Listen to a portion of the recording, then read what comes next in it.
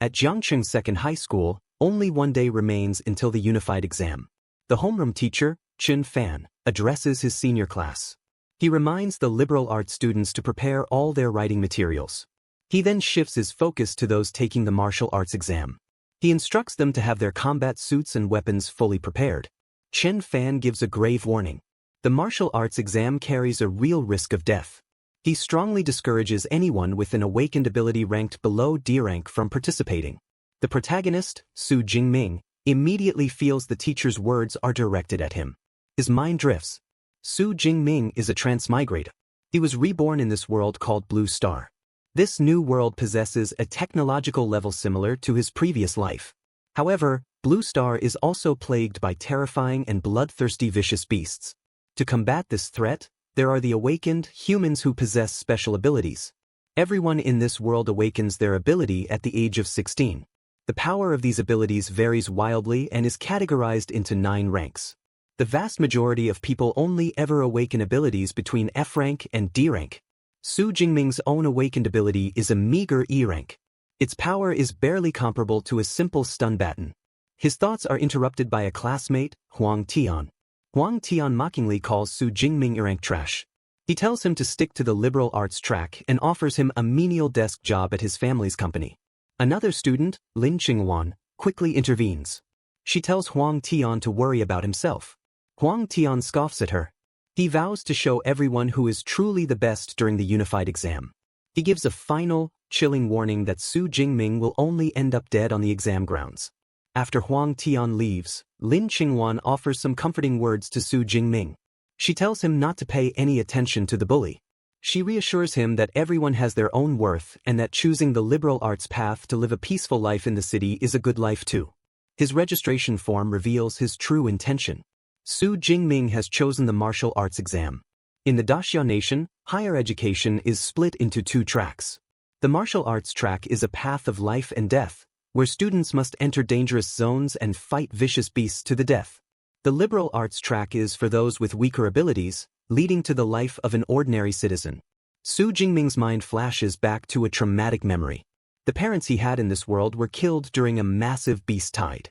He knows that even if he avoids the deadly exam, the threat of beasts invading the city is ever present. He cannot hide forever. He reinforces his decision. He will take the martial arts exam because he refuses to be powerless ever again. In a private training room, Su Jingming practices tirelessly with his spear. Sweat pours from his body as he collapses from exhaustion. He had chosen the spear as his weapon the moment his ability awakened. Despite 2.5 years of relentless practice, his proficiency remains at the beginner level. His only advantage is a combat technique he purchased, a skill named Lightning Gale Break. This technique makes him slightly stronger than the average E rank awakened. He understands the death rate for students below D rank gets higher every year, but getting into an awakened university requires him to risk everything. In that moment of desperation, a glowing blue panel materializes before him. The system is activating. It presents him with a special newbie pack. Su Jingming is stunned. He immediately realizes this must be the legendary cheat system for transmigrators. He checks the contents of the pack. Inside is an S-rank ability and 200 ability points. Su Jingming can hardly believe his eyes. S-rank abilities are impossibly rare. In the entire Daxia Nation, one appears only once every few years, and its user is cultivated into a top-tier powerhouse. He thinks about how a useless E-ranker like him now has a chance to completely defy his fate. He wastes no time and claims the pack. The system confirms the pack is claimed successfully. It begins the process of distributing his new S-rank ability, the Violet Firmament Divine Lightning. Immense pain courses through Su Jingming's entire body as arcs of violent lightning burst from him. The powerful surge creates a massive commotion. His neighbors see the disturbance at the Su family's house, with one suggesting they call the fire department. Meanwhile, the phenomenon grows. The sky above the entire city suddenly darkens. A terrifying display of lightning fills the clouds. Inside a command center, a military officer looks out his window at the unnatural storm. He feels an immense, suffocating pressure from the lightning. He worries that a powerful lightning attribute vicious beast is about to invade the city. He immediately issues an order for the Jiangcheng 3rd Legion to enter a state of high alert.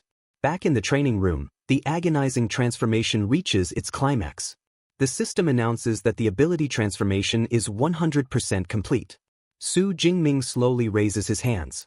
They now crackle with untamed, destructive lightning. He recognizes that the S-rank Violet Firmament Divine Lightning is on a completely different plane of existence from his old Stun Baton ability. He feels that a single blast could now blow a person to smithereens. He also realizes the transformation caused far too much commotion. He feels fortunate that he managed to control the raw power. If he had not, the entire training room would have been utterly destroyed. His thoughts then turn to the 200 ability points from the newbie pack. A system prompt explains their function. Ability points can be obtained by killing vicious beasts. They can be used to upgrade his level and his skills. Su Jingming thinks to himself that he loves this simple and direct kind of cheat system. He commands the system to open the panel. The interface displays his new status. His name is Su Jingming, his level is awakened but still unranked. His ability is the S-rank Violet Firmament Divine Lightning.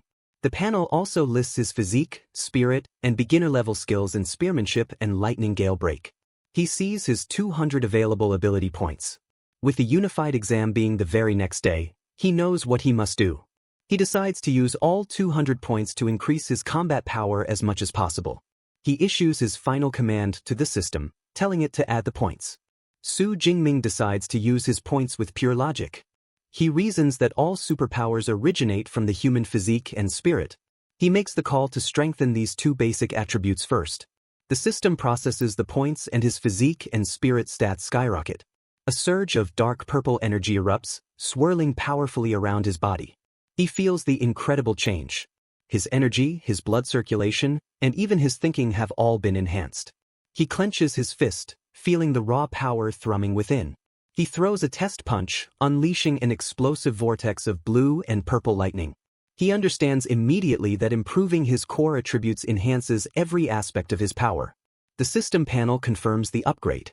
His physique is now 141 vitality and his spirit is 160 Hz. Each superpower point was worth 0.2 vitality or 0.2 Hz of spirit. A confident grin spreads across his face. He knows that getting into a superpower university is now a sure thing.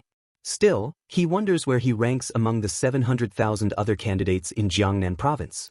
He questions how he compares to the geniuses who have trained under famous masters since childhood. He decides to find out for himself. He kicks his spear up from the floor, slings it over his shoulder, and heads for a martial arts gym to test his true power levels. Just as he prepares to leave, his door is kicked wide open. A team of firefighters bursts into the room, ready for action. Su Jingming is completely stunned.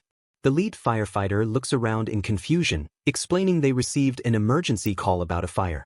Standing in the wrecked room, Su Jingming calmly tells them the commotion was just from his superpower cultivation and everything is now fine. The firefighters accept his explanation and pack up. As they leave, one of them looks back in awe, thinking that the young generation is truly to be feared for causing such a disturbance just by training. Outside, Su Jingming runs into his neighbor, Uncle Yang, who asks if he is all right after the fire. Su Jingming assures him everything is under control. Noticing the spear, Uncle Yang praises his dedication for training right before the big exam. The narrative explains that for an awakener to grow stronger, training their body and mind is essential, which is why martial arts halls are so important. The two most famous are the expensive Fierce Bear Hall for the rich and the Thunder Martial Arts Hall, which is free for all high school students. Su Jingming enters the bustling Thunder Hall and immediately spots his cousin, Tang Qi. He approaches and asks what she is doing there. Tang Qi, surprised, says she is just with some friends. Su Jingming politely excuses himself and heads for the training room. As he walks away, Tang Qi thinks he seems different than before. Her friend, Xiaoya, immediately comments on how handsome Su Jingming is and asks who he is. Tang Qi explains he is her cousin, also a third-year student taking the exam tomorrow. Xiaoya gushes that he would make a great boyfriend to show off. Hearing this, Tang Qi decides to bring her friend back down to earth. She reveals that her cousin only awakened a meager E-class superpower. Xiaoya is instantly disappointed, calling it a pity. A male friend remarks that it is brave for an E-ranker to take the exam. Tang Qi just looks worried, saying that bravery is meaningless when the risks are so high. Meanwhile, Su Jingming finds an empty training room. He grips his spear and notices it feels much lighter. He realizes his own physique has become drastically stronger. His old weapon is no longer suitable, but with the exam tomorrow, there is no time to find a new one. He decides to first test his raw physical strength alone. He tightens his grip and thrusts the spear forward with incredible force. The weapon slams into the advanced memory metal target, which displays a reading of 321 calories. Su Jingming is astonished. His base strength has nearly doubled, far surpassing the 100-calorie limit of a normal awakener. Now, he decides to test the purple sky divine thunder. His eyes glow blue as arcs of lightning crackle around him. He leaps forward and strikes the target, unleashing a massive explosion of energy. The new reading is an incredible 3,021 calories. Su Jingming is thrilled. He has not even reached the first level, yet he can already unleash power comparable to a mid-level superpower user. He knows this is not even his limit. His true killer move is combining his strength, superpower, and combat skills into a single devastating attack. He channels all his energy into his spear, using the lightning gale break. The weapon becomes engulfed in furious purple lightning. With a fierce cry, he unleashes the attack. The spear connects, and a massive explosion of purple energy engulfs the entire room. The shockwave rips through the building. In the main hall, students wonder if it was an earthquake. On the training floor, Tang Chi and her friends are thrown off balance. They recognize the energy fluctuation as being on the level of a true superpower user. Since all the known high school powerhouses train at the other hall, they wonder if a new one has appeared. Tang Chi insists they go check it out. They follow the energy and turn a corner, running right into Su Jingming. He calmly tells them he is heading home to prepare. After he leaves, the group approaches the training room he just exited. They peek inside and are met with a scene of absolute devastation. The advanced target is gone, completely destroyed, and the reinforced wall behind it is nothing but a massive crater. Tang Chi and her friends can only stare in pure, utter shock, unable to comprehend the destructive power they just witnessed.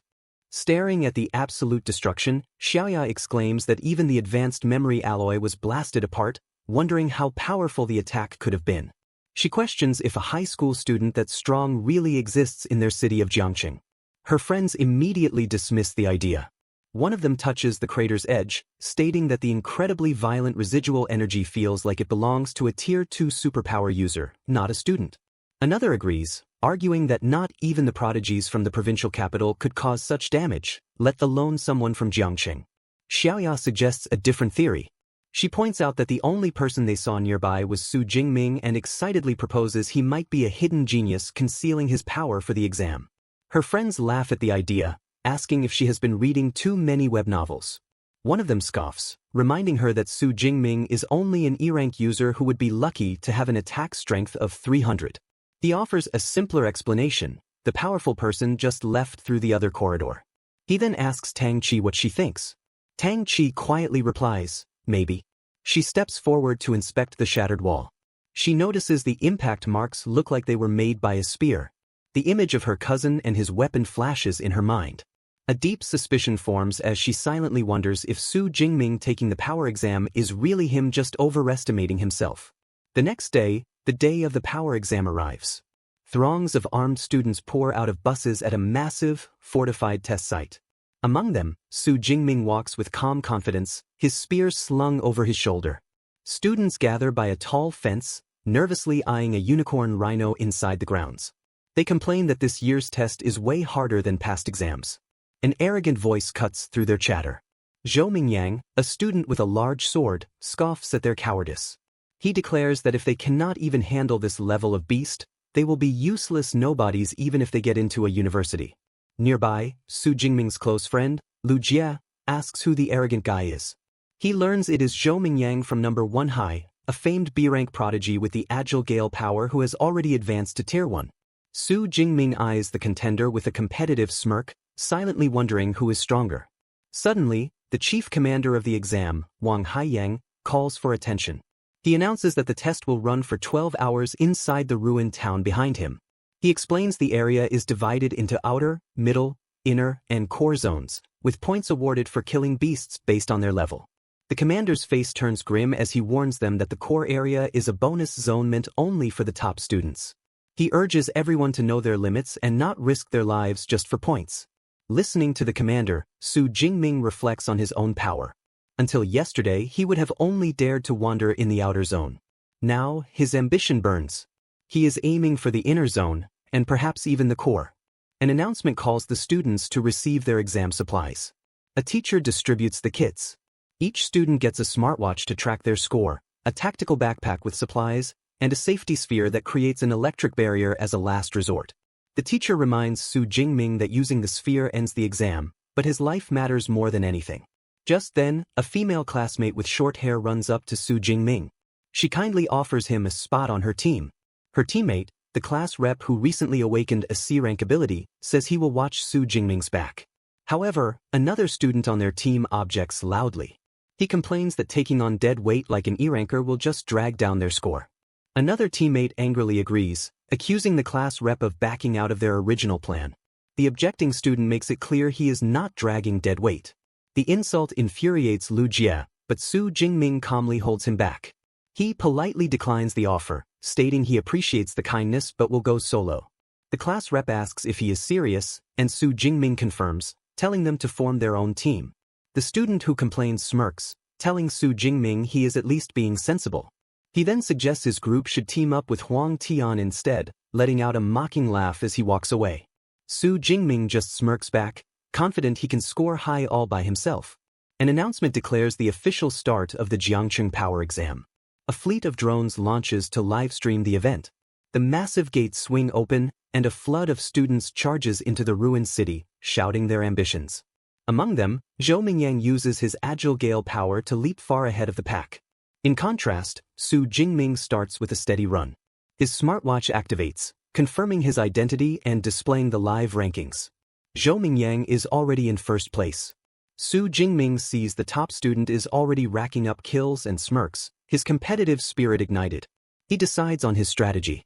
While others fight in the outer zone, he will head straight for the high-risk, high-reward core area. As he moves deeper into the ruins, he stops cold. Ahead lies the lifeless body of another candidate in a pool of blood. The student's unused safety sphere lies beside him, a clear sign of how fast the attack was. The grim reality of the exam hits Su Jingming hard. He realizes the student never had a chance to activate their only defense. He thinks that without his new S-rank power, he could have easily met the same fate. Stealing his resolve, he kneels and uses the fallen student's smartwatch to call the logistics team for recovery, reflecting that opportunity always comes with risk. Suddenly he hears a noise. From the shadows of a building, a ferocious shadow cat with glowing purple eyes emerges. Su Jingming instantly understands the horrifying truth. The beast deliberately left the body there as bait. It's a trap. The shadow cat lunges, but Su Jingming remains perfectly calm. The beast moves with incredible speed, a blur of shadow and claws aimed right at him. Yet, Su Jingming is even faster. He sidesteps the attack with a fluid, almost casual motion. The cat lands gracefully, its glowing purple eyes fixated on its prey. Its reputation as a newbie killer is well-deserved, with its agile body, razor-sharp claws, and a bite force that can crush bone. It lets out a ferocious roar, attempting to paralyze Su Jingming with fear. As he faces the creature, Su Jingming thinks about what makes these beasts truly dangerous. He knows they possess a special, ferocious aura designed to intimidate their victims. He has heard that most new awakeners freeze when they first encounter it, unable to exert even a fraction of their true strength. They simply wait to be killed. He knows that wealthy families hire bodyguards to give their children early exposure to this aura in the wilderness, a luxury he never had. This is his first true battle against a fierce beast. The shadow cat lunges again, its maw wide open, but Su Jingming stands his ground. He realizes the beast's intimidating aura has no effect on him whatsoever. Arcs of purple lightning crackle to life along his spear. In a single, swift motion, he channels his power and thrusts the spear forward. The lightning-infused tip pierces directly through the shadow cat's head, killing it instantly. A notification pops up on his smartwatch. Killed one unranked fierce beast, a shadow cat. Ability points +3. Su Jingming is unimpressed. The reward is too small.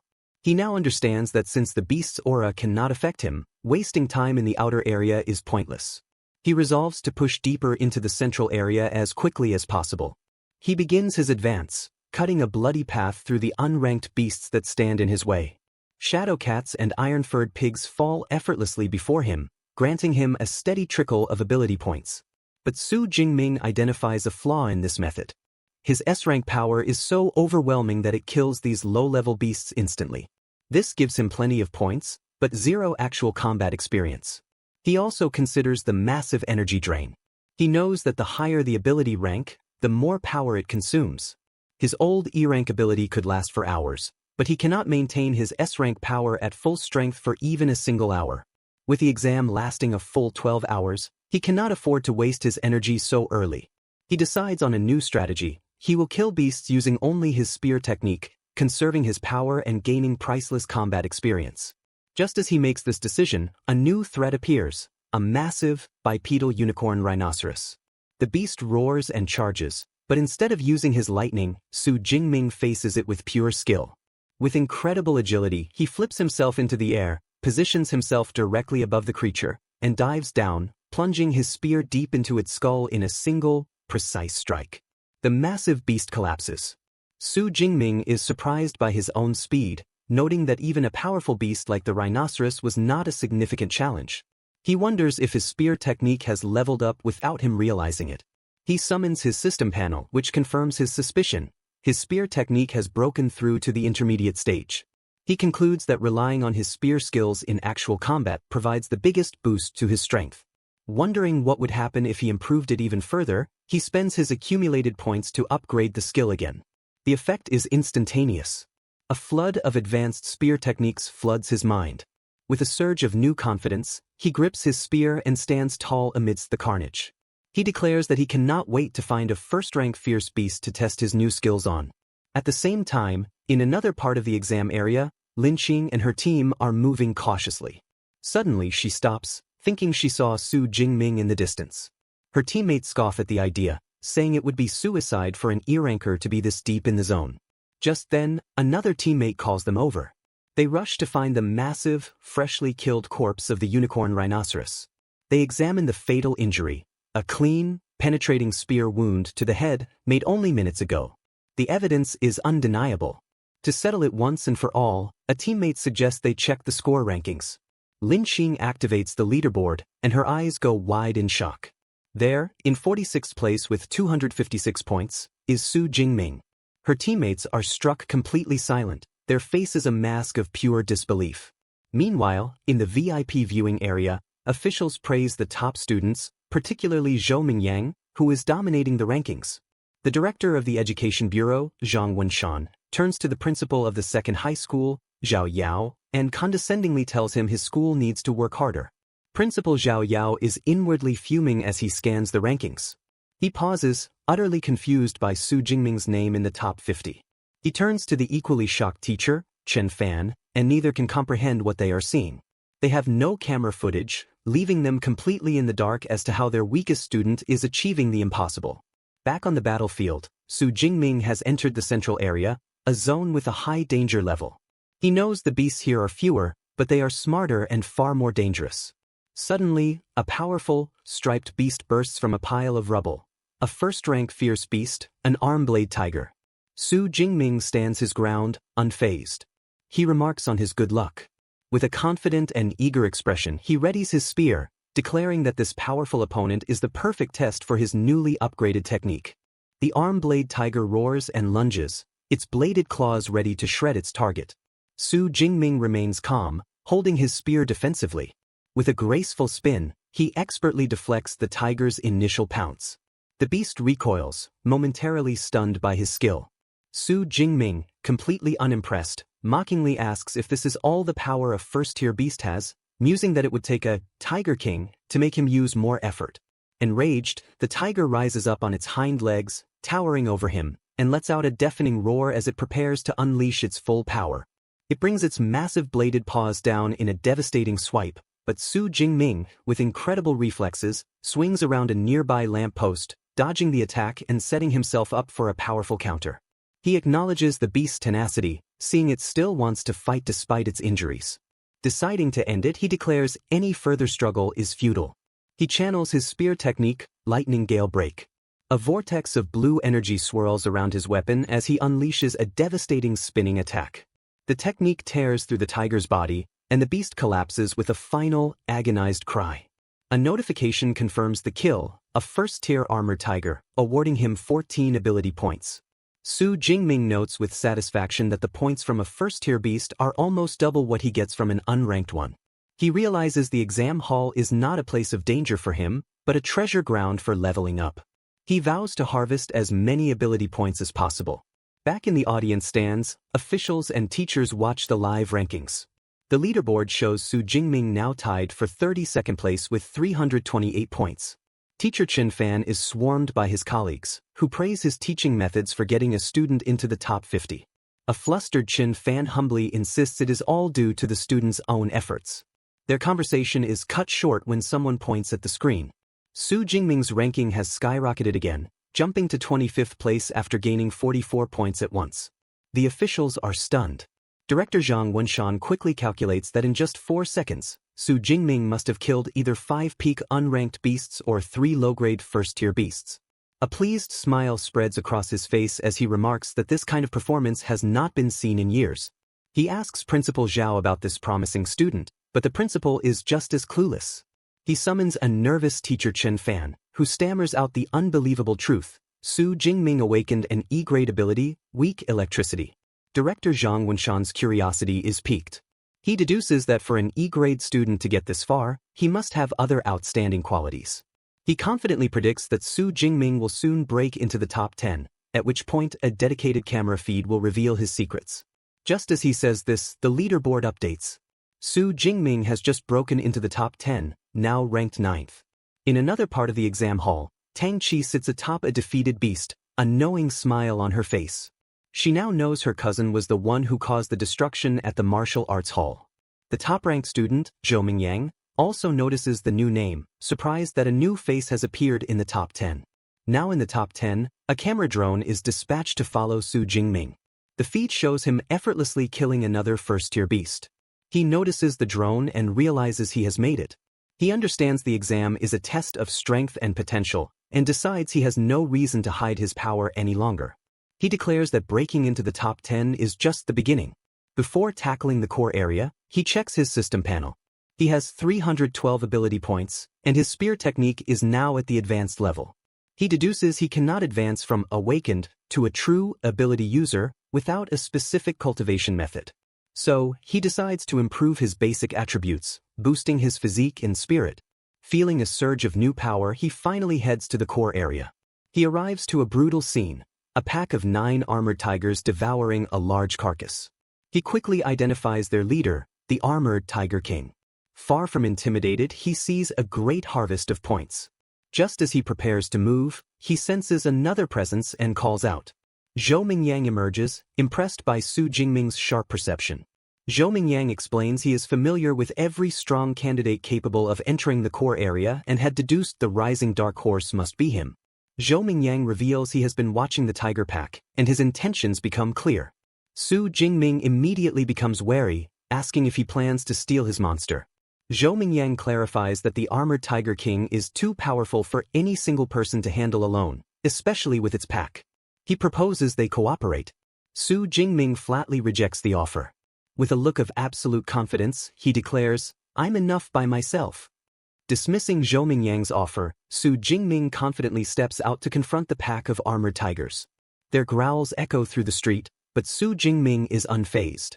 He notes their simple battle formation, a sign of their intelligence. Zhou Mingyang watches from a safe distance, curious to see if this incredible confidence is backed by skill or just foolish arrogance. One of the tigers charges. In response, Su Jingming spins his spear with blinding speed, creating a circle of pure force. He unleashes a devastatingly wide sweep, a massive arc of power that tears through the air. The attack connects with overwhelming force, cutting through several tigers at once. System notifications instantly confirm his kills. The first wave of the pack is annihilated in a single, brutal strike. Su Jingming looks at the carnage with a hint of dissatisfaction, remarking that his physical strength is still lacking, as he could not kill them all in one blow. The armored Tiger King, enraged, unleashes a deafening roar.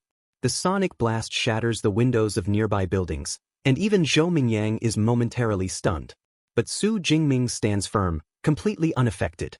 He declares that while the beast might scare others, it cannot scare him. The remaining tigers lunge, but Su Jingming meets them with deadly grace. He parries and dodges, using one beast as a springboard to launch himself into the air. He positions himself above the charging Tiger King and brings his spear down with a powerful overhead swing, cleaving through the beast's skull and killing it instantly. A notification awards him a massive 20 ability points. Zhou Mingyang is left utterly dumbfounded. He cannot believe what he just witnessed, muttering about what kind of monster Su Jingming truly is. Su Jingming, on the other hand, is ecstatic. He marvels at the huge harvest of points and decides to find the next group of beasts. Zhou Mingyang runs out, demanding to know how Su Jingming managed such a feat. He asks if his ability is a reinforcement type. Su Jingming simply leaps away, calling back that he is a lightning type. Zhou Mingyang is left fuming, not believing the answer. He quickly checks the leaderboard and sees that Su Jingming has not just caught up, but completely surpassed him, now in first place with 1122 points. He screams in frustration. Back in the audience stands, the officials are erupting with excitement. Director Zhang Wenshan declares that Su Jingming is a genuine genius and announces his school will receive a commendation. Principal Zhao Yao is overcome with tearful delight, thinking his school is finally getting its day to shine. 3 hours later, Zhou Mingyang wanders through an eerily quiet core zone. He wonders where all the fierce beasts have gone. A voice tells him to ask the number 1 ranked student. He turns to see his cousin, Tang Qi, along with other top-ranked students.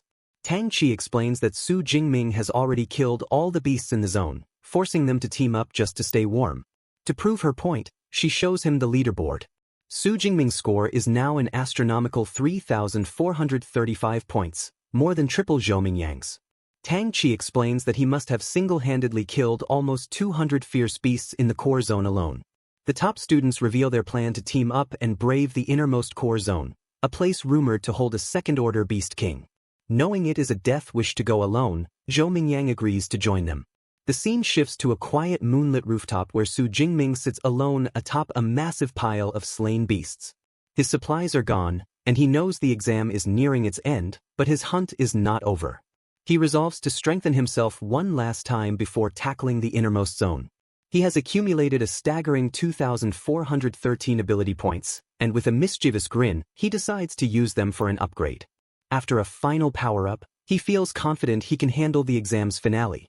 As the other top students sprint toward the final area, a terrifying new beast emerges, a massive, white-furred wolf-like creature with glowing red eyes and dangerous red crystals on its back. Su Jingming arrives on the scene, calm and ready, his spear in hand. He wonders what kind of second-order fierce beast the exam has in store for him this year. As Su Jingming arrives for the final challenge, the team of top-ranked students also reaches the innermost core zone. They immediately identify the massive, crystal-backed creature as a bloodthirsty savage bear, a rare and ferocious beast. The team watches in dread as it smashes a car with a single paw swipe. Zhou Mingyang exclaims that they are in big trouble. Meng Di explains the beast's hide is as tough as E-grade alloy, impenetrable even by missiles, and a single strike from its paw could kill them all. Seeing the overwhelming odds, Tang Qi suggests they abandon the mission. The compound is guarded not just by the Beast King, but also by a large horde of high-rank first-level beasts. They realize that entering means certain death. One team member immediately quits, and the team's morale shatters. Suddenly, Meng Di points towards the compound, and they see a lone figure walking into the heart of the beast horde, Su Jingming. As he leaps into the compound, the horde is startled, and the enraged beasts charge at him. In an instant he is completely engulfed. Watching from the rooftop, the others are horrified. Tang Qi declares she has to help him, but the others hold her back, calling it a pointless death. Tang Qi desperately insists he is her cousin and she cannot just watch him die. Before she can act, a massive explosion of purple and blue lightning erupts from the center of the horde. The blinding flash dissipates, revealing a scene of utter carnage. The entire horde of first-level beasts has been wiped out, their charred bodies scattered around a lone, unharmed Su Jingming. Lightning crackles around him as he acknowledges that his physical strength alone was not enough. He had to use his superpower. With the lesser threats cleared, he turns to the final challenge, the bloodthirsty savage bear. The massive beast roars, but Su Jingming calmly analyzes his opponent. He notes the bear is massive and not very agile, concluding it should be manageable with his thunder ability. He then notices the bear is not alone, several smaller but still dangerous minions remain. Declaring he will clear the area first, he bursts into motion, his body enhanced by his S-grade lightning. He blitzes through the remaining beasts with blinding speed, effortlessly dispatching a high-rank shadow cat and a unicorn rhino, earning 13 and 15 points respectively. He marvels at the enhancement his superpower provides but knows he cannot maintain the dangerous state for long. With the area cleared, the final confrontation begins. The savage bear roars in fury, shattering the pavement with its massive paws. It charges, but Su Jingming, wreathed in his lightning aura, meets the charge head-on. He dodges and strikes, shattering the large red crystals on the beast's back. The battle rages on in a blur of motion, with Su Jingming expertly dodging attacks and landing precise strikes. The savage bear roars, enraged as its minions fall. Su Jingming taunts the beast, asking if it is getting angry as its minions are killed one by one, promising to deal with it after the last one is gone. As he charges the final minion, the Bear King moves with unexpected speed, sacrificing its own minion to intercept him. It claps its paws together, creating a devastating shockwave that obliterates the surrounding area. However, the attack fails to harm its target. Su Jingming gracefully flips through the air, landing untouched. With the battlefield cleared, only the two kings remain. Su Jingming grins fiercely, his body crackling with power. He declares that with no minions left to interfere, it is time to see if the beast's armor-like fur can withstand the force of his thunder. With a powerful thrust, Su Jingming plunges his lightning-covered spear into the bloodthirsty savage bear's head. The impact creates a massive explosion of purple energy that blacks out the camera feed. In the audience stands, the officials stare in stunned silence. Director Zhang Wenshan turns to Principal Zhao Yao and yells, "You call this an E-class ability? Are you kidding me?" He points out that Su Jingming just instantly killed a high-tier rank 1 beast and can now fight a rank 2 boss, a feat even an A-class user would struggle with. Principal Zhao Yao, at a loss, can only suggest a rare ability mutation. Regardless, the director declares that after today, the entire Great Xian nation will be shaken by Su Jingming's name. Back on the battlefield, the attack was not as effective as it seemed. The bloodthirsty savage bear is wounded, but it is a mere superficial wound. The enraged beast swats Su Jingming with its paw, sending him flying. Su Jingming is shocked. He realizes the bear's tough bristles are impervious to blades and do not conduct electricity. He admits that with his current strength, it is difficult to one-shot the beast. The savage bear, enraged, activates its berserk skill. Dark energy swirls around it as it rolls forward like a monstrous boulder. Su Jingming knows that while the beast's physical strength is now significantly enhanced, it has also lost its intelligence, becoming a killing machine that acts purely on instinct. He decides his best approach is to use his agility to keep it at bay, dodging its relentless attacks while waiting for an opportunity to strike. He finds his opening and unleashes a blast of energy that momentarily paralyzes the massive creature. This is the chance he needed. Su Jingming raises his hand, gathering an immense amount of purple and blue energy. He calls upon the full power of his S-rank ability, shouting, "Nine Heavens Divine Lightning, blast it!" A massive torrent of divine lightning crashes down from the sky, engulfing the savage bear. The beast lies motionless, its body charred and smoking. Su Jingming confidently remarks that not even the thickest defense can withstand half a minute of his divine lightning. However, the battle is not over. The bear's eyes snap open, glowing with a furious red light. With a final, desperate roar, it lunges, its jaws open for a final bite. But the residual electricity surging through its body causes a temporary paralysis, freezing it just inches from its target. "It's time," Su Jingming says calmly. He channels all his remaining power into his spear and unleashes his ultimate technique. A massive sphere of lightning slams into the paralyzed beast's open mouth, tearing it apart from the inside and finally bringing the mighty second-order beast down for good. A notification awards him an incredible 124 ability points. Kneeling beside the fallen beast, Su Jingming breathes a sigh of relief. He reflects on the exhilarating battle and the power of his upgraded technique. He wonders how many points he will have after clearing out the entire core area. As night falls, the exam ends, and the final results are displayed on the main screen. The crowd erupts. In first place is Su Jingming with an unbelievable score of 10,835 points. In a distant second is Zhou Mingyang with 1,103 points. The officials and his school staff leap to their feet, cheering wildly. They celebrate that Su Jingming has not only shattered their city's record but the entire Jiangnan province's record. They declare he is a genius among geniuses, having practically pre-booked this year's provincial champion title. Standing amidst the destruction, Su Jingming notes there is not much time left in the exam.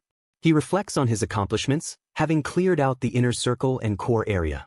He decides to head back to the central area to kill as many remaining beasts as possible, thinking that every little bit counts. As he passes the rooftop where the other top students are gathered, they stare in disbelief. Tang Qi is amazed he actually killed a Tier 2 Beast King. Zhou Mingyang is bewildered, wondering why he is going back when he is already in first place by a landslide. Meng Di correctly guesses his intention, to clear out all the remaining beasts. The horrifying realization dawns on the group. Zhou Mingyang knows that with Su Jingming's speed, he might actually succeed, leaving them with no points to gain in the final hour. He declares their team-up is over and dashes off. The others quickly follow, scrambling to hunt down any remaining beasts before Su Jingming gets to them. 1 hour later, an announcement echoes across the exam venue. The Martial Arts College entrance examination has concluded. A tired Tang Qi sighs in relief, while another student despairs over being one beast away from passing. Amidst the carnage, Su Jingming stands over his final kill, a look of dissatisfaction on his face. He feels he was not quite finished yet. As students exit the venue, Tang Qi's friend, Xiaoya, still reeling from the day's events, asks Tang Qi for the third time if Su Jingming is really her cousin. With a blush, she begs for his contact information.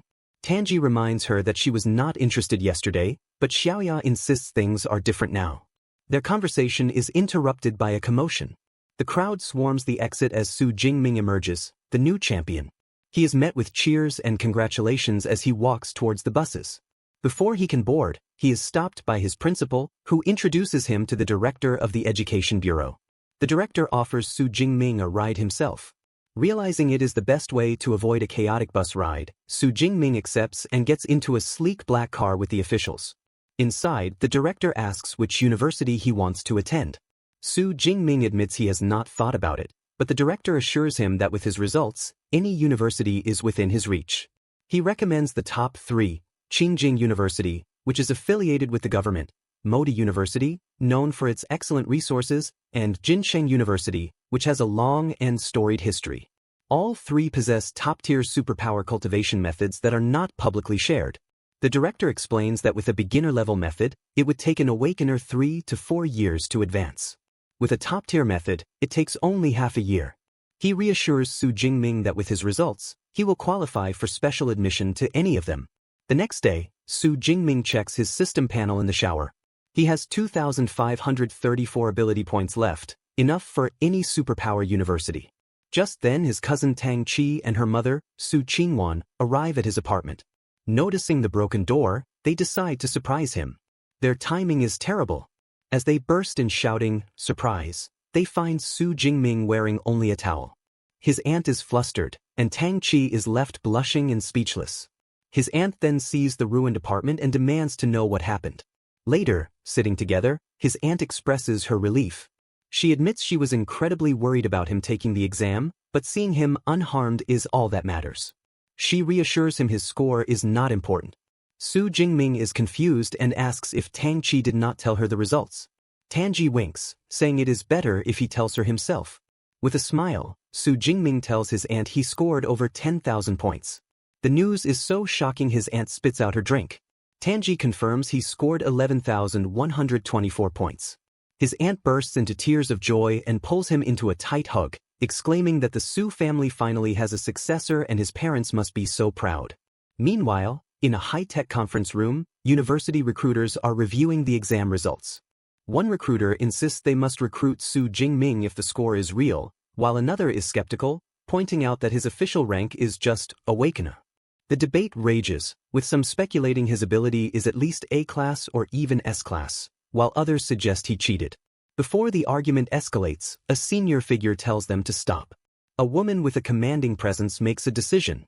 She instructs the team to list Su Jingming as an S-class special recruit for now. As for whether the score is genuine, she declares she will personally go to Jiangqing to investigate. The day after the exam, Su Jingming receives a notification on his phone. The Jiangnan Province Martial Arts exam rankings are out. He has placed first with an astonishing score of 11,124 points. A look of delighted surprise spreads across his face as he celebrates becoming the top scholar of Jiangnan province. News of his success explodes online. He becomes a hot search topic as the public debates how an unknown from Jiangxing became the provincial top scholar. Skeptics question how an E-class individual could achieve such a score, while others demand to see his exam video for proof. In response, an awards ceremony is held where Principal Zhao Yao addresses the media. A reporter asks him to verify the authenticity of the results. The principal confidently announces that the school has uploaded Su Jingming's entire exam video to their official website. As people watch the footage, they are amazed. They see him pierce a Tier 1 rhinoceros's skull with a single shot, a feat of power greater than a Tier 1 superhuman. They question how this is possible for someone with a supposed E-class lightning ability. Principal Zhao Yao beams, praising Su Jingming as the first top scholar from their city. He presents Su Jingming with a massive check for 1 million yuan, a cash reward from the city's education bureau, and announces that the city government will also gift him an equivalent bonus and a luxury villa. Meanwhile, a commanding woman with 2 bodyguards observes from a distance. She remarks that even with the footage, there is no guarantee Su Jingming did not use performance-enhancing drugs. The most crucial step, she declares, is to confirm his true superpower level. Back at the ceremony, Su Jingming has still not arrived. Teacher Chen Fan explains that the new top scholar is still training at the martial arts gym. With Su Jingming on his way, the scene shifts to a tense meeting room. Principal Zhao Yao nervously serves tea to 3 intimidating figures, recruiters from the nation's top superpower universities. The air crackles with their immense spiritual pressure. The woman with short grayish-purple hair, Zhang Zhaoyue, the director of admissions for Modu Superpower University, breaks the silence, coyly asking her rivals who they are targeting this time. Su Yun from Qingjing Superpower University confidently declares that as long as Su Jingming's results are real, her university will have him. Wu Yuan from Jin City Superpower University scoffs, stating that his university will recruit him. Just as their rivalry peaks, the door slides open, and Su Jingming enters, spear over his shoulder. He calmly greets the 3 powerful figures. They are all impressed that he did not falter under their combined pressure. Director Zhang Zhaoyue gets straight to the point. She compliments his combat skills but asks him to explain why his superpower no longer seems to be the E-class weak electricity. Expecting this question, Su Jingming calmly explains that he was struck by natural lightning while training, and his superpower mutated, becoming much stronger. The recruiters immediately conclude it must be a superpower mutation. Zhang Zhaoyue produces a glowing, circular superpower detection instrument and invites him to test his new power. Su Jingming places his hand on the device and unleashes a violent surge of purple and white lightning. Su Yun is visibly shocked by the sheer force. The device identifies the superpower as Purple Cloud Divine Thunder, but as it attempts to assign a rating, it beeps erratically and cracks appear. In a flash of golden light, the instrument overloads and explodes. The recruiters are thrilled. They confirm that his power overloading the device means his ability level must be S-class at the very least. With his potential confirmed, a fierce bidding war erupts. Wu Yuan offers a 4 million admission bonus, a full set of C-class equipment, and free access to all training methods. Su Yun scoffs and counters with a 6 million bonus and free access to all their S-class training methods and combat techniques. Finally, Zhang Zhaoyue from Modu makes her move. She states Modu does not offer cash or equipment but will match their offers on cultivation methods. Then, she reveals her trump card. They will also provide an S-class cultivation resource annually. The other recruiters are stunned. Su Jingming, unfamiliar with the term, asks what it is. Zhang Zhaoyue explains it includes the heart blood of an 8th-tier adult dragon-type fierce beast, a creature born at Tier 4 or 5. Consuming the blood would grant him physical strength comparable to a dragon. She emphasizes that every S-class resource is on that level. The other recruiters know they cannot compete. With all offers on the table, the 3 recruiters look to Su Jingming, telling him it is time to make his decision. With a confident smile, he gives his answer without hesitation. I choose Modu Superpower University. With his choice made, Su Jingming explains he chose Modu Superpower University not just for their offer, but because its combat training is the best in the nation. He then bows to the other recruiters, thanking them for their consideration. Pleased with his decision, Director Zhang Zhaoyue creates a glowing admission letter and welcomes him to the university. She explains that as a special recruit, he can register early and will be provided with accommodation. Eager to begin, he asks if he can access the library in advance, and she agrees without hesitation. Sometime later, Su Jingming stands at a train station, his luggage in hand. At the station, his aunt and uncle see him off, his aunt wiping away tears as her husband comforts her, proudly saying their child has grown up and is going to soar. As Tang Chi looks on, her father suggests she should also choose a university in Magic City so she and her cousin can look out for each other. On the 6-hour train ride, Su Jingming is already studying. He focuses on the Abyssal Sea training method, an intermediate-level technique he received as a reward. He notes that with his powerful spirit, it only took him half a day to memorize. He has already sensed the special energy in the world, and a new option to level up from Awakened to Superpower User has appeared on his system panel. However, he decides not to use it yet. The manual states that the higher the level of the training method used for the breakthrough, the greater the benefits. Knowing he will soon have access to top-tier methods at the university, he resolves not to waste this opportunity on an intermediate one. Upon arriving at Modu, Su Jingming is in awe. The campus is massive, over 100 meters wide at the gate alone. He is greeted by Director Zhang Xiaoyue in a red sports car. As they drive through the stunning campus, she boasts that it covers an area of 40,000 mu, so vast that visitors cannot even tour it all in a single day. After a quick registration, the director hands him his new student ID and takes him to his new dorm, a magnificent, luxurious villa. She explains that every student at Modu lives in a villa, with the luxury determined by their scores. As the provincial top scorer, he gets the best one, an 800-square-meter residence. It is a 2-person dorm, so he and his future roommate will each have an entire floor. Inside the villa, the director explains the university's 2 most important systems, the credit system and the exclusive mentor system. Credits, she explains, are everything at Modu, used for all transactions from meals to rare treasures. 1 credit is worth about 10,000 daxia currency. As an S-class student, he receives 100 credits for the year. To demonstrate, she summons a small spherical AI named Eva, which confirms his credit balance. She explains that every dorm is equipped with an Eva unit, a level 4 AI capable of assisting with daily life. Su Jingming is stunned, realizing the AI technology on Blue Star is far more advanced than in his previous life. Next, she explains the mentor system. Every student can choose a high-level superpower user as a mentor, provided the mentor agrees. These mentors possess original combat techniques that are not passed on to outsiders and can only be learned by becoming their official disciple. Her top recommendation for Su Jingming is Yang Zhentian, the dean of the Weaponry Academy and a Tier 7, high-rank superpower user with the A-rank lightning superpower, Wind Fire True Thunder. The dean is a master of the spear, and once fought an 8th-tier demonic whale for 3 days and 3 nights, ultimately killing it alone. With his decision made, Su Jingming heads to the dean's residence, a grand compound of traditional buildings. At the gate, he meets another student, Tan Mingyang, a junior from the Weaponry Academy who is also there to seek mentorship. Tan is surprised to see an awakened-level special recruit. He explains that most freshmen only learn about seeking mentorship after the freshman competition, a tradition where students showcase their skills to attract mentors. He warns Su Jingming that trying to become the dean's disciple right after enrolling is nearly impossible, revealing he himself has been turned away several times over the past 6 months. Just then, the doors open, and a butler greets them, informing them that Teacher Yang is already waiting inside. Tan is taken aback by the warm reception, wondering if this time will be different.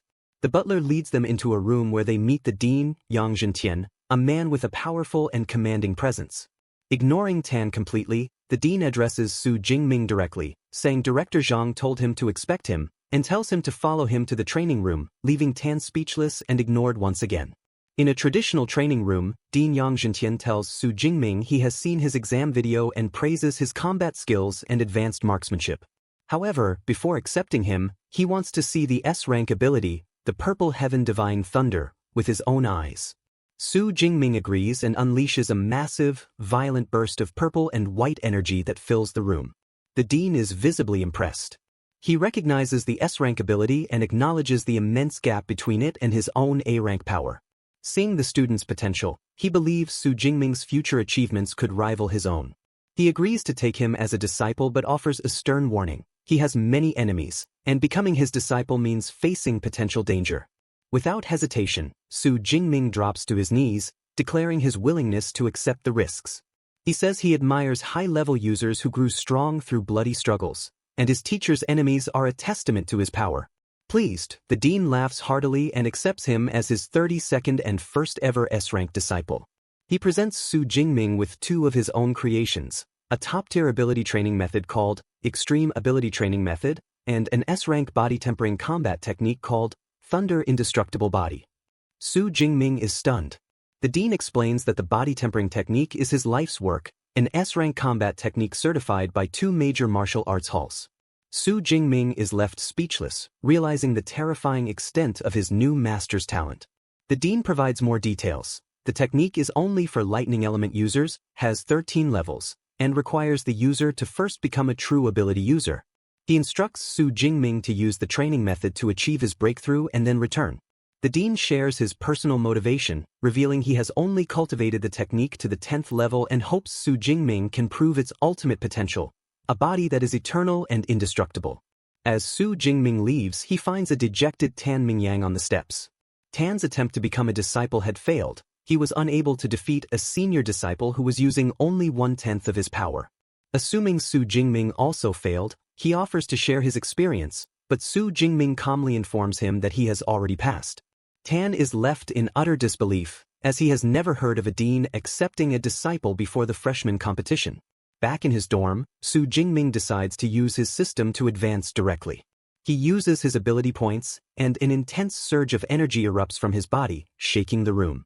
He successfully breaks through, becoming a first-tier, lower-rank ability user. He marvels at his newfound power, feeling his strength has quadrupled. A check of his stats confirms that using the top-tier method increased his vitality and spirit by almost 100 points, a massive leap compared to what the intermediate method would have offered. The next day he returns to his master's residence. The dean is astonished. He paces, remarking that in his 20 years of teaching he has never seen a genius advance so quickly. It has been less than 24 hours. Su Jingming admits that his advancement speed is perhaps the only thing he can be proud of. Now that he has advanced, the dean declares it is time to forge the foundation for the Thunder Indestructible Body, a process that involves tempering the muscles and bones with the blood of a lightning element beast.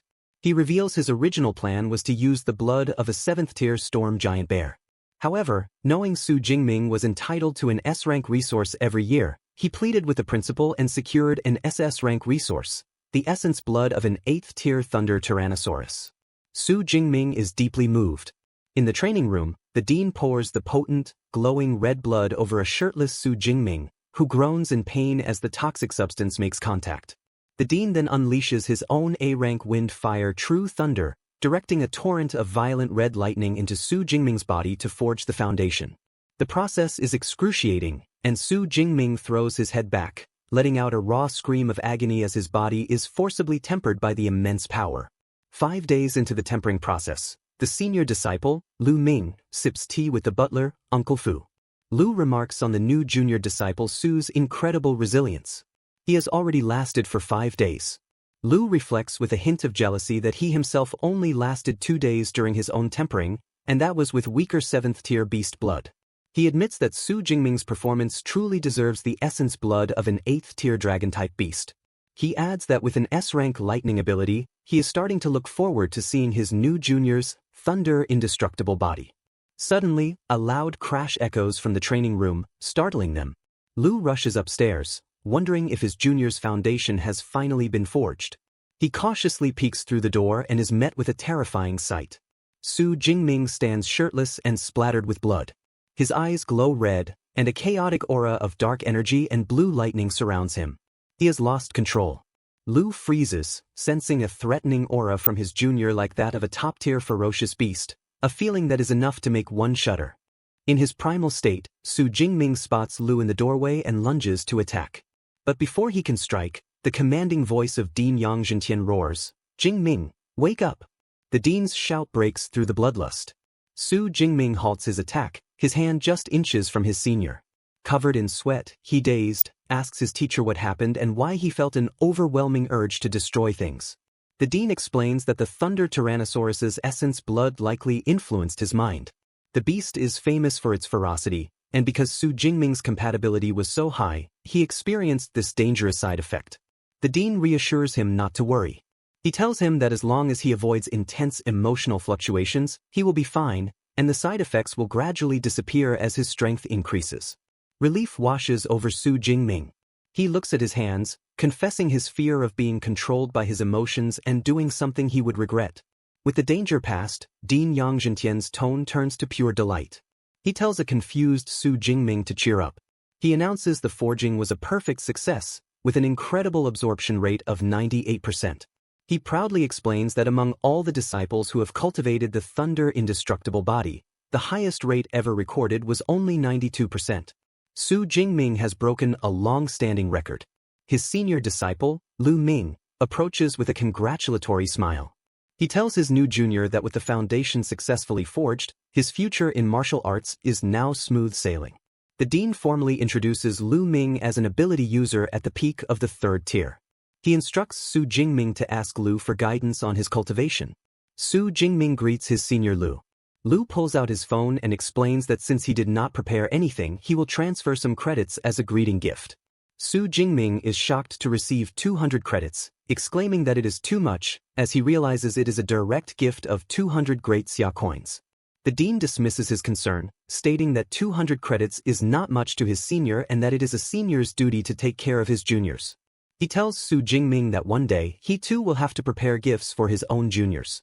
With the training complete, the dean instructs Su Jingming to go back and rest after 5 days without food or water. He tells him to return the next morning to learn fist and spear techniques with his senior Lu. Su Jingming gratefully thanks his teacher and leaves. Back at his villa, he finds his new roommate, a young man with spiky white hair named Lu Wentao, playing a video game. Lu Wentao introduces himself, and when Su Jingming gives his own name, Lu Wentao's eyes widen. He exclaims that he is the top scorer from Jiangnan province. Lu Wentao proudly declares his nickname is Mr. Know-It-All, and begins bombarding Su Jingming with questions about his home province and his abilities. Despite the endless chatter, Su Jingming finds he likes his friendly new roommate. He reflects on his lonely past and thinks that with a roommate like this, he will not be lonely anymore. Lu Wentao proudly introduces himself as a top 20 student from Sichuan province, a first-tier, middle-rank ability user with an A-rank spiritual ability. He declares his grand ambition to command a 1,000,000-strong army and slaughter all the beasts on the planet. He then announces he is heading to the martial arts hall. Su Jingming decides to join him, as he has not been there yet. They arrive at the lively and chaotic Thunder Martial Arts Hall. Eva, the AI, explains it is a public training room that can accommodate 300 people, built with durable C-rank alloy. Su Jingming then asks Eva about the large numbered pillars. Eva explains they are Punch Power Challenge boards. If they rank in the top 3,000, they get a 50 credit reward. Lu Wentao eagerly accepts, but Eva clarifies that the leaderboard includes all students since the university's founding 100 years ago, not just the current ones. The challenge also forbids the use of abilities or combat techniques. Lu Wentao steps up, drawing the attention of older students who mock the freshmen. He unleashes a powerful punch, hitting 476 kilograms. He is pleased, confident he has made the top 3,000, but his pride shatters when Eva announces his rank is beyond 100,000. The older students erupt in laughter. Su Jingming consoles him, and Lu Wentao encourages him to try, certain he will do better. Su Jingming agrees. As he steps up, the crowd dismisses him, noting he looks even weaker than his roommate. One onlooker, however, thinks the name Su Jingming sounds familiar. Unaware, Su Jingming reflects on his recent power-up and the tempering of his body. He clenches his fist, ready to find out what level his punch power has truly reached. He throws a punch, and the impact creates a powerful shockwave that ripples through the air. The powerful shockwave from Su Jingming's punch stuns the crowd. A digital screen flashes the incredible result, a fist power of 4,589 kilograms. He has not only taken first place on the leaderboard but has also shattered the long-standing record for first-tier ability users. The older students who were mocking him are left in disbelief, with one grimly noting that a punch with that force could turn him into meat paste. 2 female students are equally astonished, recognizing that the top 1,000 figures on that leaderboard are legends, which makes the new number 1 truly exceptional. His roommate, Lu Wentao, is ecstatic, grabbing Su Jingming and declaring he will follow him as his brother from now on. Su Jingming modestly tells him not to exaggerate. Inwardly, he is pleased, concluding that the Thunder Tyrannosaurus's essence blood is highly compatible with him, yielding immediate and impressive results. The AI, Eva, formally congratulates him for breaking the record and announces a 400 credit reward has been issued to his account. Su Jingming asks if he can get more credits by breaking the record again, but Eva clarifies it is a one-time reward, though he can challenge the other pillars for new rewards. He glances at the pillars for 2nd to 5th tier users, deciding he will break those records later. Impressed female students swarm a bewildered Su Jingming, inviting him to join their clubs and offering to show him the equipment. Overwhelmed, he is pulled away by Lu Wentao, who suggests they escape to a single training room. Elsewhere, Dean Yang Zhentian is enjoying tea when his senior disciple, Lu Ming, reports that junior brother Su is a hot topic on the campus forum for breaking the fist power record. The dean marvels at his physical strength, while Lu Ming reflects that his own fist power at that level was only just over 3,500 kilograms, admitting his new junior is far more than just a little stronger. In a luxurious apartment, another student erupts in rage. Flames and lightning burst from his hands as he curses Su Jingming's name for coming to Magic Capital. He fumes, thinking about how Su Jingming's success cost him the top scorer title in Jiangnan province and made him a laughingstock. He fiercely vows to take back all the honor that belongs to him. Back in his training room, Su Jingming reflects on his new, Thunder Indestructible Body technique. He marvels that he is full of energy even after 5 grueling days without food or rest. He tests his new durability by dragging a sharp blade across his hand. It fails to break the skin, making a metallic sound. His defense is now comparable to E-grade alloy. He is impressed, thinking it truly deserves its S-grade rating. Just then his roommate, Lu Wentao, bursts in, excitedly telling him that news of his feat has exploded on the campus forum, with countless students wanting to challenge him. A competitive smirk plays on Su Jingming's lips. The martial spirit at this university is indeed strong. The protective Lu Wentao offers to crush these self-overestimating guys online, but Su Jingming calmly tells him to forget it, as he is heading to the battle technique library. He arrives at the massive, modern library, and an advanced security circle confirms the building's protection is controlled by a vice principal who is a spatial superpower user. Inside the grand hall, he is greeted by a trio of librarians. The one in the center welcomes him by name, explaining that as an S-grade student, he has special authority to browse all battle techniques. The librarian's thoughts reveal her motivation, to befriend this student with boundless potential. He tells her he is interested in lightning element techniques, and she personally leads him to a private reading room on the 4th floor. Inside, an AI explains that after he selects techniques online, the original secret manuals will be delivered to him. Su Jingming commands the AI to display all lightning element techniques of B grade and above. Dozens of holographic screens fill the room. He is in awe as he sees SSS grade and SS grade techniques but realizes their high cultivation requirements mean he can only learn A grade techniques for now. Using a recommendation list from his master, he selects 4, Thunder Spear, Chain Thunder Gun, Thunder Flash, and Thunder Prison. He believes this combination of ranged, sustained attack, movement, and crowd control techniques will give him a flawless combat style. The AI, Eva, notes that the average learning time for each A-grade technique is 6 months and recommends mixing in lower-level ones. Su Jingming confidently dismisses the advice. Soon after, the librarian returns with the 4 priceless original manuals. As he opens the first, a profound aura emanates from the pages. He settles down to study, and after hours of intense focus, he finishes reading them all. He then calls out to his system, Deep Blue. At points, the system instantly responds. 4 notifications confirm that 800 superpower points have been consumed to learn all 4 techniques to the elementary level. He checks his updated status panel, which shows his new skills are all at the elementary level, and his superpower points have decreased to 1434.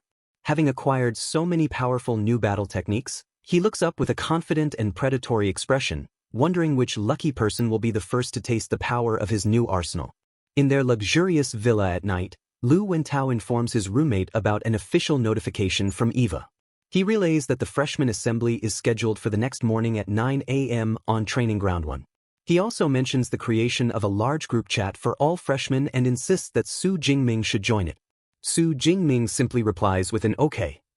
Lu Wentao, brimming with curiosity, then asks his brother Ming what level of combat techniques he decided to pick up. Su Jingming's casual response sends shockwaves through his roommate. He chose just 4 A-rank combat techniques. Lu Wentao is utterly floored. He exclaims that learning even one A-rank technique is a monumental task, and mastering 4 would likely take until their junior year. He realizes with admiration that his brother Ming truly operates on a different level. This sparks a new question in his mind. He deduces that to even browse A-rank techniques, his roommate must have A-rank permission from the university. Su Jingming calmly corrects him, revealing his permission is not A-rank, but the even more prestigious S-rank. The revelation hits Lu Wentao like a bolt of lightning. He leaps to his feet in disbelief, shouting about how the school could possibly have a permission level higher than A-rank. As he questions why Su Jingming has such a high level, the pieces begin to click. He stammers, realizing the online rumors must be false, and asks in sheer astonishment if Su Jingming actually possesses an S-rank superpower. With a sly grin, Su Jingming teases that the university's know-it-all has just discovered a new piece of information. The confirmation leaves Lu Wentao speechless, only able to let out a long, drawn-out "ooh-hoo." He admits that while he suspected his roommate's power level matched his permission, he never imagined it could actually be S-rank, especially since other provincial top scorers only have A-rank abilities. A huge, delighted grin spreads across his face as he decides his early investment in becoming a fan was the right move, solidifying his status as an original supporter for the future. Later, in the privacy of the second-floor training room, Su Jingming decides to address his equipment situation. He knows that having powerful combat techniques is only half the battle. He also needs gear that can keep up. His original F-rank obsidian spear is broken and would be useless against his current strength anyway. He commands Eva to open the school mall and display all available gun-type weapons. Holographic displays fill the room, showcasing an arsenal of spears from F-rank to D-rank, with options for custom length and weight. He understands that better equipment is heavier and far more expensive. After browsing, he selects an E-rank, 210-kilogram long gun, a matching combat suit, and combat boots. A notification confirms his purchase for a total of 237 credits, leaving his balance at 382.6. The delivery is scheduled for the next day. He lets out a small sigh, thinking about how quickly his hard-earned credits vanish. He grips a temporary practice spear, knowing it will have to suffice for now. He decides he will spend the night practicing his 4 formidable new A-rank combat techniques. The next day, a large crowd of freshmen gathers for the assembly.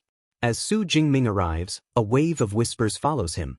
Students recognize him as the record breaker from the Punch Power Challenge and the top scorer of Jiangnan Province, marveling at both his legendary strength and his unexpectedly handsome appearance. Before he can blend into the crowd, he is confronted by a tall, imposing student. With a finger pointed squarely at him, the student issues a public challenge. Su Jingming, I, Lei Zhou, challenge you. Onlookers immediately recognize the challenger as the second-place scorer from the Jiangnan Province Martial Arts exam, a student from a wealthy and powerful family. They gossip that it is no wonder he is unwilling to accept his defeat, as no one ever remembers who comes in second. Su Jingming, however, remains completely unfazed. He coolly informs his challenger that he is not really interested, a response that leaves his roommate, Lu Wentao, in shock. Lei Zhou just smirks, telling him not to be so quick to refuse. He brings up a personal matter, reminding Su Jingming that his aunt's family runs a business selling rare plants. With a menacing grin, he reveals that his own family is her biggest customer, and she also owes them a significant loan. He delivers a thinly veiled threat, suggesting that his aunt's family might run into some trouble if the payment is not made on time. The atmosphere instantly turns icy. Su Jingming's expression hardens as he asks, "Are you threatening me?" A fierce, beast-like aura erupts from him, so powerful that it physically forces a startled Lei Zhou to take a step back. Sweating under the immense pressure, Lei Zhou quickly backpedals, stammering that it was just a heads-up. His aura subsiding, Su Jingming calmly asks for the time and place of their duel. Regaining his composure, Lei Zhou declares the fight will take place in 7 days, at noon, on Broadcast Platform 3. Su Jingming accepts, warning his new rival not to regret this decision. The confrontation electrifies the crowd, who eagerly anticipate the clash between the first and second-place champions. Later, a university official begins the assembly, welcoming the students. He announces that before they discuss the credit and mentor systems, he wants to introduce the school's combat power ranking.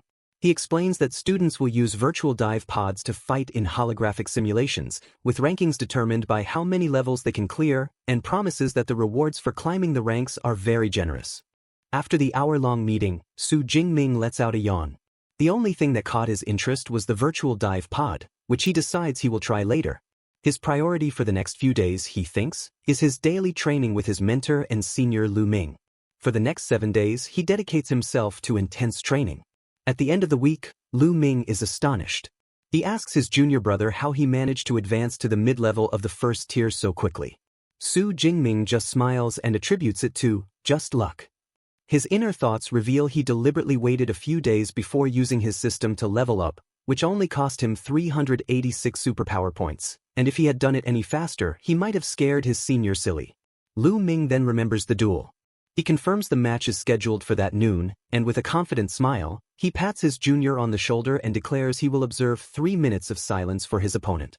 He decides to accompany Su Jingming, eager to witness his junior's strength in peak condition. They arrive at broadcast platform 3, where a crowd has already gathered. Onlookers debate the outcome of the match. Some believe Lei Zhou will win, arguing that Su Jingming's top score was a fluke from a remote exam location. Others counter by mentioning his recent record-breaking punch power. Lei Zhou scoffs, declaring that a physical record is meaningless when it is superpowers that truly matter in a fight. Just then, Su Jingming makes his grand entrance, his new black coat and spear causing a stir in the crowd. From the ring, Lei Zhou notes that his opponent's rank has increased but remains confident in his own preparations. To raise the stakes, Lei Zhou proposes they add a wager, all of their credits. Su Jingming accepts without hesitation, stating he has 370. Lei Zhou agrees to cover any shortfall with cash and proposes they transfer their credits to a neutral third party, Old Master Zhou, for safekeeping. Su Jingming notices the official presiding over the match is a powerful tier 6 healing-type superpowered being named Zhou Yun and understands the school has taken precautions to prevent fatal accidents. The crowd buzzes with excitement as the massive wager, worth 3.7 million in currency, is confirmed. The official, teacher Zhou Yun, lays out the rules. If one person admits defeat or loses consciousness, the other is forbidden from continuing the attack under threat of severe punishment. Both combatants understand. They face each other, and Lei Zhou unleashes his A-rank fire superpower, Dense Pine Industry Fire. A vortex of intense orange flames erupts around him as he declares he will take back all the honors Su Jingming made him lose. The crowd marvels at the terrifying power of his A-rank ability. Wreathed in flames, Lei Zhou charges, bringing his sword down in a powerful raging flame slash. In response, Su Jingming simply swings his spear in a basic upward arc. To everyone's astonishment, his simple, non-technique block completely neutralizes the flaming sword strike. The audience is stunned into silence. They cannot believe a normal attack just broke a powerful special move. Lei Zhou is left gritting his teeth in disbelief. With his opponent's attack nullified, Su Jingming looks at him with cold indifference. Purple lightning crackles around him as he tells his rival that nothing is impossible. It only seems so because he is simply too weak. Before Lei Zhou can react, Su Jingming launches a devastating counterattack, his body a blur of purple lightning as he lunges forward and strikes his opponent squarely in the chest, sending him flying.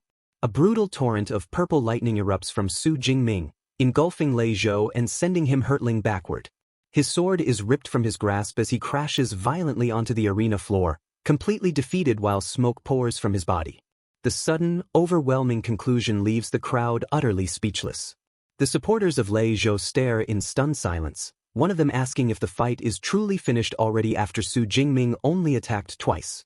Another spectator points out the immense power of Lei Zhou's opening flame slash, an attack most other freshmen could never hope to withstand. A friend of the defeated fighter wonders aloud how this could have happened when everyone claimed Lei Zhou was the stronger of the two, only for him to be defeated in an instant. A student in the audience offers a chillingly simple explanation. Su Jingming's strength is on an entirely different plane from everyone else in the freshman class. Watching from the side, Lu Ming appears completely bored by the entire affair, thinking to himself that the duel was far too dull. He muses that his junior brother was not even compelled to use a tenth of his actual power. Back in the center of the ring, the referee Zhou Yun begins to declare the winner of the match. However, she is interrupted by the wounded Lei Zhou, who forces himself back to his feet, calling out to her. He grinds his teeth in defiance, insisting that he has not surrendered and the fight is not yet over. In a final act of desperation, he retrieves a small, ominous red pill from his pocket. Zhou Yun's eyes widen in alarm as she immediately recognizes the dangerous item, shouting out and identifying it as a bloodburst pill. She calls him insane, warning him against taking such a risk for a simple match that is not a life-or-death battle. The spectators also know of the pill's dangerous reputation. They murmur among themselves, one exclaiming, "No way, Lei Zhou actually took a bloodburst pill?" Another explains that the drug can grant a temporary but massive power boost, but its side effects are extremely severe. Someone else adds that the user will be left bedridden for 1 or 2 months, questioning if it is truly worth the price. With the important freshman tournament only a month away, they reason he simply cannot afford to take that risk. Ignoring all concerns, Lei Zhou declares that he will accept full responsibility for any consequences that may occur. He is resolved to go all in. Only after this gamble will he accept defeat if he still loses. From the crowd, a worried Lu Wentao and others begin to protest, questioning if he is even allowed to take pills during a match, shouting that it is essentially cheating. Zhou Yun addresses the complaints, clarifying that because this is an informal duel, there are no strict restrictions. She explains that weapons, combat suits, and drugs all fall under the category of permissible material support. While she speaks, Lei Zhou swallows the pill. She concludes her explanation by stating that if Su Jingming possessed a similar potion, he too would be allowed to use it. As the powerful pill takes effect, Lei Zhou's body erupts in an even more violent and intense fire aura. His eyes begin to glow with a menacing orange light as he lets out a roar of newfound strength. Zhou Yun watches with a worried expression, noting that the high-grade pill has instantly boosted his power to the lower level of the second tier, putting Su Jingming in a seriously dangerous situation. But faced with this desperate power-up, Su Jingming's own battle intent only surges higher, becoming even more potent as a torrent of purple lightning explodes around him. From the sidelines, Zhou Yun observes this change with approval, thinking that his fighting spirit has become even more vigorous and he possesses the true mindset of a great general. Gripping his spear, a confident smile plays on Su Jingming's lips.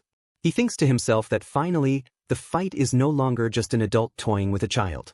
He takes a single step, and the lightning around his combat boots shatters the arena floor. He then launches himself at his opponent with blinding speed. Lei Zhou is completely shocked by his rival's incredible velocity.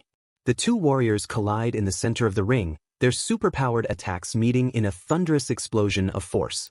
Lei Zhou manages to block Su Jingming's initial thrust, but the raw, overwhelming power behind the attack is simply too much for him.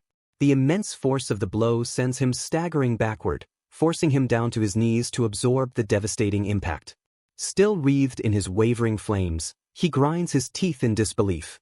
He cannot comprehend how, even after boosting his strength to the second tier, he is still no match for Su Jingming. He wonders what kind of absolute monster he is fighting against. Realizing a direct, head-on fight is useless, Lei Zhou switches his tactics.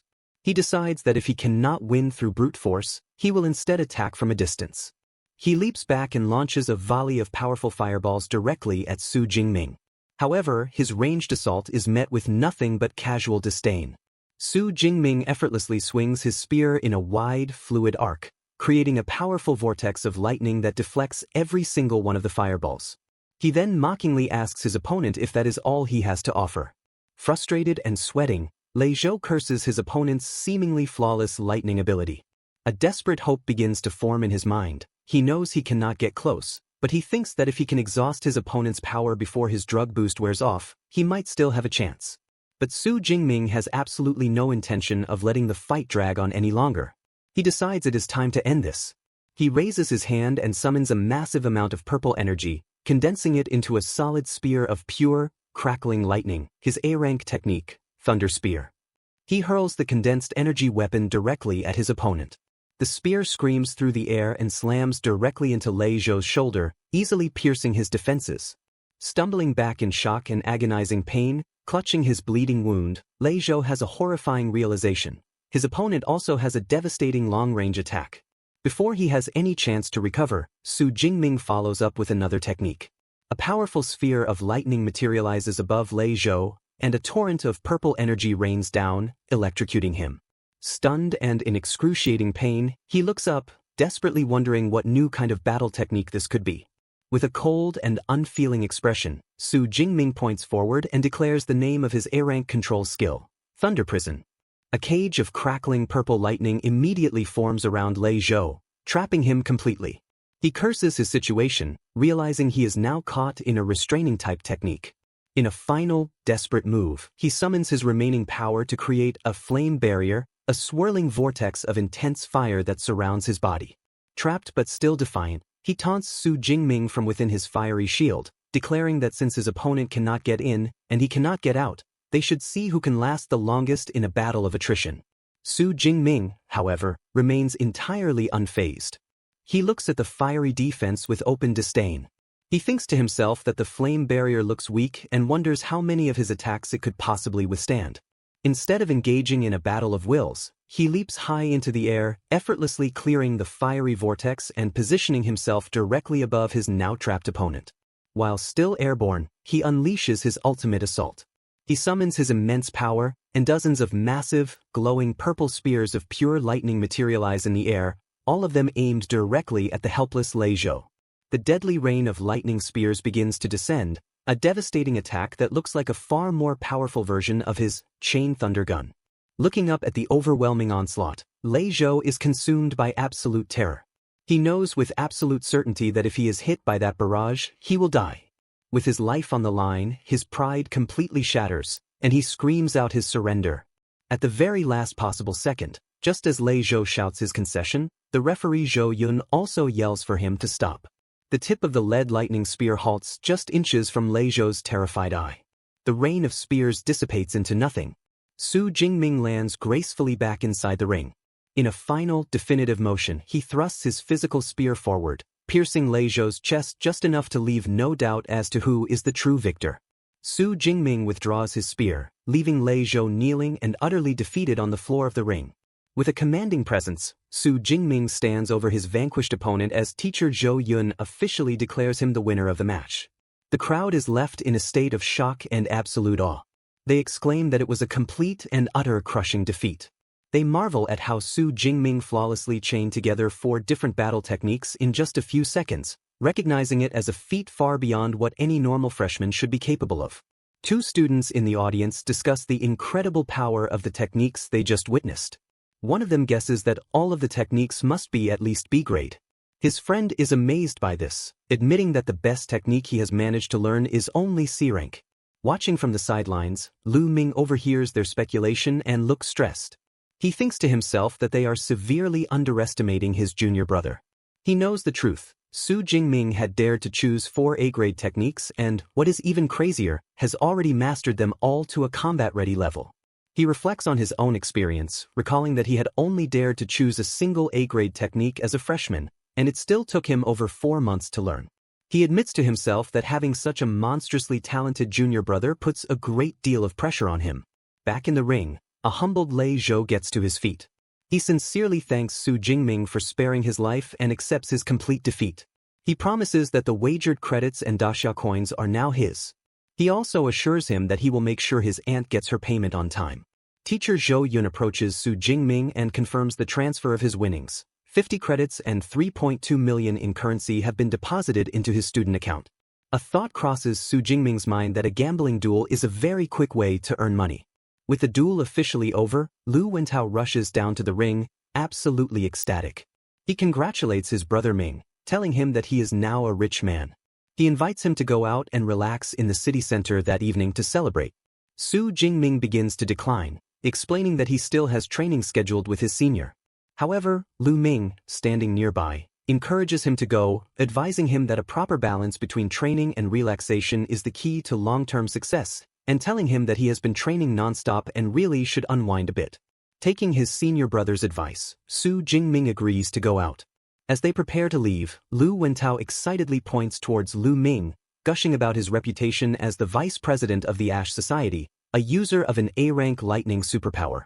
As he and Su Jingming walk off together, Lu Wentao comments that the famous senior is even more impressive in person. As they leave the arena, Lu Wentao tells his Mingji to just follow his lead, as he will handle all the arrangements for the evening's entertainment. A slightly suspicious Su Jingming looks back and asks what kind of program of entertainment he is talking about. Lu Wentao turns with a wide, mischievous grin and points at his friend. He reveals his grand plan, the one thing you absolutely cannot miss in college, a social mixer between the boys' and girls' dorms. At a bustling restaurant, A mountain of food sits on a table. Lu Wentao enthusiastically tells his roommate, Ming, that his popularity has truly exploded this time. He explains that he put up an invitation for a social mixer on the campus forum. He then asks Su Jingming to guess just how many people signed up for it. Su Jingming questions if he is being serious about this sort of thing. Lu Wentao proudly reveals that over 100 people responded. He confesses that his eyes nearly went blurry from trying to choose a pair from such a large pool of applicants.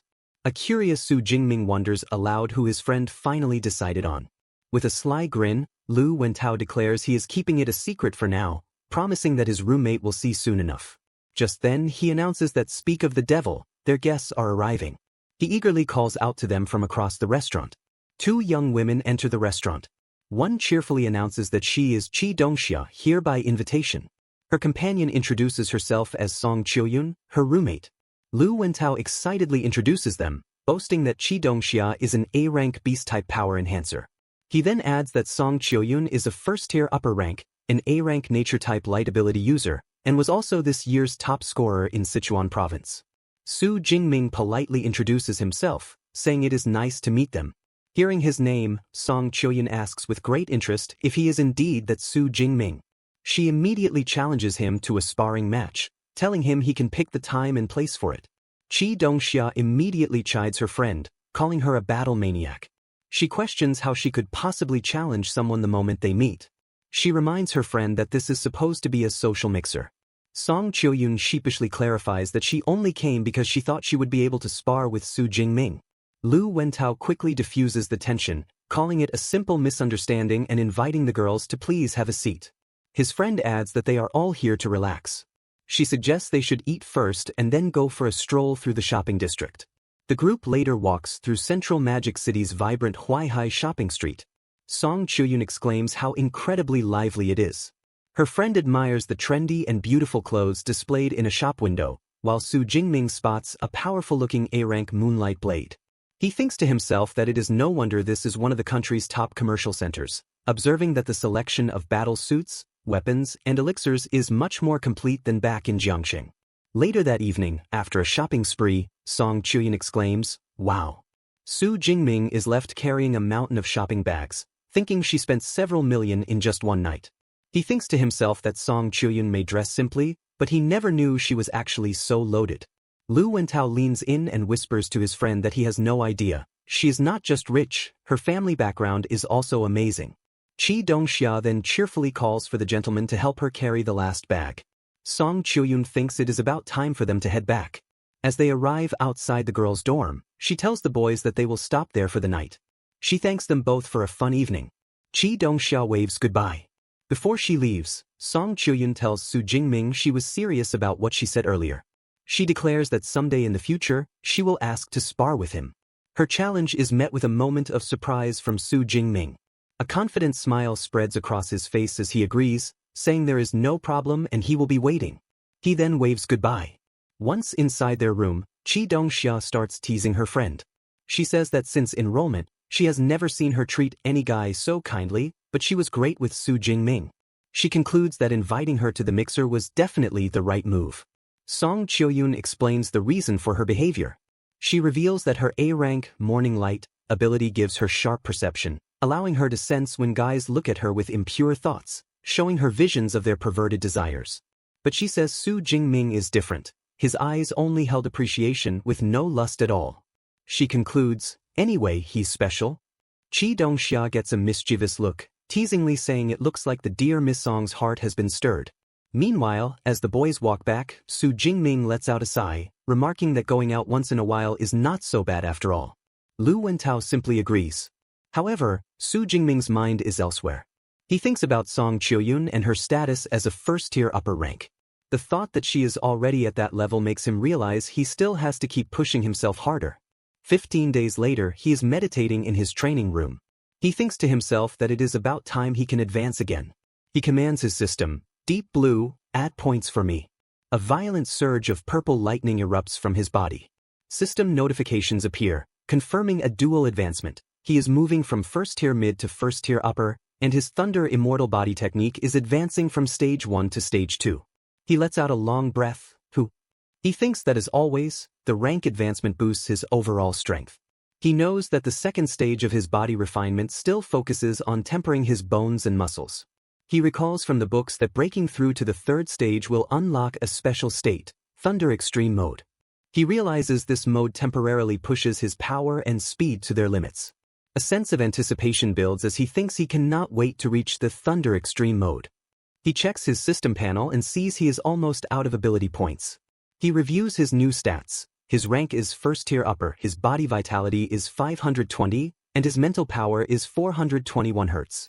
His body art, Thunder Immortal Body, is at stage 2, and he has only 62 ability points left.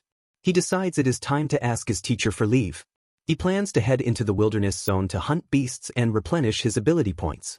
Later, when he visits his master's residence, he mentions he advanced last night. Dean Yang Zhentian is shocked, asking if Jingming broke through again. Su Jingming calmly confirms his progress and adds that his Thunder Immortal Body has also reached the second stage. The dean is inwardly stunned, thinking about the student's level up and body refinement breakthrough, and how he says it like it is nothing. He concludes that with an S-rank power combined with such dedication, it is impossible for him not to achieve greatness. His senior disciple, Lu Ming, tells the dean he told him their junior is a total monster. Lu Ming recalls that when he broke through from mid-tier to upper tier, it took him over half a year. Dean Zhentian tells Su Jingming that advancement is important, but so is real combat training. To test his new strength, he suggests his student spar with his senior brother Lu.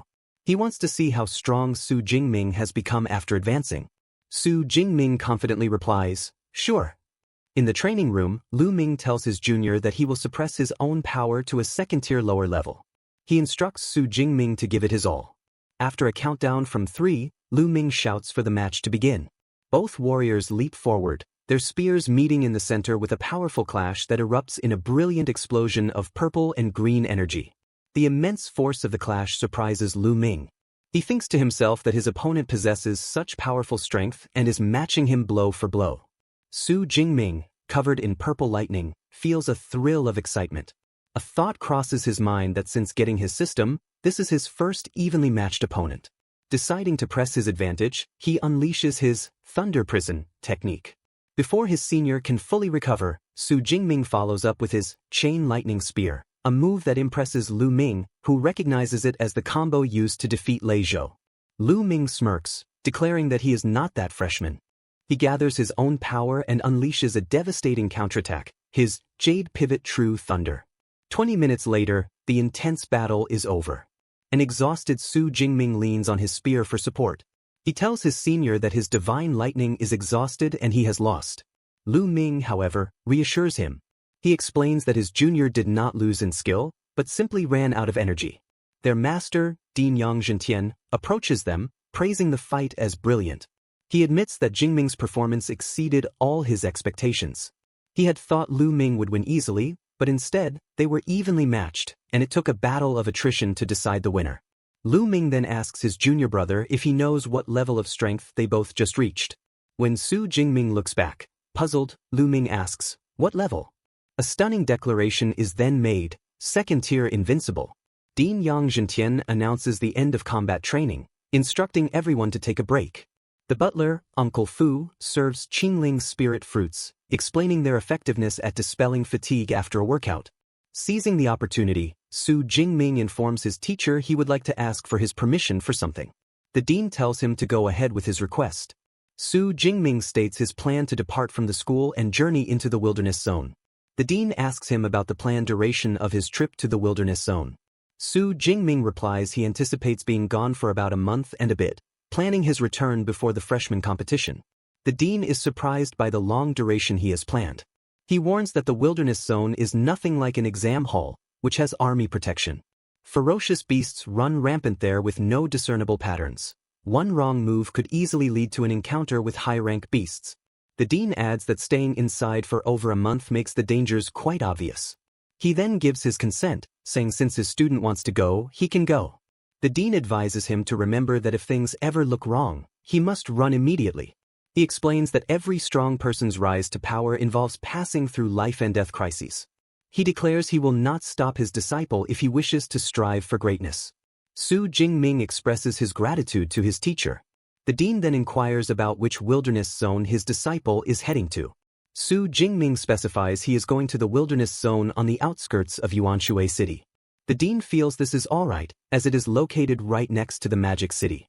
He notes that the highest beast levels there are only 4th or 5th rank, making it relatively less dangerous. The dean promises to have Lu Ming give him some pointers later. Su Jingming replies that he has got it. The dean tells his disciple that when he is out there, he cannot help him much. He declares that he will prepare a truly handy weapon for him instead. Back in his dorm, Su Jingming remarks that his gift from his master is. He commands Eva to open the school's mission system. Based on his senior's advice, he thinks it is best to accept some field missions before leaving school to earn credits. He sees a variety of missions listed: collect beast materials, pick rare flowers and herbs, capture fugitives, and engage in large-scale battles. Task 1 is to collect 30 second-rank arm-blade tiger sinews for a reward of 60 credits. Task 2 is to collect 30 Qingling grasses over 20 years old, rewarding 43 credits. Task 3 involves participating in a campaign in the southwest, requiring a mid-second rank level or above, and offering 600 credits. Task 4 is to assist the Magic City Public Security Bureau in capturing a third-rank fugitive, with a reward of 200 credits. He observes that all the high-credit tasks inevitably involve combat. He thinks that the university is basically pushing students into the fire pit. He realizes this is the training model of Magic City Supernatural University. He thinks it is no wonder people say the best students of Magic City Supernatural University are not on campus, but out in the field. He decides to choose 1 A-rank task and 3 B-rank tasks. He believes his preparations are complete. He states there is no time to waste and that he will set off immediately. Lu Wentao wishes him good luck. Su Jingming arrives at the Yuanshui City supply base. A man is shouting, announcing that a hunting team for ferocious beasts needs a long-range member. Another advertises a C-rank squad that is recruiting. A third is selling high-quality pills and inviting people to take a look. Someone else is asking for anyone interested in exploration missions. He thinks to himself that he has finally arrived at the Yuanshui supply base. He enters the adventurer registration hall, where a receptionist welcomes him, asking how she can help. He states his intention to register as an adventurer. He knows that to enter the wilderness zone he must first register for a nationally valid adventurer identity. He presents his Magic City University student ID. The receptionist, seeing he is a student from Magic City Supernatural University, comments on how rare it is to see someone of his rank enter the wilderness zone. She informs him that the ID card production will take some time and suggests he can rest for a bit. A commotion erupts as Jiang Chuxian enters, with people exclaiming over her beauty and the intense aura she exudes as a Magic City student. He sees that Jiang Chuxian is a sophomore at his university. He hears someone say it looks like she is going to the wilderness zone to shoot material again. Someone else remarks that although her videos are done with a team, the quality is so high he watches every episode. He overhears that she has nearly 10 million followers online. Another person corrects this, stating she has more than 15 million and he would give up 10 years of his life for her to be his girlfriend. Su Jingming notes she is a fellow student from his university and that her looks are almost on par with Song Qiuyan's. The receptionist returns, presenting his adventurer card and a satellite smartwatch with a built-in wilderness zone map, showing detailed markings of beast activity and danger levels. He thanks her for the items. As he turns to leave, a shady man addresses him as little brother, asking if this is his first time in the wilderness zone. He tells Su Jingming he cannot go without pills and asks if he wants to buy some. Su Jingming asks about the prices. The man offers a grade 1 healing pill for 20,000 and a grade 1 antitoxin pill for 15,000. He mentions that grade 2 is more effective but also pricier, at 40,000 and 30,000. Su Jingming thinks to himself that it is not too expensive. The man boasts he is known for his cheap pills with good effects. Su Jingming realizes something is suspicious. A grade 1 pill usually costs at least 30 to 40,000, so these low prices mean something is wrong. He concludes most of these vendors are scammers who pick on newbies who do not know better. He calmly asks the man how many he wants. Then he directly asks how many newcomers he has scammed with this trick. The scammer realizes he has been exposed and asks if Su Jingming is trying to make him leave. Su Jingming coolly asks what he thinks. The scammer's face twists into a menacing expression as he says that Su Jingming is the first person to try conning him there. Just then, a woman shouts at Zhao Chunlin, accusing him of scamming newcomers again. Zhao Chunlin recognizes Wang Qian. He mutters that Su Jingming is lucky this time. Before leaving, he leans in with a threat, telling Su Jingming he better not leave the supply base, or he will regret it. Onlookers gossip that the newbie targeted by Zhao Chunlin is doomed. Someone asks why he picked on him and why he picked Zhao Chunlin. Another says he heard he has advanced to mid-second rank, questioning how the first-rank upstart could be his match. The woman who intervened warned Su Jingming that Zhao Chunlin never forgives slights and he should not leave the supply base lately. Su Jingming thanks her for the reminder but asks why no one stops him from scamming people. She explains Zhao Chunlin has black market connections, so who dares stop him?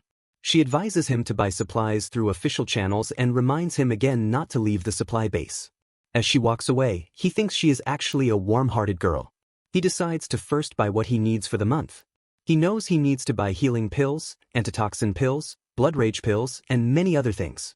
As soon as he steps outside the supply base, he is confronted by Zhao Chunlin. The scammer mocks him for not believing his warnings, saying he told him not to leave but he still dared to come out. He asks if Su Jingming thinks he can just ignore him. Su Jingming calmly asks what he wants to do. Zhao Chunlin declares that since Su Jingming embarrassed him earlier, he will take off his 2 legs. He says making him spend the rest of his life in a wheelchair will settle his grudge. Nearby, the woman who had warned him exclaims that she told him not to leave and asks why he did not listen. She feels she has to hurry and help him. Her companion tells her not to rush, suggesting he should be allowed to learn a lesson so he stops being so reckless and ignoring advice. Back in the confrontation, Zhao Chunlin declares that if he, Zhao Chunlin, cannot even teach a newbie a lesson, he wonders how he will get by there later. He activates his C-rank ability, Metallized Skin. He boasts that with his ability plus his D-rank battle suit, Su Jingming will not be able to break through his defense. He gives an ultimatum, unless Su Jingming pays 1 million in compensation and kneels down to him. Su Jingming interrupts with a single word, "Shut up." A surge of his energy startles Zhao Chunlin, and before he can react, Su Jingming appears behind him and strikes him down. The force of a single, devastating lightning-fast attack sends Zhao Chunlin careening backward, his body battered and bloody as he smashes through a stone wall. Onlookers, especially the kind adventurer and her friends, are left completely speechless by this sudden and brutal display of overwhelming power. Su Jingming stands calmly amidst the destruction, completely unfazed. The stunned crowd murmurs, in awe of the instant, terrifying takedown. One person wonders how he did that, admitting they did not see his move clearly, while another marvels at his speed. Someone who was initially worried about the young man now admits they never expected his strength to be this formidable. The blonde adventurer grimly assesses Zhao Chunlin's injuries, guessing that his pelvis has been completely shattered. She concludes that the whip kick means that even if he survives, he will be confined to a wheelchair as a cripple. Her friend, Xiao Qian, remarks that the man from Modi University is not only very strong, but ruthless as well. Her companion asks how she knew he was from Modu. She explains that she recognized his battle suit, an exclusive product from the university's equipment department, a place known for producing perverted levels of power. She suggests they should try to recruit this strong attacker for their team, since their squad still needs one. Another member protests, reminding her that when their squad was formed, they agreed to only have female members. Another teammate playfully teases Xiao Qian, asking if she has a crush on the guy. She then admits that the young man is indeed quite handsome, and she would not mind him joining. Ignoring the commotion he has caused, Su Jingming proceeds to the wilderness entry gate. A system notification confirms that his adventurer information has been confirmed, and entry to the wildlands is now permitted. He steps through the massive gate and into the vast, untamed expanse of the Yuanshui wildlands. Shortly after entering, the distant roar of a powerful beast echoes through the trees. He recognizes the cry as a territorial declaration from feral beasts of at least the 4th rank. However, he remains calm, stating that his target today is not them. He pulls up his map and plans his hunt, recalling the wildlands are divided into the ruined town and the mountain forest.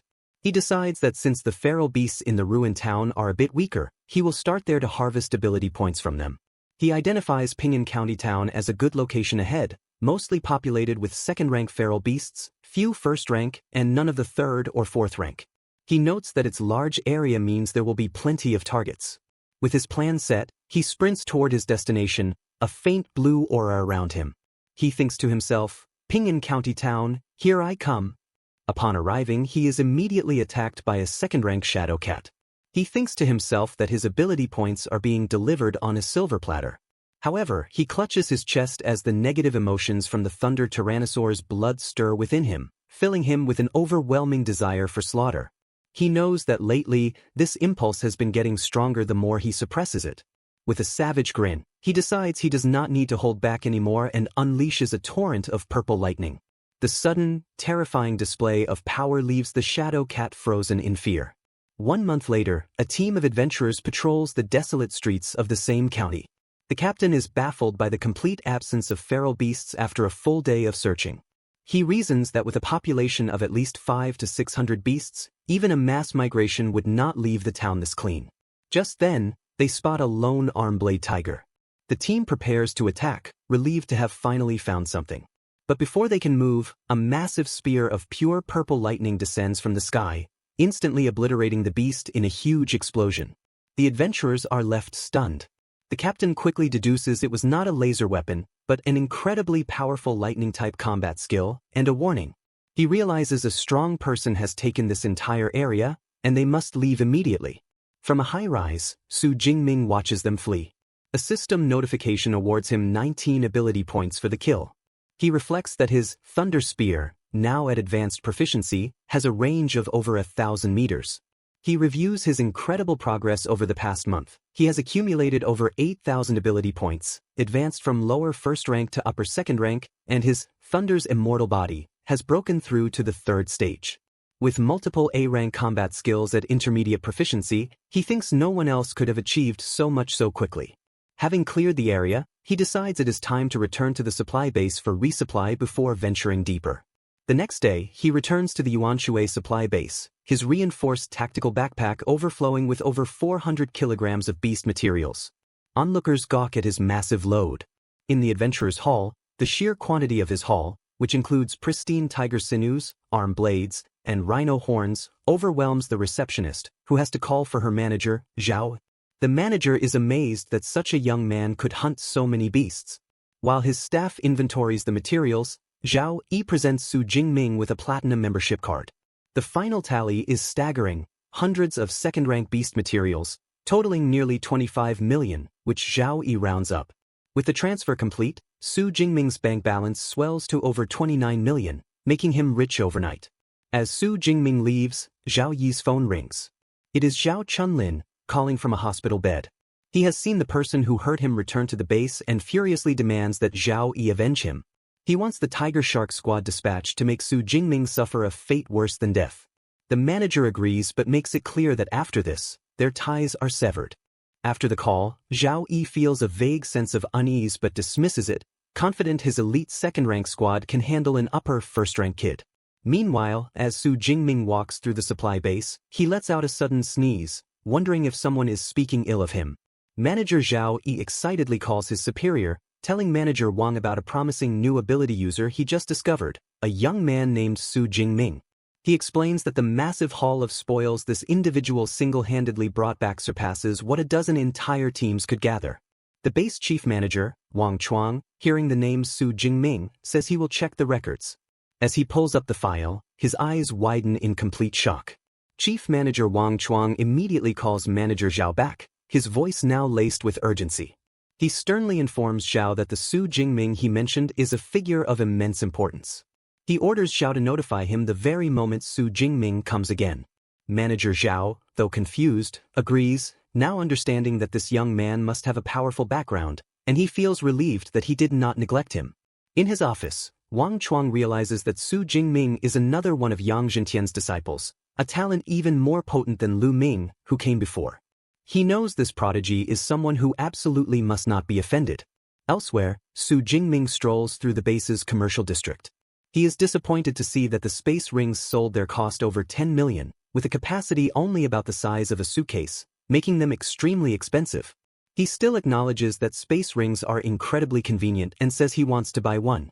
A thought then crosses his mind about how costly a space ring that could hold his spear would be. His thoughts are cut short by his phone ringing. It's his roommate, Ming, who after a long time without contact, asks when he is returning to school. Su Jingming tells him he will be back in half a month and asks if anything is up. From a hidden alley, a vengeful Zhao Chunlin, now confined to a wheelchair, points out his target to the hired mercenaries of the Tiger Shark Squad. The target, he says, is him. He orders them to break his hands and feet, and then bring him before him. A female squad member coolly confirms that she has got it.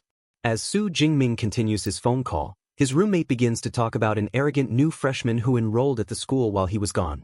Suddenly, Su Jingming stops, asking his friend what is wrong. His roommate is puzzled, but Su Jingming senses danger. He tells his friend it is nothing and urges him to continue. As Su Jingming steps into a deserted alley, the squad prepares their ambush. The captain tells He-ji to analyze the target's strength, and she acknowledges the order. Another squad member comments that the captain is sometimes just too cautious. A different member complains, asking how much trouble a little upper first-rank kid could possibly cause. As He-ji activates her psychic ability to scan their target, her expression shifts from confidence to pure terror. She stammers that this cannot be right.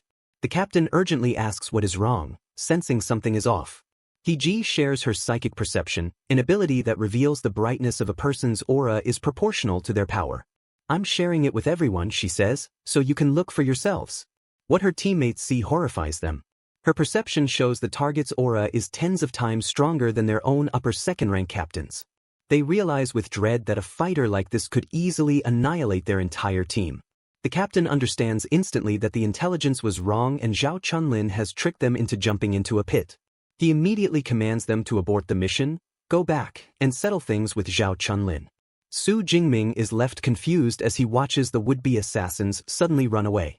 He quickly figures out that Zhao Chunlin is the only person in this base who has a grudge against him. He deduces that the man must be resentful and trying some small tricks to get revenge. He concludes that people like that cannot change their nature and decides that the next time they see him, they will teach him a proper lesson. The furious Tiger Shark Squad returns to confront Zhao Chunlin. The captain storms up to the crippled merchant and slaps him hard across the face, shouting, "What happened? Why did you attack me?" Zhao Chunlin is sent flying from his wheelchair. The captain roars at him, asking if he still has the face to ask, screaming that his damn intel was wrong and almost got them all killed. He reveals the shocking truth: the target is not an upper first rank, he is an upper second rank. The news leaves Zhao Chunlin speechless, unable to understand how it is possible for him to have leveled up so quickly in just a bit over a month. The captain declares with cold fury that he does not care what happened, this mission ends here. He tells Zhao manager that they will handle him themselves and then departs with his team. Back so soon? Manager Zhao asks as they enter. He questions if they dealt with their target. The captain curtly replies, "No, mission terminated." The leader of the Tiger Shark Squad reports to manager Zhao Yi, explaining that Zhao Chunlin's intel was incorrect. The target, he clarifies, is not an upper first rank but has reached upper second rank. It gets even worse. He reveals that according to Hiya's observation, the target's actual combat strength is at least third rank, which is why they aborted the mission. Zhao Yi is enraged, exclaiming about an upper second rank matching third rank strength. He wonders what is up with Zhao Chunlin and who he thinks he is. His mind races, upper second rank, he asks, what did Zhao Chunlin say the target's name was?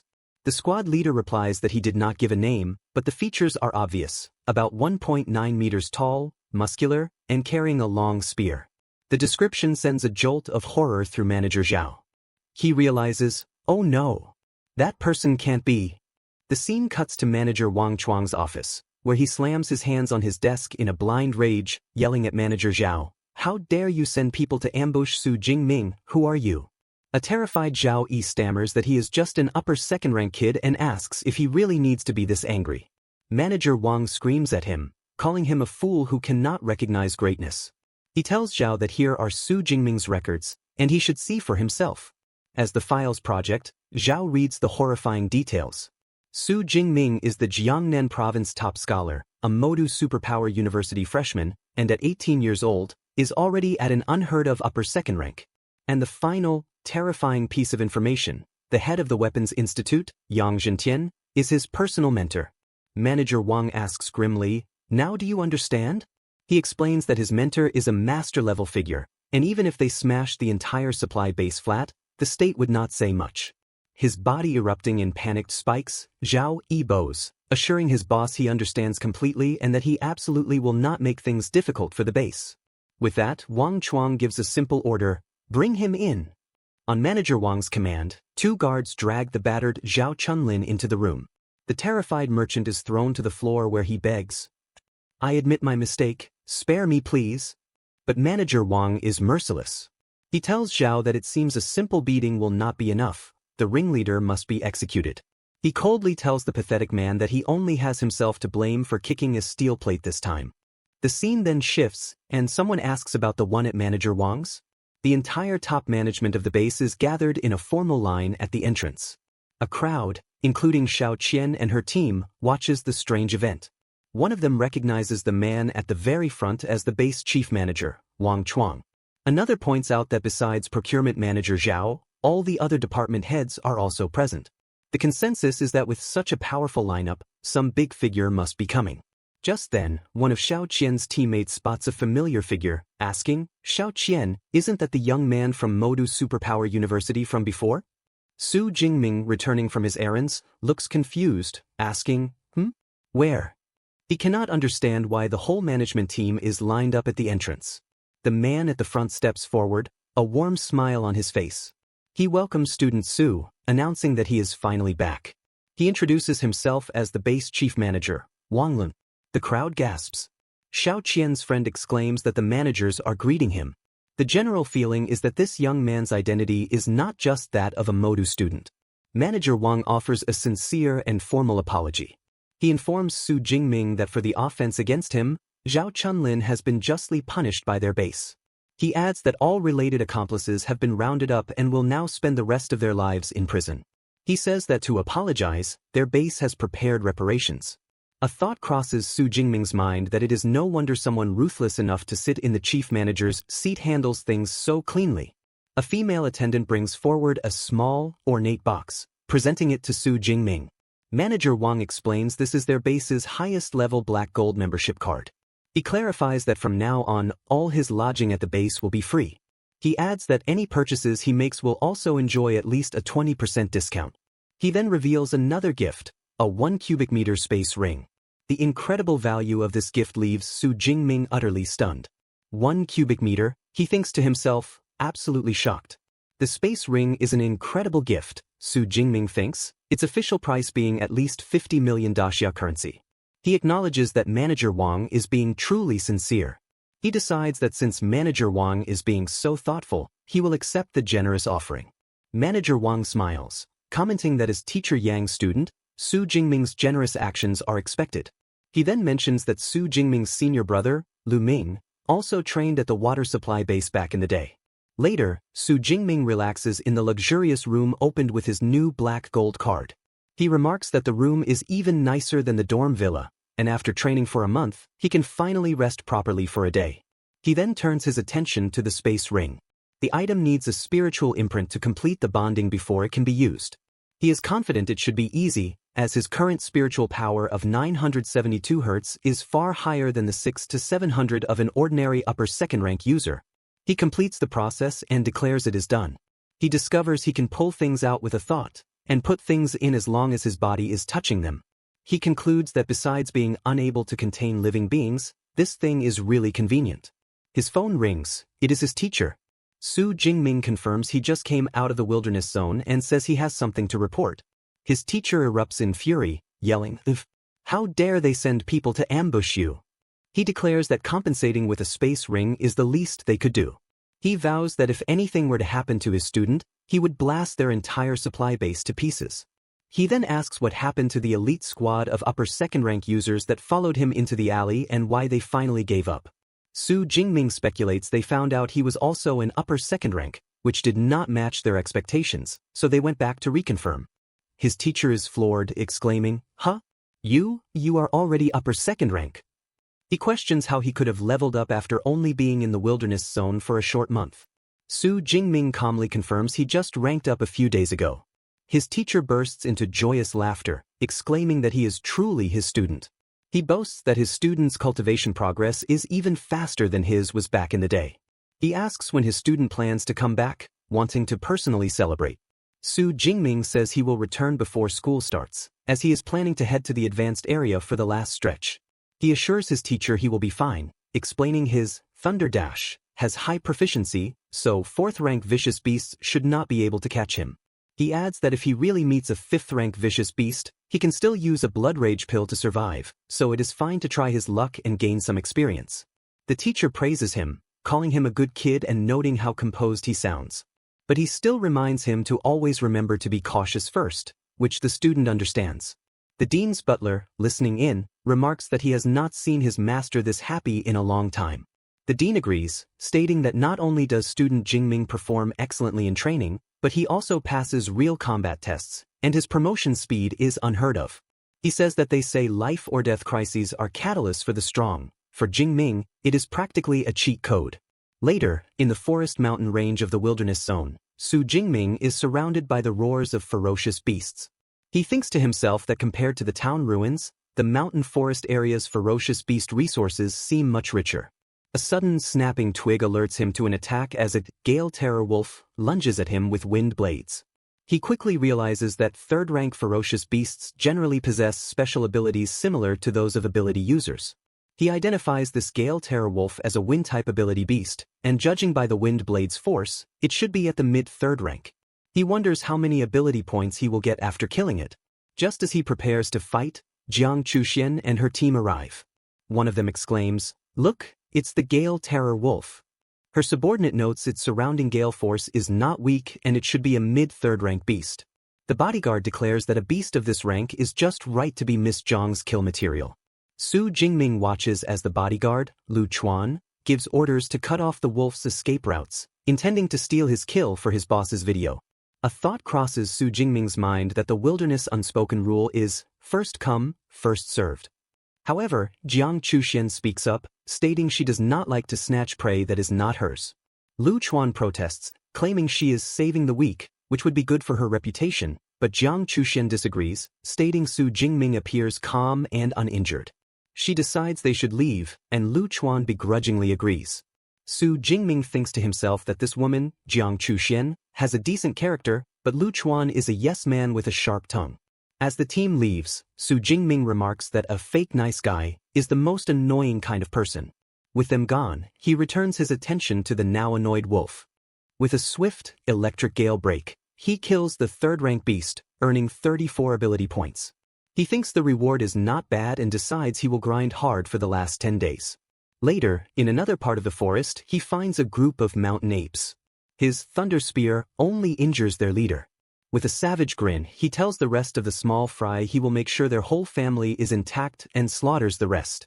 Having cleared the area, he checks his status and is pleased to have over 3,000 ability points, enough to return and learn S-rank combat skills, something he has been looking forward to for a long time. Suddenly, a distress signal shoots into the sky. He recognizes it. Elsewhere, Jiang Chuxian is fleeing for her life. Her team was scattered by a 4th-rank beast, and she ran into a low 3rd-rank burrowing dragon, a ruthless beast that is extremely troublesome. As a mid-2nd-rank user, she knows even with a blood rage pill, she cannot beat it. She breaks out into a grassland, realizing it is over now, as without trees blocking, it will definitely catch her. The beast corners her, leaving her with nowhere to run. But just as it lunges, a bolt of purple lightning strikes down, and Su Jingming appears. Seeing Su Jingming refuse to flee, a frantic Jiang Chuxian yells at him for not listening to reason. She urgently shouts for him to run, warning that the approaching creature is a lower 3rd-rank burrowing dragon that he cannot possibly defeat. Her words go unheeded as he remains motionless. She exclaims in frustration, realizing he does not understand. Thinking that while her own death is one thing, she absolutely will not allow an innocent bystander to be dragged down with her, she makes a selfless decision. She tells him to run, declaring that she will hold the beast off herself. The massive burrowing dragon charges. As Jiang Chuxian braces for the attack, Su Jingming moves. He unleashes a massive spear of pure lightning that streaks over her head toward the onrushing beast. The crackling energy weapon descends with incredible speed. It slams directly into the beast's head, causing a massive explosion of purple lightning and gore that obliterates the creature instantly. Jiang Chuxian collapses to her knees, staring in disbelief at the result of the one-shot kill. A stunned thought crosses her mind. The terrifying power of that attack means the sonic boom she heard earlier was not her imagination. She wonders how the person who saved her, who was supposed to be only an upper 2nd-rank user, could possess such strength. A system notification confirms Su Jingming has killed a lower 3rd rank burrowing dragon and gained 36 ability points. A smile appears on his face as he thinks that, as expected of a ferocious beast with dragon in its name, its ability points are even higher than that of an ordinary upper 3rd rank beast. After the intense battle, he approaches Jiang Chuxian, asking if she is alright. She stammers that she is fine, just that her legs are a bit weak, and thanks him for saving her. He modestly says it was nothing, and that anyone else would have stepped in the same way, then helps her to her feet. Standing before him, she tells him that is not necessarily true. She introduces herself as Jiang Chuxian and declares she can't repay him for saving her life, but tells him that if he ever needs anything, he just has to ask. He politely says it is a bit much to ask for orders, but tells her that if she could give him an autographed photo, that would be great. She exclaims in surprise. He explains that his roommate, Lu Wentao, is a super fan of hers and has wanted an autograph for a long time. She replies that of course she can, but she does not have a photo on her at the moment, and asks if she can give it to him when they get back to the supply base. Her attention is then drawn to his spear, and she recognizes the Dark Cloud Gale spear. She asks him if he is also from Magic City Supernatural University. When he confirms the weapon was a gift from his teacher, she excitedly asks if he recognizes the spear. She says of course, because it is too heavy for 1st and 2nd rank users to wield, and 3rd rank users all use gear of C grade or higher, so the spear is famous. She quickly introduces herself as being in the Elemental College, Ice Department, sophomore year. Hearing her call him junior, Su Jingming simply greets her as senior. She acknowledges his greeting, then thinks to herself that it is right for him to call her that, since ordinary Magic University students usually do not reach upper 2nd rank until their junior year. She then thinks that since no one at school has heard of him, this senior must be really low-key. Su Jingming decides it is best not to burst her bubble since she admires him so much. She praises her senior, saying his strength is really impressive, noting that although the burrowing dragon was a lower 3rd rank, it is comparable to an ordinary upper 3rd rank ferocious beast. She confesses that she did not expect her senior to one-shot it. She then asks if her senior is leaving. Blushing, she then stammers a request, asking if she can stick with him for a while. She explains that since she got separated from her guard team, she cannot handle being alone. Su Jingming tells her it is fine and that he will take her toward the city ruins, from where she can then make her own way back. She happily thanks her senior. She then asks, by the way senior, do you want to check the burrowing dragon's cave? She suggests there might be good stuff inside, otherwise the dragon would not have rushed out to chase her. He replies, okay, let's go take a look. On the way, she asks which academy her senior is from. He tells her he is from the Weapons Academy. She replies that she knows his dean, Yang Zhentian, who has the nickname Yang King of Hell, and is really fierce. He calmly informs her that the dean is his teacher. The revelation leaves her completely flustered. She stammers, sorry, I misspoke. Su Jingming internally remarks that he did not expect the streamer Jiang Lin's persona of a cold, frost goddess to be so different from her real self, who is quite the chatterbox. They arrive at the cave entrance. She points, telling her senior that the cave is right there. He cautions her that there might be danger inside and tells her to hide behind him. They enter, and the cave smells so good. They discover a hidden paradise, a vibrant cavern filled with glowing plants. He is amazed, identifying a B-rank Qingling grass, an A-rank flame flower, and a C-rank hypnosis herb. A thought strikes him. There are so many rare and exotic flowers and herbs, how did they all grow here? His eyes land on a glowing spring in the center of the grotto, and he asks, This is? He realizes it is a spring condensed with the essence of the earth, a healing holy medicine for those below 4th rank, an S-rank earth spirit spring. He turns to her and asks if she is sure.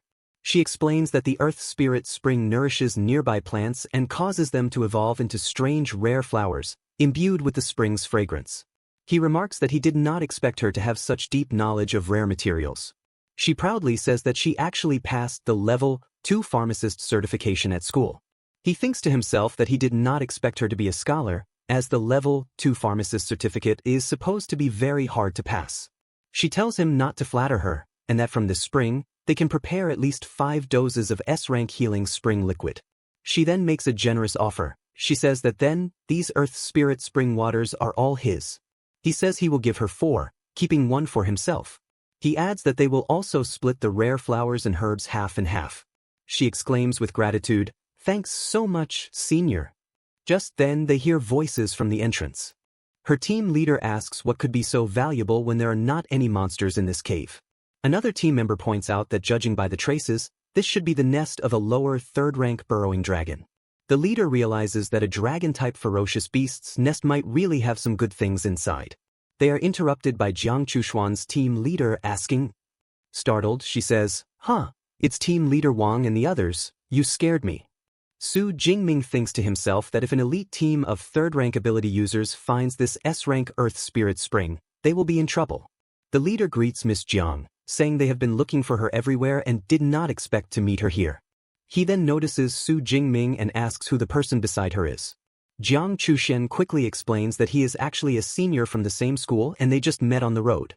She then gestures to the valuable plants, adding that these rare flowers and herbs have pretty good quality, and since what is found should be shared, they should all split everything together.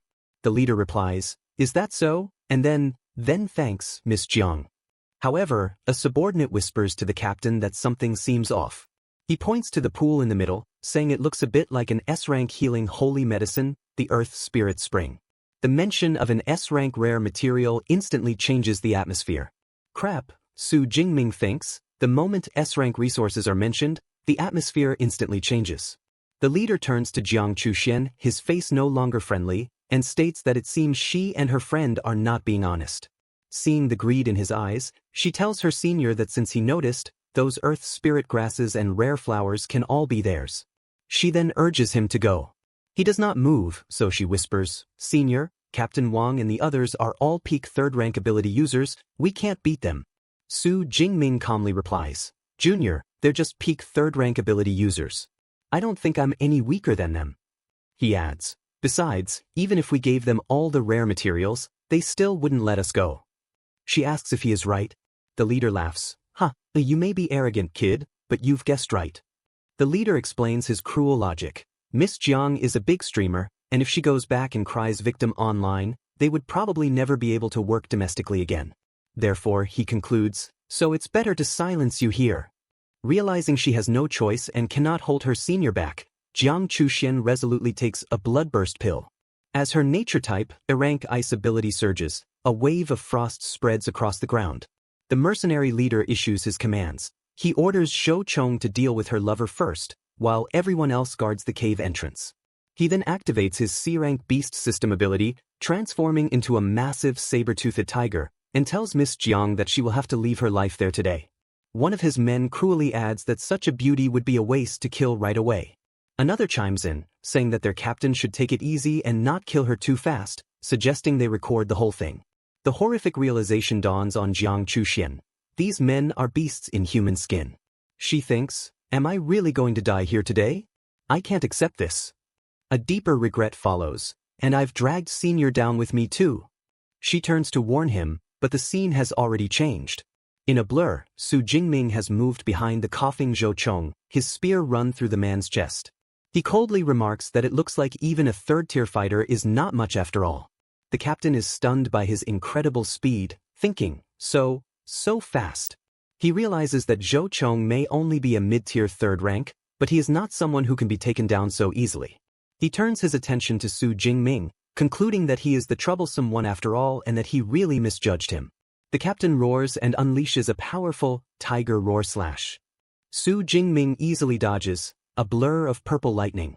Judging by the attack strength alone, he recognizes this third-tier peak captain is much stronger than him.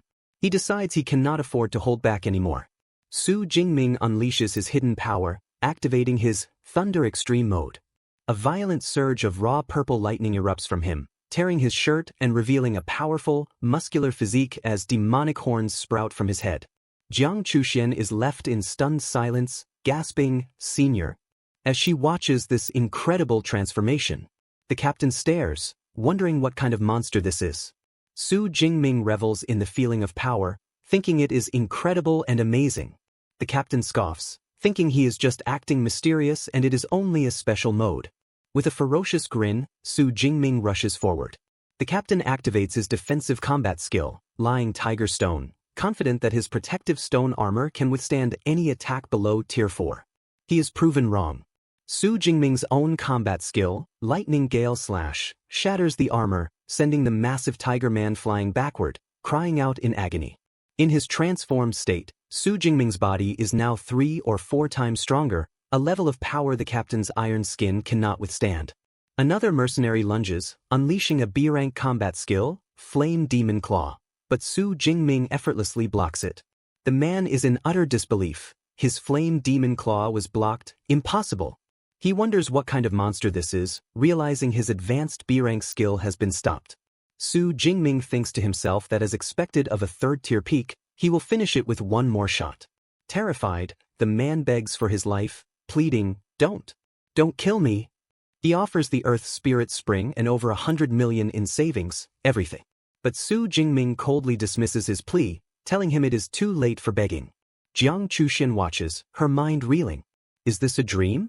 She thinks about how hiring this team cost 6 million, and their captain was said to be invincible among third tiers, yet he died just like that. This is unbelievable. She has never heard of any student in the academy having such a record.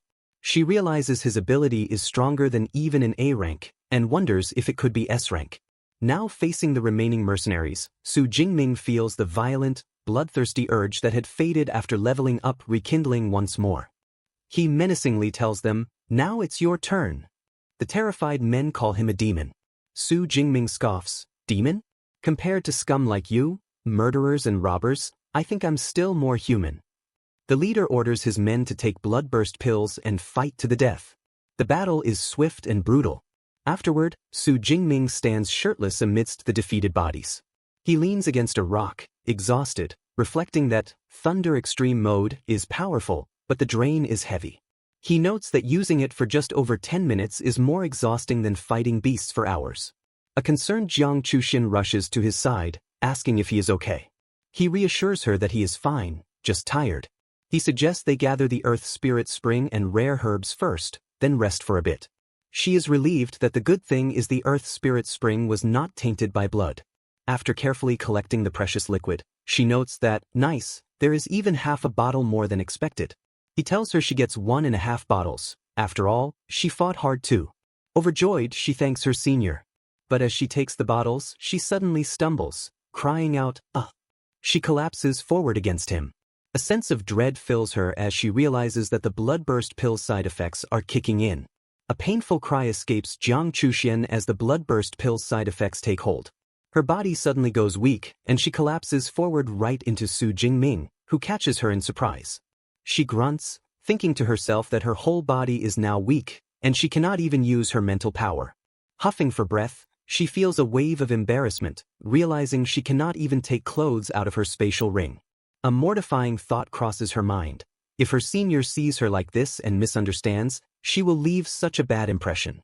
Su Jingming tells her that the side effects of the bloodburst pill are strong, and he will take her to rest over there first. As he carries her, her heart begins beating incredibly fast. She wonders to herself why her heart is racing and if it is because this is the first time she has been this close to a man. He finds a safe spot and gently sets her down. He tells her to rest there for a bit while he goes to collect the remaining rare flowers and herbs. She watches him go, thinking that her senior is really a gentleman. While she rests, he goes through the spoils of their battle. He finds cash, rare herbs, beast materials, and a C-rank combat skill. A disappointed thought crosses his mind that this Tier 3 elite squad did not have anything valuable after all. He examines the 2 1 cubic meter spatial rings he recovered, hoping they can be exchanged for a single 2 cubic meter one. He muses that otherwise, carrying a long spear everywhere is a huge pain. From her resting spot, Jiang Chuxian calls out to her senior. She tells him that the Earth Spirit Spring can ease the weakness caused by the bloodburst pill. He looks over and she asks with an "Oh." He walks back over to her. She asks him if he can feed her some. She adds that it does not have to be too much, just 1 sip will do. After drinking the spring water, she sighs, "I feel much better now." She says that to fully recover it will probably take 3 to 4 hours. A thought then occurs to her. She did not know the side effects of the bloodburst pill could be neutralized. She exclaims that this S-rank Earth Spirit Spring really is amazing. Su Jingming thinks about how in 3 to 4 hours, it will be nighttime. He decides they should rest there for the night, as it is relatively safe anyway. A flustered thought enters Jiang Chuxian's mind.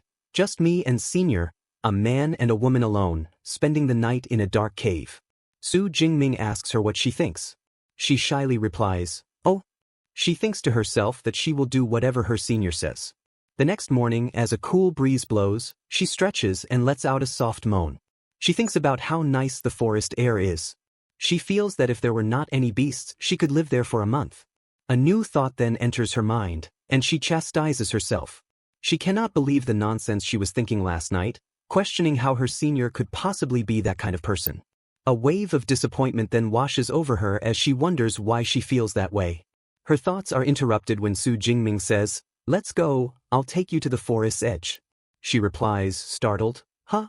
Oh, okay." The two then begin to run through the forest. Suddenly, a massive, flaming creature leaps over them. A panicked thought crosses his mind. Not good. It's a Tier 5 flame tiger. It lands far ahead of them, ignoring them completely as it continues to flee.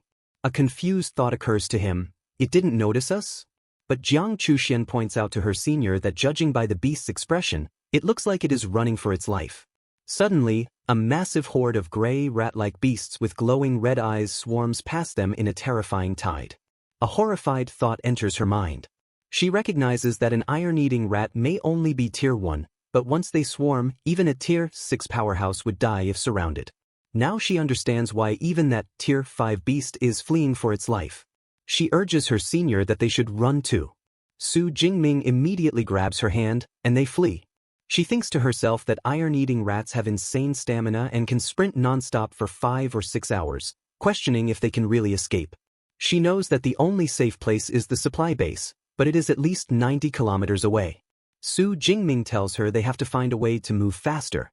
She says that his spear is too heavy and he will have to drop it. He tells her that the spear is big enough for his spatial ring and that she should put it in hers. With the spear stowed away, he thinks to himself that running while holding hands is still too slow and carrying her on his back would be faster. She lets out a startled "ah" as he lifts her onto his back. He tells her, "Let's go," and they speed off. They eventually break out of the forest and into the ruined city, but it is also overrun. Su Jingming thinks to himself that this is the worst-case scenario. He guesses they will have to fight. He tells his junior to hold on tight as he is speeding up, and she lets out a scream. He charges into the horde, killing a lower Tier 1 iron-eating rat and gaining 2 ability points, then a mid-Tier 1 rat for 3 more. At a military outpost, an officer reports to the director that the rat tide is massive, at least over 300,000 strong. Another officer grimly states this will devastate the ecological balance of the source water wilderness. The region, he says, will likely enter a slump for several months. He adds that it is too bad for the ability users who went deep into the wilderness. They will likely all be devoured. He thinks to himself, I hope Su Jingming didn't go too far in. Otherwise, unless his teacher Yang Zhentian personally intervenes, no one can save him. Suddenly, a soldier exclaims, "Look! What's that?" An operator reports that there is such terrifying lightning and questions if it is a lightning-type beast. The commander orders everyone not to panic and to begin a beast danger assessment immediately, granting the first squad permission to open fire. A report comes in that a target is advancing toward the base at roughly 80 meters per second, and interception has failed. As the energy blast hits them, Su Jingming can only grunt in pain. A soldier wonders, what the hell? It's actually a person? I thought it was a lightning-type beast. Another comments that he has to admit, this guy's aura is terrifying. A third soldier points out that the silhouette on his back looks kind of familiar. Having reached safety, Su Jingming tells Jiang Chuxian they have reached the supply base and they are safe now. She sighs in relief. Yeah, that was such a close call, thanks to Senior. The base chief manager, Wang Chuang, approaches and recognizes Student Su. He says that Su Jingming actually made it through the rat tide and asks if he needs any help. Su Jingming tells him he ran from the mountains for over 40 minutes to get there, and that he is a bit tired and just needs a room to rest. The manager is astounded. He thinks to himself that the mountain region is over 90 kilometers away, and that even Tier 4 ability users could not necessarily escape from there. A thought then occurs to him. Su Jingming actually pulled it off. The manager immediately offers to arrange a room and calls for someone to help him. However, Jiang Chuxian interjects, saying, no need, and that she will help her senior herself. Onlookers gossip, one asking if that is Goddess Jiang next to him. Another asks what their relationship is, wondering if they are. A third exclaims that she is lucky. Someone cries out, Goddess. My goddess was stolen. 2 days later, Su Jingming finally awakens. A voice asks if her senior is finally awake. She tells him he slept for 2 whole days and nights, and she almost fed him Earth Spirit Spring. He is surprised he slept that long and asks about the current situation in the wilderness zone. She informs him that the rat tide has not receded yet and the area is still under lockdown. She adds that even after it is over, there will not be many beasts for a while. She reminds him the new term starts soon anyway, so it is about time to return to school. He agrees that it sounds good. She then tells him that since her senior is heading back to school, it is perfect, as she is going back too. He replies, "Oh right, senior." She then presents him with something saying, "Here's that signed photo you asked for before." Su Jingming looks down at the suggestive photo in surprise, a simple "huh" escaping his lips. Su Jingming, holding the revealing signed photo, explains that it was actually intended for a friend. He remarks that this particular picture feels a bit too much and politely asks if she has a more normal one. Jiang Chuxian is taken aback, realizing, oh, so it was for a friend, and thinks she has misunderstood the situation. A wave of embarrassment washes over her as she scolds herself for ever thinking the senior had feelings for her. Flustered, she offers him a new one and asks for the last photo back. Su Jingming hesitates, then sheepishly asks if it would be okay for him to keep that one for himself. Her surprise quickly turns into a pleased smile as she happily tells him, of course. Trying to move on from the awkward moment, she says that she still has to book a train ticket to go home. He dismisses the idea of a train, explaining that he drove his car to the base and that she can ride back with him. Later, Su Jingming finds himself in a global limited edition supercar worth tens of millions, a vehicle befitting a famous influencer. He remarks that this is his first time experiencing a self-driving car. She chuckles, explaining that although it is only a level 5 AI, a full autopilot is no problem. They soon arrive back at the Modu Superpower University. Onlookers are immediately captivated by the handsome, tall, and strong young man with a dangerous aura, exclaiming how charismatic he is. Another person laments that it is too bad he seems to have a girlfriend who is equally gorgeous. As they walk through the campus, Su Jingming thinks about how his power has skyrocketed in just a month and a half. He tells her he is in Zone 3, and she says she is in Zone 2, so this is where they will part ways. Before they separate, she sincerely tells him that if he ever needs her help, he just has to ask anytime. He confidently assures her he will take her up on that offer. In a surprise move, she quickly leans in and gives him a kiss on the cheek. She tells him to think of it as a small token of her thanks for saving her life, then turns and runs off, calling back to see him next time. A stunned Su Jingming touches his cheek, a single thought running through his mind, wait, did I just get forcefully kissed?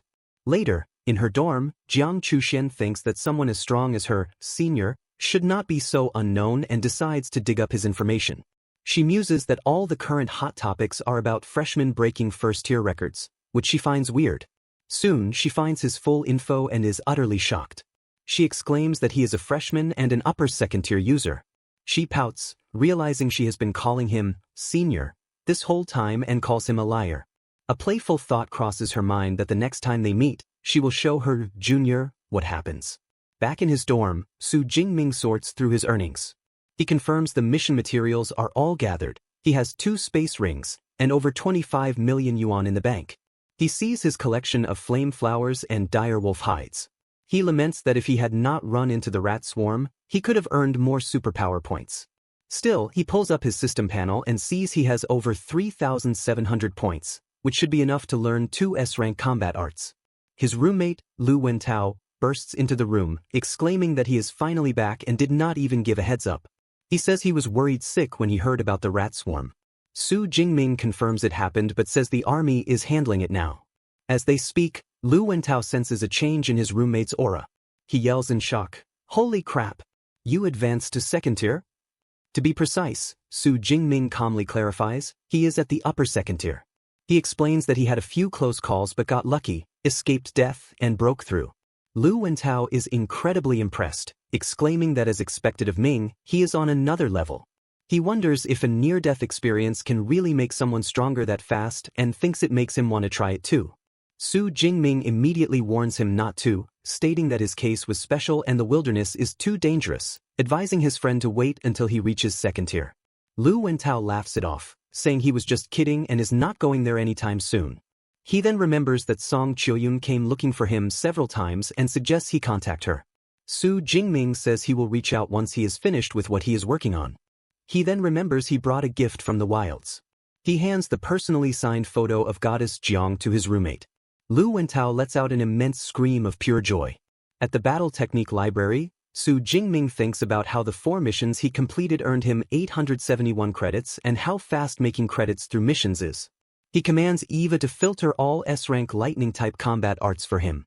A series of holographic panels appear, displaying techniques like Thunder Tribulation Seal, Raging Thunder Fist, and Thunder Prison Realm. He notes that even a top academy like Shanghai Superpower University only has about 20-some S-rank lightning arts. He understands that choosing the right S-rank art is key to his future power growth. He focuses on 2 specific techniques, Heavenly Thunder Technique, a ranged attack that summons natural thunder, and Nether Prison Thunder Armor, a defensive art. He decides these 2 will create a perfect balance. He thinks that while others might specialize, he is built different and will take both. He discovers that the Heavenly Thunder Technique is a prerequisite for the Academy's only SSS rank art. He begins studying and is immediately struck by its profound depth, finding it even deeper than his Thunder Undying Body art. He groans, thinking this technique's complexity makes his old PhD all-nighters reading foreign research papers seem easy. 6 hours later, he lets out an exhausted breath. He has finally grasped the basics. He decides it is time for the system to take over and calls out, Deep Blue. He commands it to add points. A massive surge of purple lightning erupts from him. A notification then pops up that upgrading an S-rank art to the basic level costs a staggering 1,600 points. He guesses that all his hard-earned points will barely cover 2 arts. Just then, Eva's voice chimes in, reminding him it is already 1 a.m. and that using abilities inside the library is forbidden. Sheepishly, he says he got it. He decides it is too late to start the next technique and will learn it next time. Meanwhile, Song Chil-yun is on a late-night run. She thinks to herself that she has been training past midnight every day for over a month and that even she is shocked by her own progress. She resolves that once Su Jingming returns, she will challenge him and prove she is the true #1 freshman. Her run is interrupted by the sight of a white-ringed black-feathered hawk silhouetted against the moon. She identifies the beast and, judging by its speed, estimates it is a tough 3rd-tier opponent. Suddenly, she wonders why there is thunder in a clear sky. A massive sphere of purple lightning explodes, instantly annihilating the hawk. She is stunned, wondering if that was a high-tier lightning user. She judges by the distance that the caster must be within the campus and wonders which senior or instructor it was. Unseen, Su Jingming stands in a secluded area, a smirk on his face as he feels the power of his new technique. He thinks to himself that even a test run shows the incredible power of his S-rank combat art, the Heavenly Thunder Technique, which is truly extraordinary. A system notification confirms that Su Jingming has successfully killed a mid-tier 3rd-rank white-ringed black-feather eagle, rewarding him with 34 ability points. He thinks to himself that the Heavenly Thunder Technique is even stronger than he thought, as it actually obliterated the ferocious beast. He also notes that, more importantly, the casting range is nearly a kilometer. Unseen, a mysterious young man watches him from the shadows, a curious thought crossing his mind that this famous freshman, Su Jingming, is indeed interesting. The next day, as Su Jingming heads out, his roommate asks where he is going so early. He explains that he is heading to the combat skills library again, since the freshman competition starts in a few days. His roommate is amazed, thinking that to be so diligent right after returning from the wilderness zone is simply unbelievable. He resolves that there is no way he can be lazy, and that after breakfast he will go train too. As he walks through the campus, Song Chil-yun calls out to Student Su. She greets him, saying it is great that he has returned safely from the wilderness zone. She reminds him of the promise he made to spar with her, which she still remembers. Su Jingming asks her, "Spar? Are you sure you want to spar with me?" She retorts, "What? I'm also the provincial champion of Sichuan, don't underestimate me." He tells her fine, he gets it, and they will find some time later to spar. But she insists, asking why they have to wait, saying they can do it now. She suggests they just go to the training room on the 2nd floor of his dorm. He is taken aback by her decisive temperament, a trait he finds truly from Sichuan province. A curious thought crosses his mind. Is sparring with him really that worth looking forward to? Internally, Song Chil-yun wonders what kind of expression Su Jingming will have when he sees that she has also advanced to the 2nd rank. They arrive at the training room. As he stands there with his spear, she smirks confidently and hopes that Su Jingming does not lose too badly later. He calmly tells her that if she does not use a weapon, she will not be able to beat him. She asks about a weapon, then declares that of course she has one. She summons a massive and uncommon weapon, a Fangtian halberd, from her space ring. He is surprised that a girl is actually using such a weapon. She tells Su to get ready, vowing that this time she is going to utterly defeat him, and he simply replies, "Okay." From the sidelines, Lu Wentao confidently declares that Ming will definitely win Qiuyun. She reveals her new strength, showing she has broken through to the second rank lower level. She is confident that this is why she will be able to beat him. But he reminds her that he has not been standing still either. He then reveals his own power, showing he is at the second rank upper level, a fact that leaves her completely stunned. She asks how it is possible. Lu Wentao teases his friend from the sidelines, saying he told her that her Qiuyun cannot beat their Ming. She is in disbelief, thinking to herself that he is at the second rank upper level. She had planned to suppress him by level, but instead, she is being suppressed. She wonders how his promotion speed got so fast when they are both provincial champions. He then asks her if she wants to continue. Blushing, she tells him to continue, but asks him not to use too much force. Amused, he thinks that she is truly worthy of being the Sichuan provincial champion, flexible and resilient. He tells her not to worry and that he will not strike first, she can just come at him. She tells him not to regret this and charges forward. A thought crosses his mind about her A-rank light-type ability, Dawn Light, wondering how powerful a nature-type ability like his lightning is. As she attacks, she unleashes her combat technique, the Light Flame Gravity Array. He thinks to himself that it is a weapon-enhancing combat skill and that this is his first time seeing it.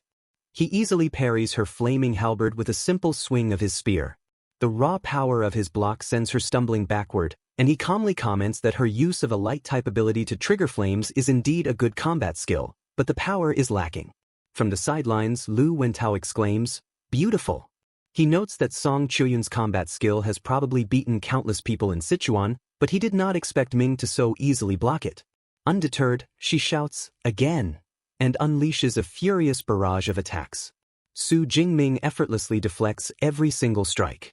He calmly tells her, No, the halberd is too slow and lacks power, you need more practice."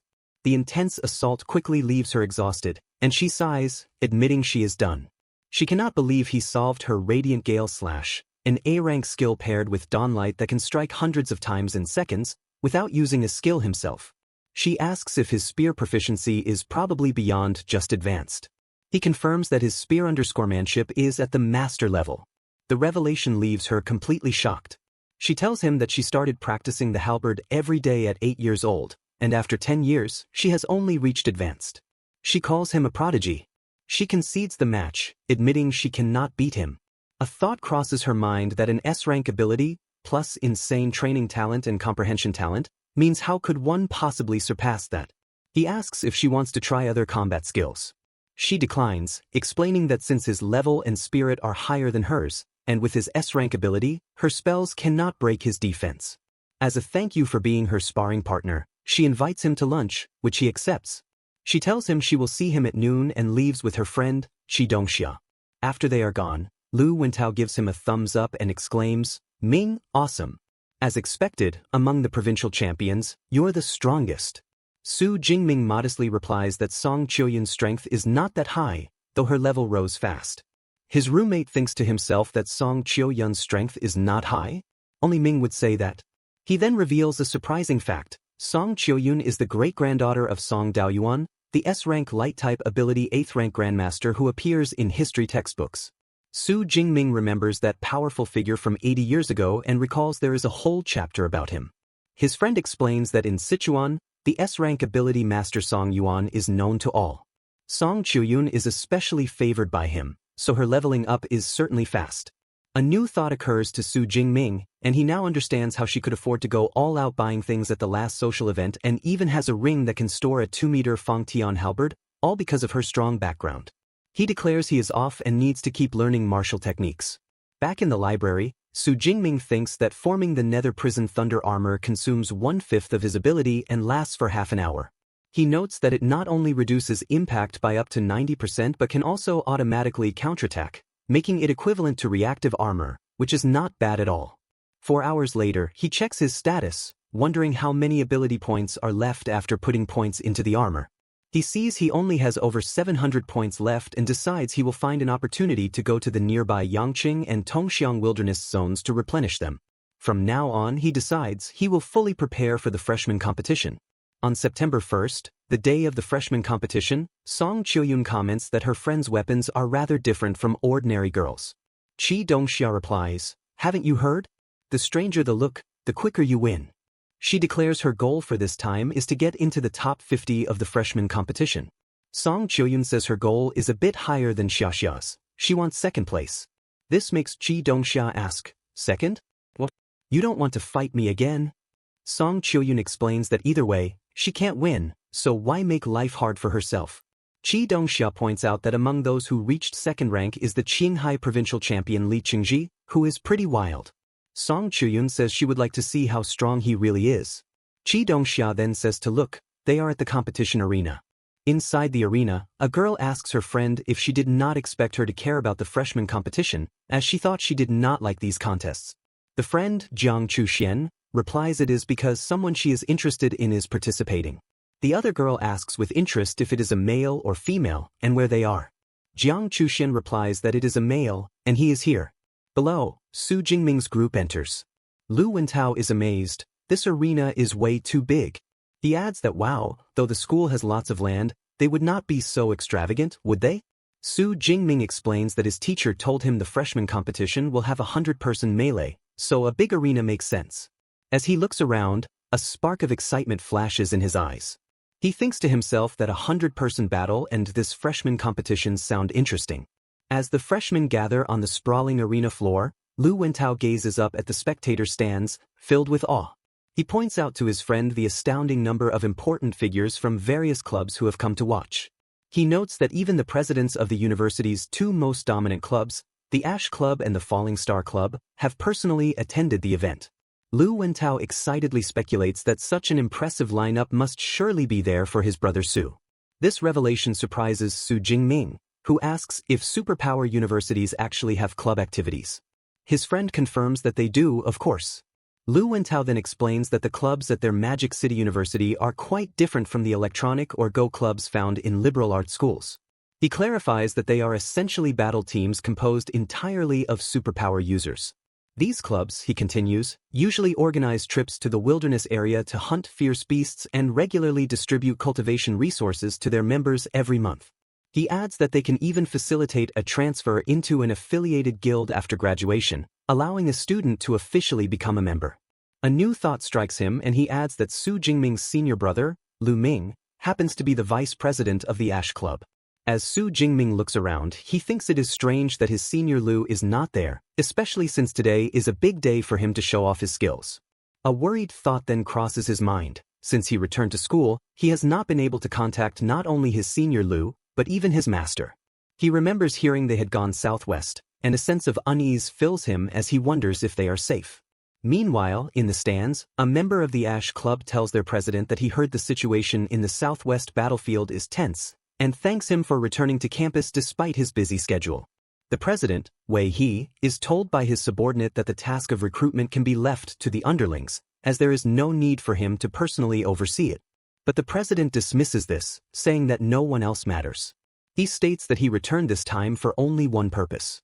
He declares that purpose is to recruit Lu Ming's junior brother, Su Jingming, at all costs.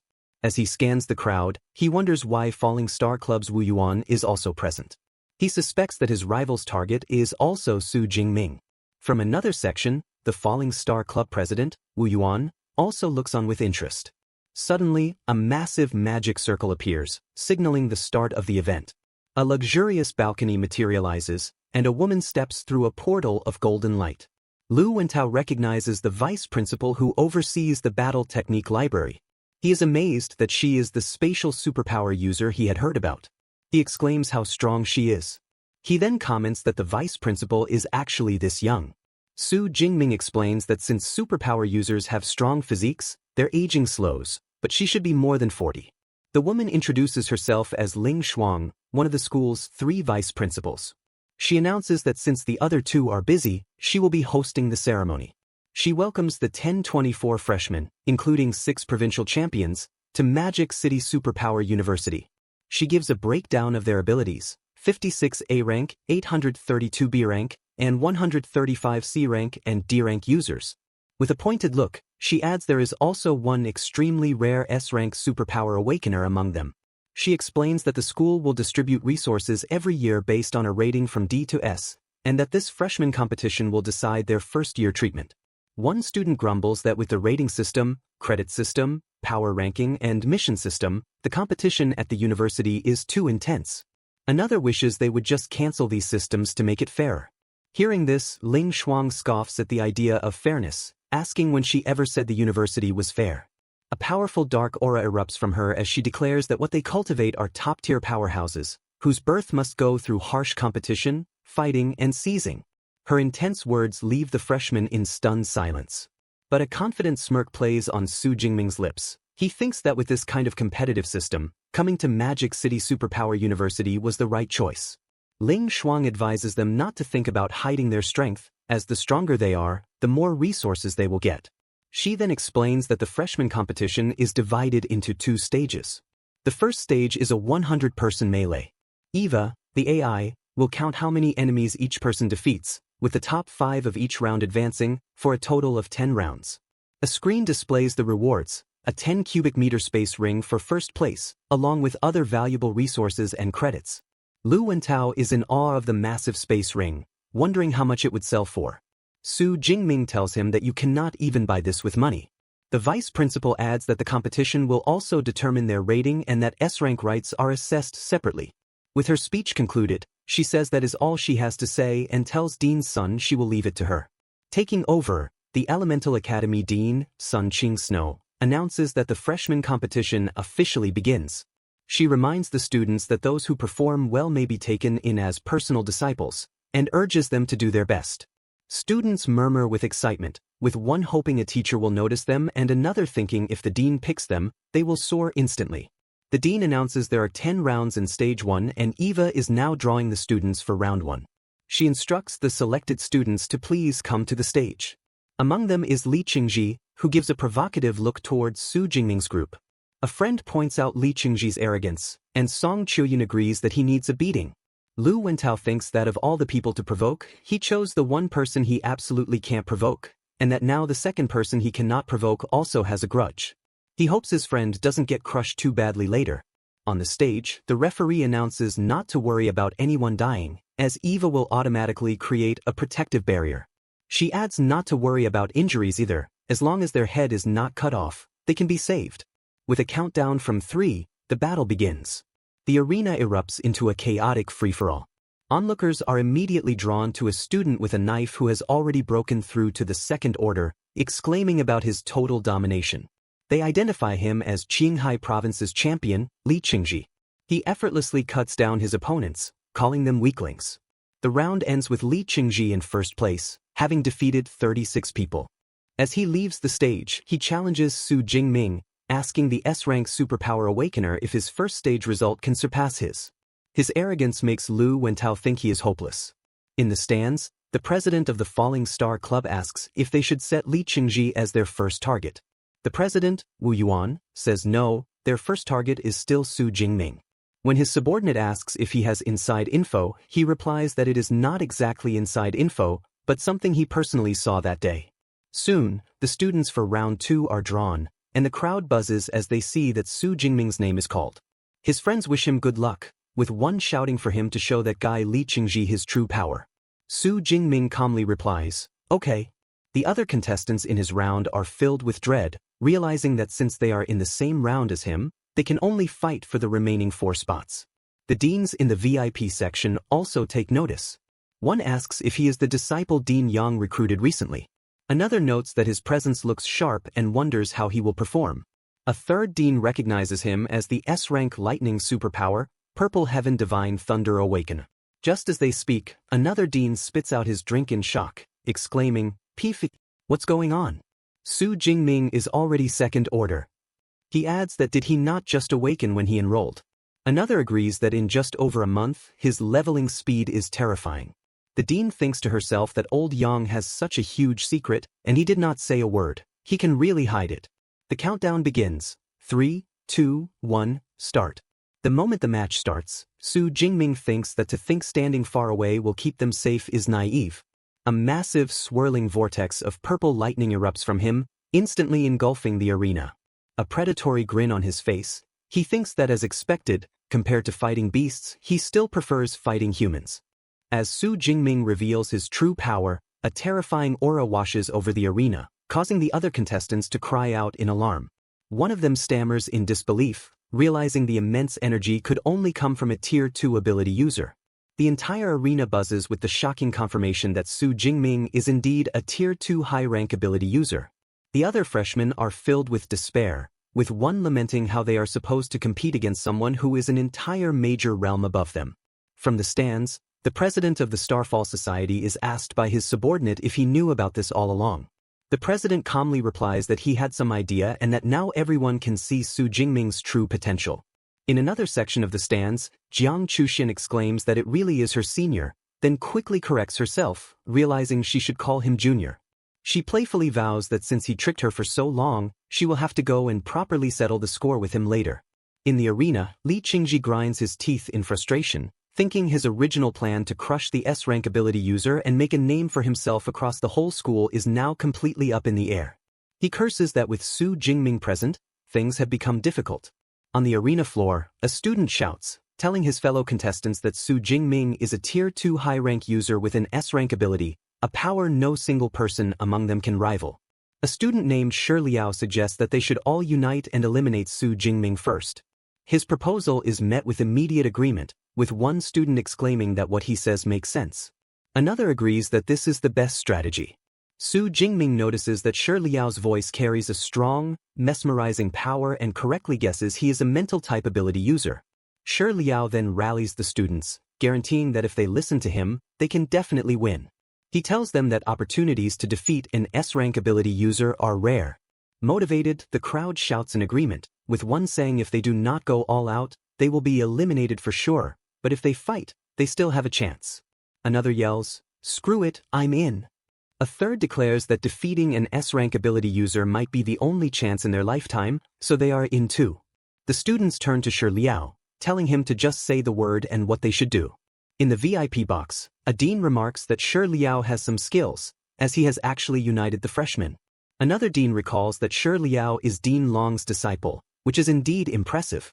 Sun Qing Snow comments that Su Jingming is in a bit of trouble now and might actually capsize here. She thinks to herself that if an S-rank ability awakener does not even pass the first stage of the freshman grand competition, it would be quite a massive joke. Below, Su Jingming watches as Shi Liao confidently orchestrates his plan. The mentalist taunts him, saying if Su Jingming had taken him out before his second sentence, he might have been able to break the situation.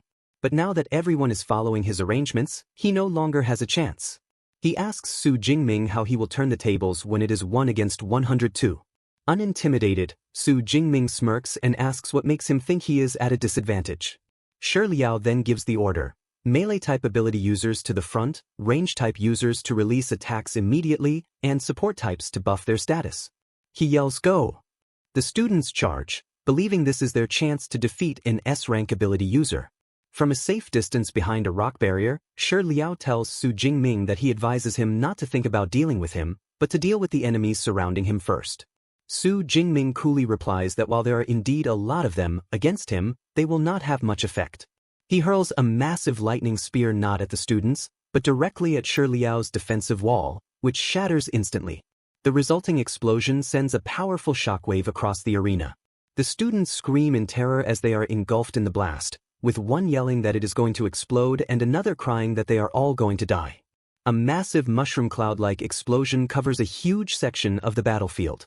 Onlookers are stunned by the sheer destructive force. One shouts, "Holy crap! Can you believe it? I actually saw a mushroom cloud in the arena." Another worries if Shi Liao and the others are dead. The university's safety system activates. An AI announces that an unstoppable energy impact was detected and life was under threat, so the energy defense net was automatically activated. Shi Liao and dozens of other students are encased in protective energy bubbles, but the AI then delivers the verdict. Additionally, we regret to inform you that you have been eliminated by Su Jingming. Safe but disqualified, Shi Liao clenches his fist in frustration, thinking he has messed up and missed his chance to advance. He knows he has not defeated a single person and has missed the second stage of the freshman grand competition, all because he provoked Su Jingming. From within his bubble, he desperately screams for the others not to worry about him and to keep attacking. Another eliminated student screams, "Su Jingming, even if I get eliminated, I'm dragging you down with me." Another adds that a one-for-one trade to defeat Su Jingming is not a loss. The remaining fighters, still under Shi Liao's influence, launch a final, desperate charge from all sides. A confident Su Jingming watches calmly as dozens of weapons descend upon him, an almost sinister smile on his face. The other students in the audience look on in horror. From the sidelines, Lu Wentao sees the chaos. But Su Jingming effortlessly counters the all-out assault by simply spinning his spear, creating a powerful vortex of purple lightning that repels every attacker, sending them flying. Shi Liao is in disbelief, wondering how a simple ability application without any combat techniques could block all of their elemental attacks. He questions if this is the true power of an S-rank ability and collapses to his knees, utterly defeated, lamenting that they were nothing more than ants in his eyes. The rest of the audience is in an uproar. Someone exclaims, "Holy crap! What terrifying thunder!" Other people's elemental attacks are completely ineffective. Another notes that over 100 people against one, yet they could not even apply a bit of pressure, calling it absurd. A lightning user in the crowd is confused, asking why his lightning spear is so ridiculous when he has also learned the same technique. In the stands, Jiang Chuxian exclaims that she knew it, her senior has got this. Beside her, Song Chiuyun smirks, thinking it was too naive of them to believe they could defeat Su Jingming like that. In the VIP section, the deans analyze his technique, with one noting his proficiency with a lightning spear must be at least advanced. Another points out that the spear created a sonic boom, indicating his physique is extremely powerful. Sun Qing Snow looks on thoughtfully, wishing Dean Yang was here to ask for key information on Su Jingming. Back on the arena floor, the few remaining students are frozen in panic. One cries out that they cannot break his defense and asks what they should do. Another, demoralized, suggests they should flee. Seeing their fear, Su Jingming smirks and mockingly asks if they do not dare to come up. He declares that in that case, he will come to them. He leaps forward, becoming a blur of energy that closes the distance in an instant, striking down students with blinding speed. The students panic, with one desperately calling for the others to form a formation. The remaining fighters form a tight cluster, but it is useless. Seeing their organized defense, Su Jingming's smirk widens as he thinks that this is now getting interesting. He weaves through their ranks like a whirlwind, calmly critiquing their wrong slashing angles, their poor strength, and their slow speed. In a matter of seconds, the one-sided slaughter is over.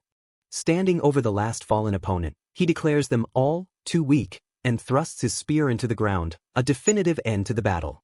The defeated freshmen litter the arena floor, one groaning that Su Jingming still calls them weak even after beating them like that.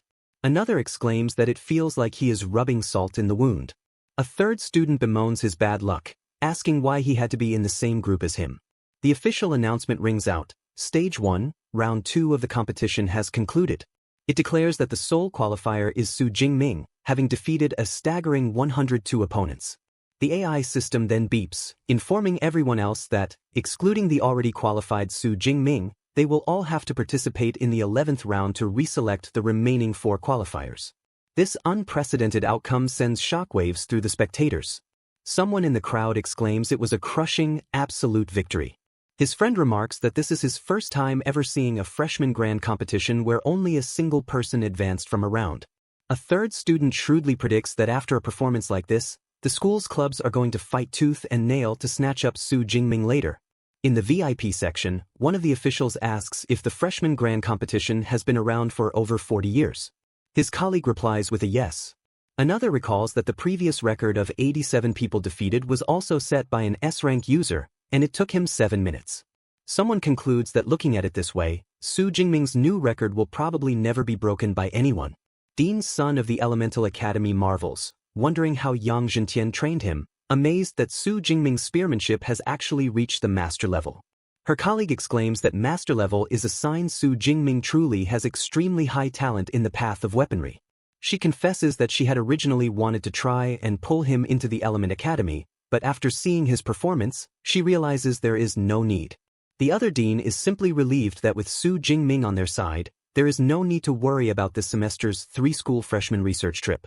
As Su Jingming steps off the stage, his roommate, Lu Wentao, rushes over, offering his congratulations. He excitedly points out how Li Qingji's face instantly turned purple after Shi Liao was eliminated, joking that the guy could learn Sichuan opera face-changing. Su Jingming coldly states that the guy is just a paper tiger who bullies the weak and fears the strong, and confesses his arrogant actions earlier really could not be tolerated.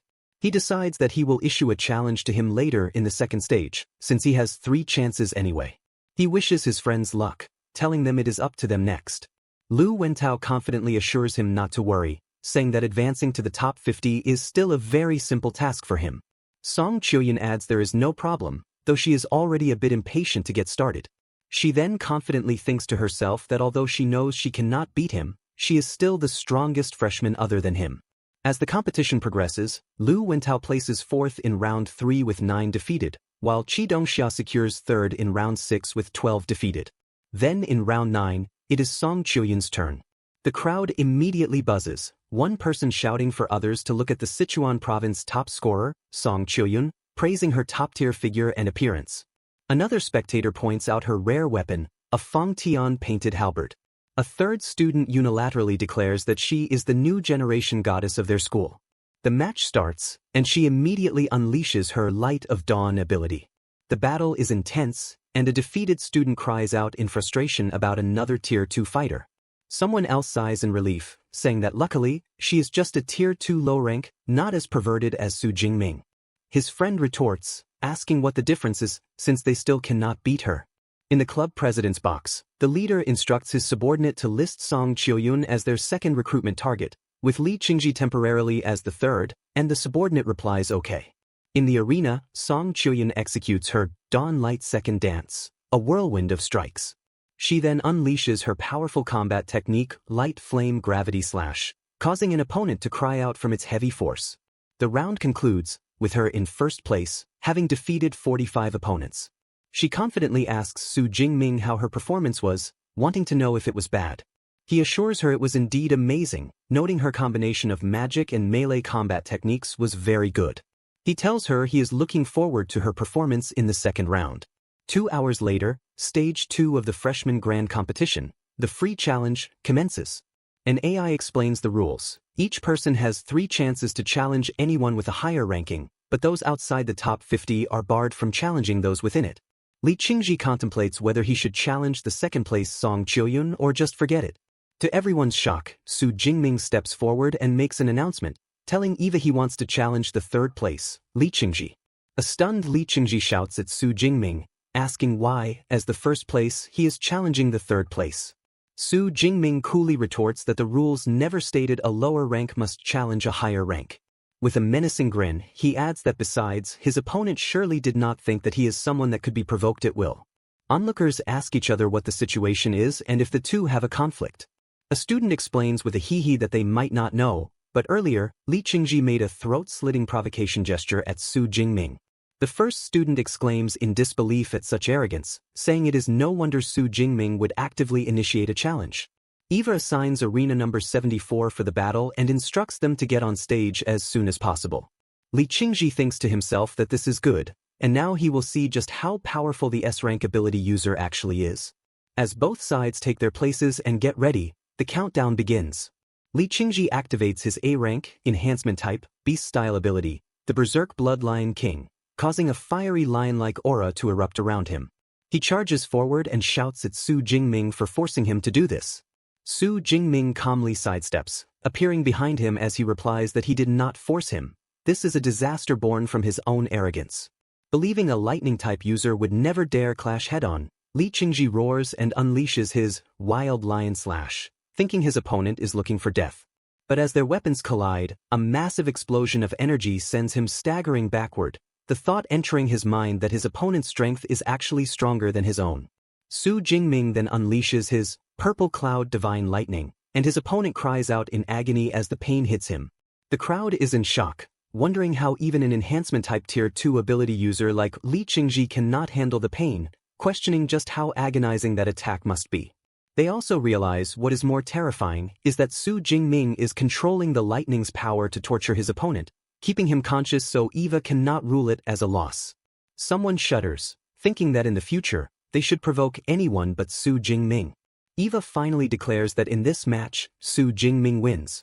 A thought crosses Su Jingming's mind. What a pity, he wanted to torture him a bit longer, but 10+ seconds of pain is enough for him to remember for a lifetime.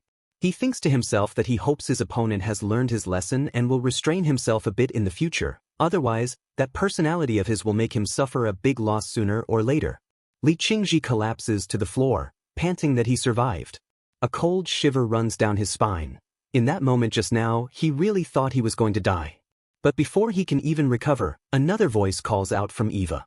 The AI announces that Song Qiuyun also wants to challenge the third place, Li Qingji. The defeated student stares in utter disbelief, a simple, "what?" escaping his lips. In the arena, Li Qingji is sent flying by Song Qiuyun's devastating halberd attack, a brutal and decisive end to their fight. With her weapon planted firmly in the ground, Song Qiuyun offers her thanks for letting her win. The AI system then declares that the winner of this match is Song Qiuyun. She proudly asks her friend, "Well, did you see how I beat him?" and lets out a happy laugh. Su Jingming gives her a small smile, acknowledging that she is indeed amazing, he supposes. The two share a celebratory fist bump. Their friendly interaction does not go unnoticed. An onlooker sighs that there must be something fishy going on between those two. His friend asks if he is suggesting that the goddess of their batch has already been taken. A third student curses, saying this Su Jingming moves too fast, and school has not even started yet. His companion tells him to keep his voice down, warning that he does not want to end up like Li Qingji, getting beaten up by a husband and wife mixed doubles team. 4 hours later, the official announcement is made that time is up, and the freshman grand competition has officially ended. A robotic voice then begins announcing the final results. A large holographic screen displays the top rankings. Su Jingming is firmly in first place, with Song Qiuyun in second, and the defeated Li Qingji in third. Farther down the list, Qi Dongxia has secured the 26th position, and Lu Wentao has landed in 39th place. An announcer instructs the students to please log into the school's official website and fill in their academy selections next. Afterward, Song Qiuyun asks her new friend, Jingming, which class he was assigned to.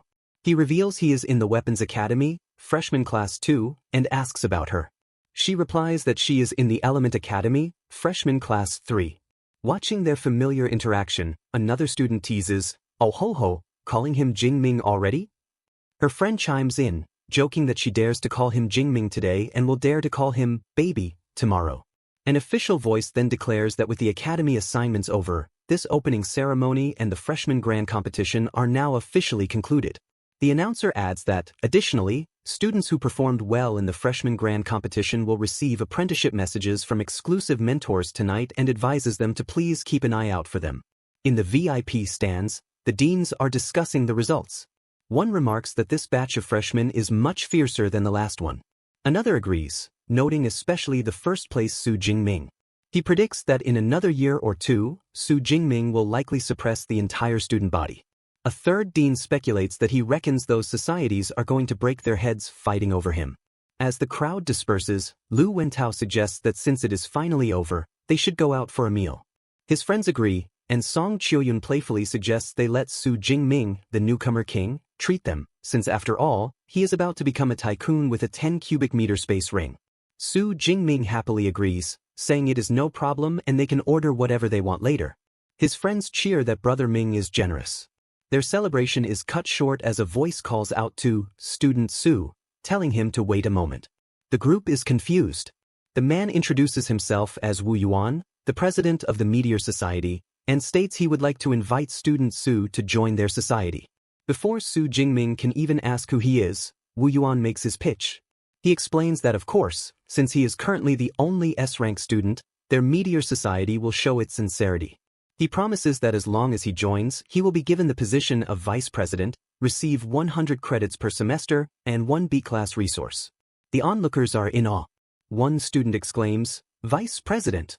Another sighs that he is so envious, pointing out that people like them have to pay fees and do hard labor just to join a society, and the gap is just too big.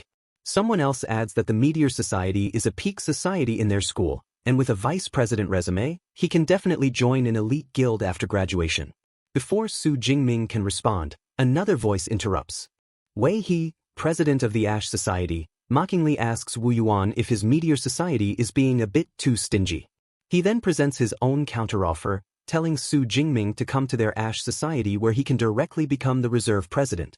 He promises that when he graduates, Su Jingming will become the full president and will not miss out on any other benefits.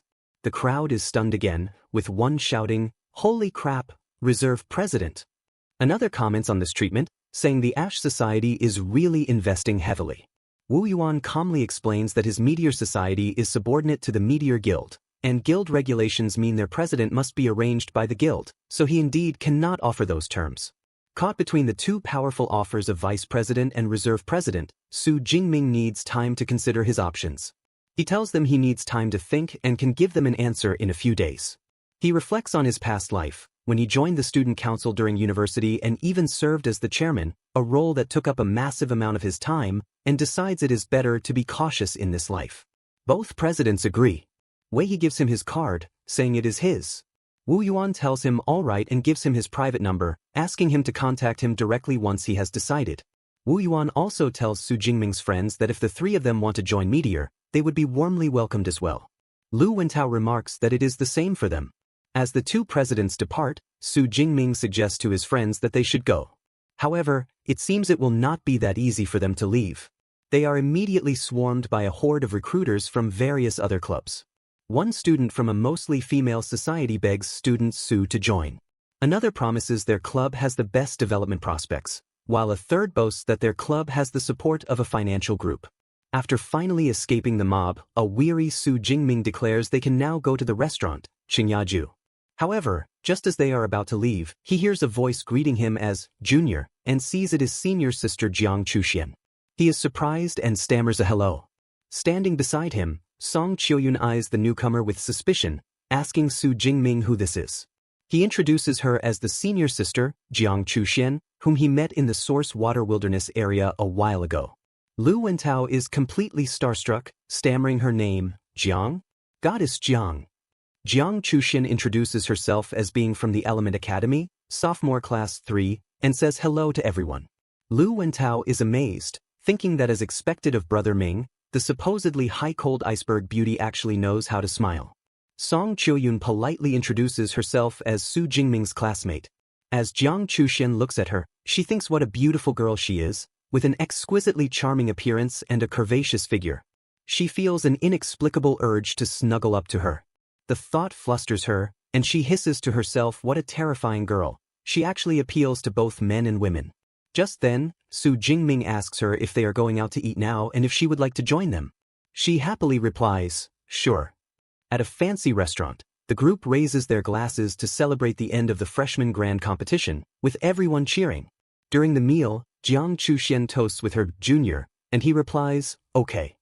A moment later, a blushing Song Qiuyun also raises her glass, calling him by his first name, Jingming, and they drink together. Witnessing the romantic tension, Lu Wentao whispers to Qi Dongxia that these two seem to be interested in Brother Ming, and they should evacuate this love battlefield immediately. Making a quick excuse, he tells his brother Ming he will leave the senior sister and sister Yun to him, as he and Qi Dongxia have some things to do and are leaving first. Before Su Jingming can react, they wave goodbye. Left alone, he wonders what the situation is with those two and why they ran away so fast. A thought crosses his mind that as expected, drinking causes trouble. A tipsy Jiang Chuxian tells her junior she cannot walk very well anymore and asks if he can support her.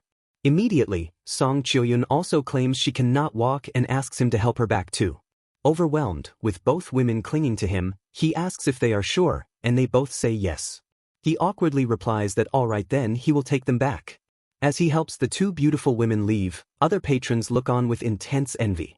One exclaims he is seriously envious, another comments on him really enjoying the blessing of two women, and a third recognizes Goddess Jiang. After dropping them off, Su Jingming finally returns to his villa and lets out a deep sigh of relief. To his surprise, he finds an unfamiliar woman sitting on his couch and asks who she is. She introduces herself as Su-yu, his class counselor, and explains she has brought over his reward for the freshman grand competition. She presents him with a safe that can be opened with his fingerprint and tells him to remember to join the class group chat, giving him her number. She adds that from now on, he can contact her directly for help with any school matters. After she leaves, Lu Wentao comes downstairs, playfully asking how it went and if a conflict broke out just now between Song Chiyun and senior sister Jiang. Su Jingming, confused, asks what conflict he is talking about and why there would be any conflict between them. Lu Wentao is speechless, marveling at how there was surprisingly no conflict and how harmonious it was. He thinks to himself that as expected of Brother Ming, it turns out he handled them both. With a beep, the safe confirms his permission is granted.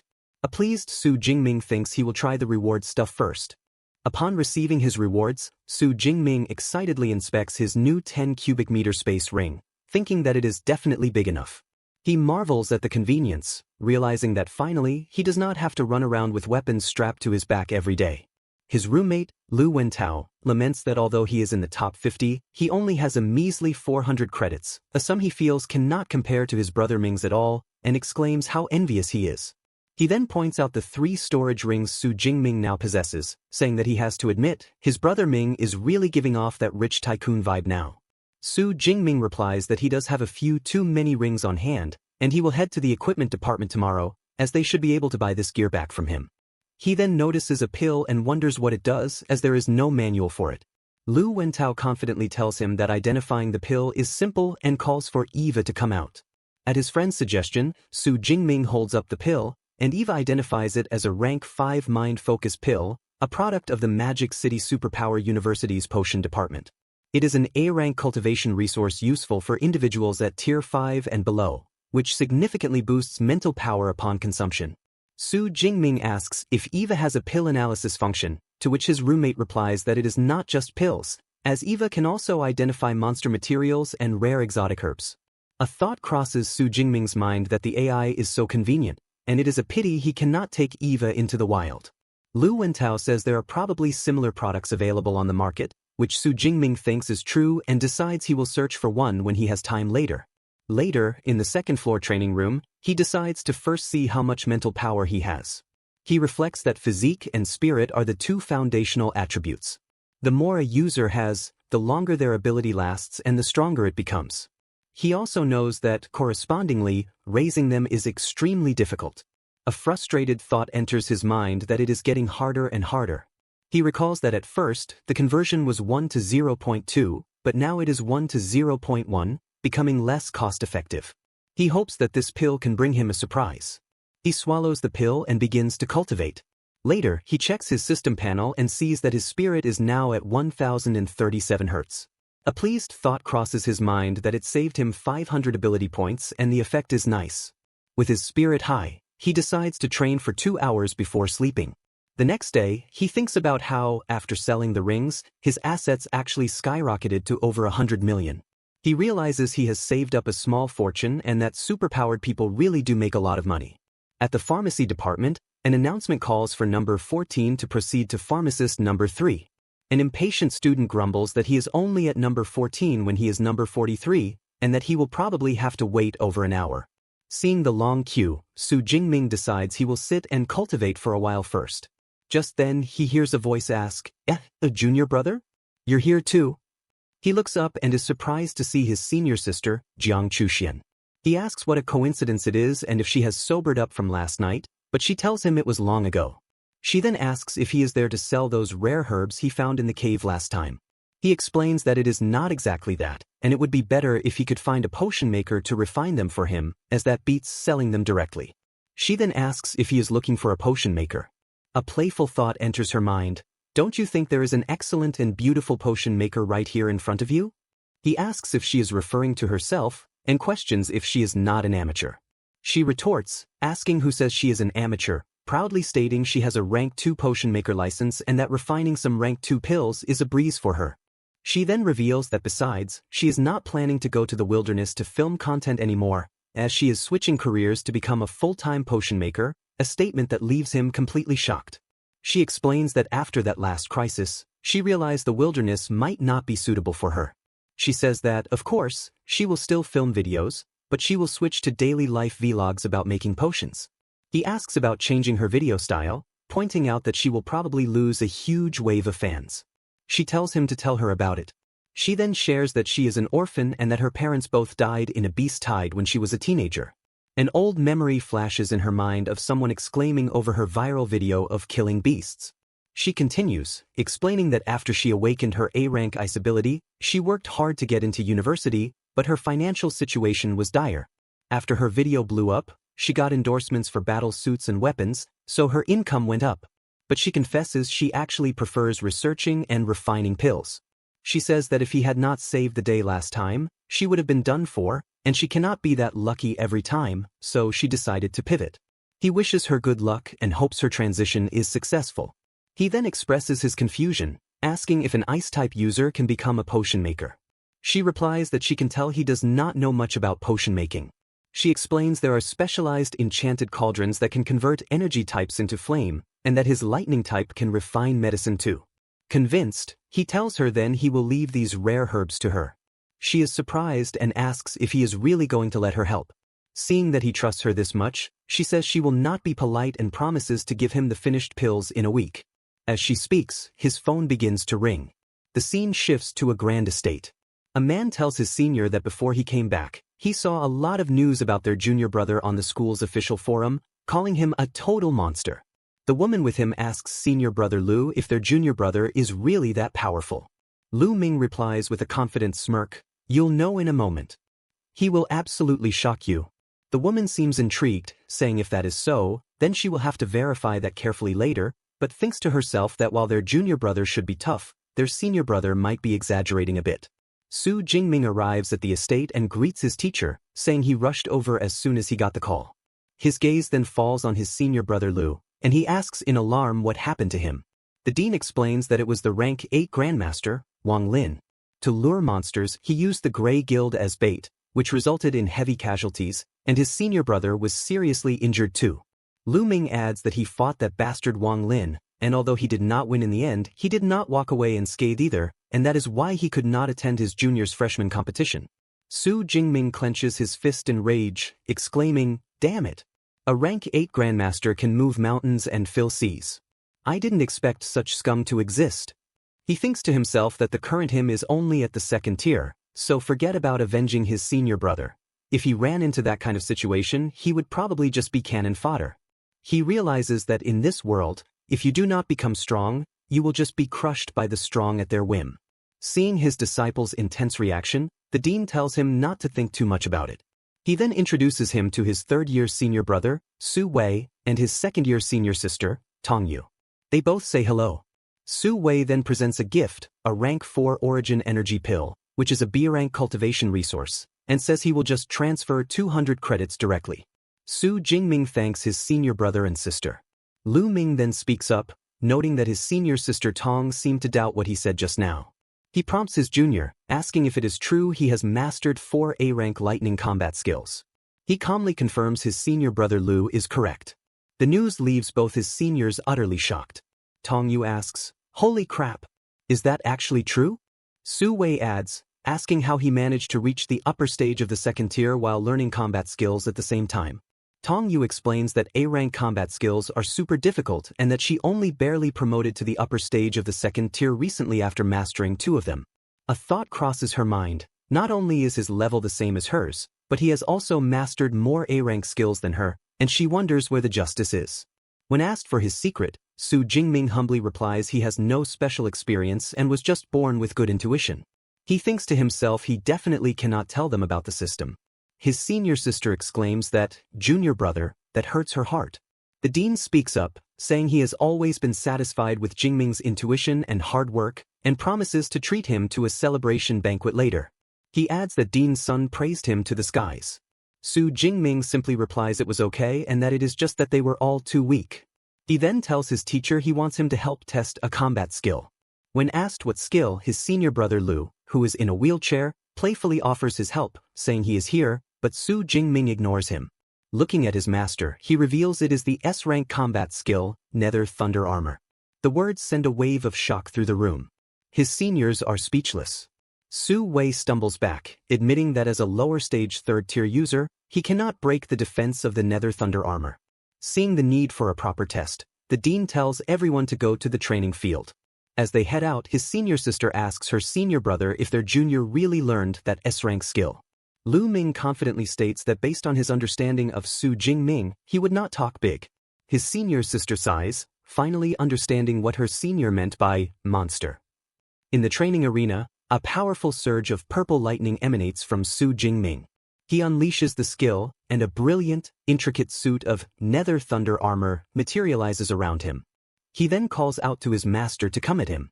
As Su Jingming stands enveloped in his newly formed Nether Thunder armor, the dean, Yang Zhentian, tells his disciple he will start with an attack intensity of a peak tier 3 superpowered individual. He then unleashes a powerful blast of red energy, but Su Jingming confidently shouts for his teacher to crank it up, declaring that the current level of attack is not enough. The dean happily agrees to increase the output, warning him to say if he cannot handle it as he escalates the force from 2 times to 4 times, and then 6 times the original strength. As the assault reaches a staggering 10 times the initial intensity, Su Jingming grunts in pain, his armor crackling under the immense pressure. When the test concludes, his master lets out a hearty laugh, praising his student's incredible performance. He explains that the final attack had the intensity of a lower stage tier 4 user, which is about 10 times that of a peak tier 3, and concludes that his armor would require at least a tier 4 A rank user to break its defense. From the sidelines, his senior sister is completely stunned. A thought crosses her mind. An S-rank combat skill combined with an S-rank ability, and to think it could reach such a terrifying level? His other senior exclaims that junior brother is crossing 2 major tiers to defend against tier 4 attacks and that this is not just being a monster anymore. Just as the dean suggests it is about time to go out and eat, Su Jingming, with a defiant cry, declares this is not his limit yet and that the teacher should wait. In a sudden, explosive burst of power, his hair turns a shocking white as he activates his Thunder Extreme state. His seniors recognize the transformation immediately. One exclaims, Thunder Extreme state. Jingming's undying thunder body has promoted to the 3rd layer. Another shouts in amazement at how fierce their junior brother is. The dean is equally surprised, realizing this is how he was able to withstand 10 times the impact force. He decides to test him again and launches another attack, but this time, even an attack intensity of a middle stage tier 4 user, 20 times the initial force, is needed to break his defense. After 3 minutes, an exhausted Su Jingming collapses. The dean, his face filled with pride, praises him, saying that the fact that he can achieve this truly exceeds all of his expectations. Exhausted but satisfied, Su Jingming thanks his teacher, saying he now finally knows what level his defense has reached. The dean helps his student up, remarking that out of all his disciples, he is the most worry-free because he learns everything without even needing to be taught. In a good mood, the dean declares they will go eat and tells them to order the most expensive stuff. Later, Su Jingming asks his senior brother Lu which of the 2 major clubs he should choose. Lu Ming advises him to pick Meteor, a surprising answer to his other senior. Lu Ming explains that if the Grey Guild had not run into problems, he would certainly want his junior to join them, but right now, Meteor is definitely the better option. His master then offers his own advice, suggesting Jingming should stay in a club for a year or 2, then create his own society as a junior or senior. He explains that those people will then become the first core members of his own power base after graduation. Su Jingming questions if building his own power is really necessary. His master then reveals that the reason he has not been able to step into the Grandmaster rank is because he does not have a faction, forcing him to do everything himself and wasting time. He advises his disciple to remember that having a force to handle miscellaneous tasks will allow him to focus solely on cultivation. Su Jingming understands and thanks his teacher for the guidance, deciding that it looks like he will have to consider this once his strength improves a bit more. The next day, he thinks to himself that things at school are starting to get on track, as classes have finally officially started. During a lecture, the professor talks about the origin of beasts hundreds of years ago. The origin energy that surged on the blue planet caused wild animals to turn into ferocious beasts, while humans awakened their powers. Su Jingming also learns that after the origin energy surge, people discovered many ancient civilization ruins underground, and that most of the blue planet's advanced technology, including ability detection devices, evolved from these ancient civilizations. He attends various classes, from the weaponry college to the elemental college, where he impresses the instructor by effortlessly shaping his lightning into an intricate dragon, a feat of control she says no one else in her college can do, lamenting that he is not in her class. That weekend, in the Yangqing wilderness area, he thinks about all the new knowledge, new techniques, and new equipment he has acquired. He reflects that, sure enough, his combat ability has improved a lot again as he stands amidst a field of defeated beasts, holding his powerful azure black dragon spear, a weapon he purchased for 1,000 credits. He checks his system panel and notes it is a pity a plus sign has not appeared behind the ability column yet, as logically speaking, if everything else can be upgraded, his ability should be able to as well. He is confident that one day, his Purple Sky Divine Thunder will become an SS rank ability. With over 13,000 ability points, he decides not to save them and instead use them to improve himself as soon as possible to be more efficient. Back on campus, his sparring partner, Song Chiuyun, is amazed. She exclaims that he only learned ability manipulation a few days ago, yet his skill is already better than the results of her own month of training. He smugly replies that he just suddenly had an epiphany, though he internally knows that with his system, she of course cannot compare. She then tells him that in 1 week, the joint event with Qingjing Superpower University, Jincheng Superpower University, and their school is starting, and asks if he is participating. He says he heard the destination is the wilderness area, so of course he is participating. He thinks to himself that this is a great opportunity to harvest ability points, and he really wants to see what kind of prodigies the other 2 top universities have recruited. 1 week later, Su Jingming and his friends gather for a meeting. Lu Wentao remarks that with Brother Ming here for this year's freshman research trip, they can just lay back and relax. Song Chiuyun adds that without him, their S-rank school won first place 4 years in a row, so it looks like a 5th consecutive championship is in the bag. A portal opens, and Vice Principal Ling Shuang appears, announcing that she will be hosting this meeting about the research trip and commands Eva to open the map. She explains their destination is the number 7 Devil's Den Wilderness Area, a location deep in the mountains. The name, Devil's Den, sends a shiver of fear through the students, with one exclaiming that it sounds scary, as they have heard only places where countless superpowered individuals have fallen get called that. The vice principal states she will personally lead the team for this trip, and each college will also arrange instructors. She explains that resources will be allocated based on the ranking of all participants, which in turn is based on the number and tier of beasts killed. First place is crucial, as it concerns the glory of their university's 5-win streak. She then entrusts the task of securing victory to Su Jingming. He confidently replies that there is no problem, believing that with his current combat power, no freshman should be able to surpass him. However, Ling Shuang then reveals that Qingjing University has brought in foreign aid who possesses an S-rank ability. This news shocks the crowd. She clarifies that this S-rank is not from their Xia country, but is an exchange student from the Jiedu nation. An image appears, showing his name is Qiren Rao, and he possesses an S-rank enhancement type ability and is at the Tier 3 lower stage. The fact that his S-rank rival is a tier above him wipes the confident smirk from Su Jingming's face, replaced by a look of grim seriousness. A wave of shock ripples through the students.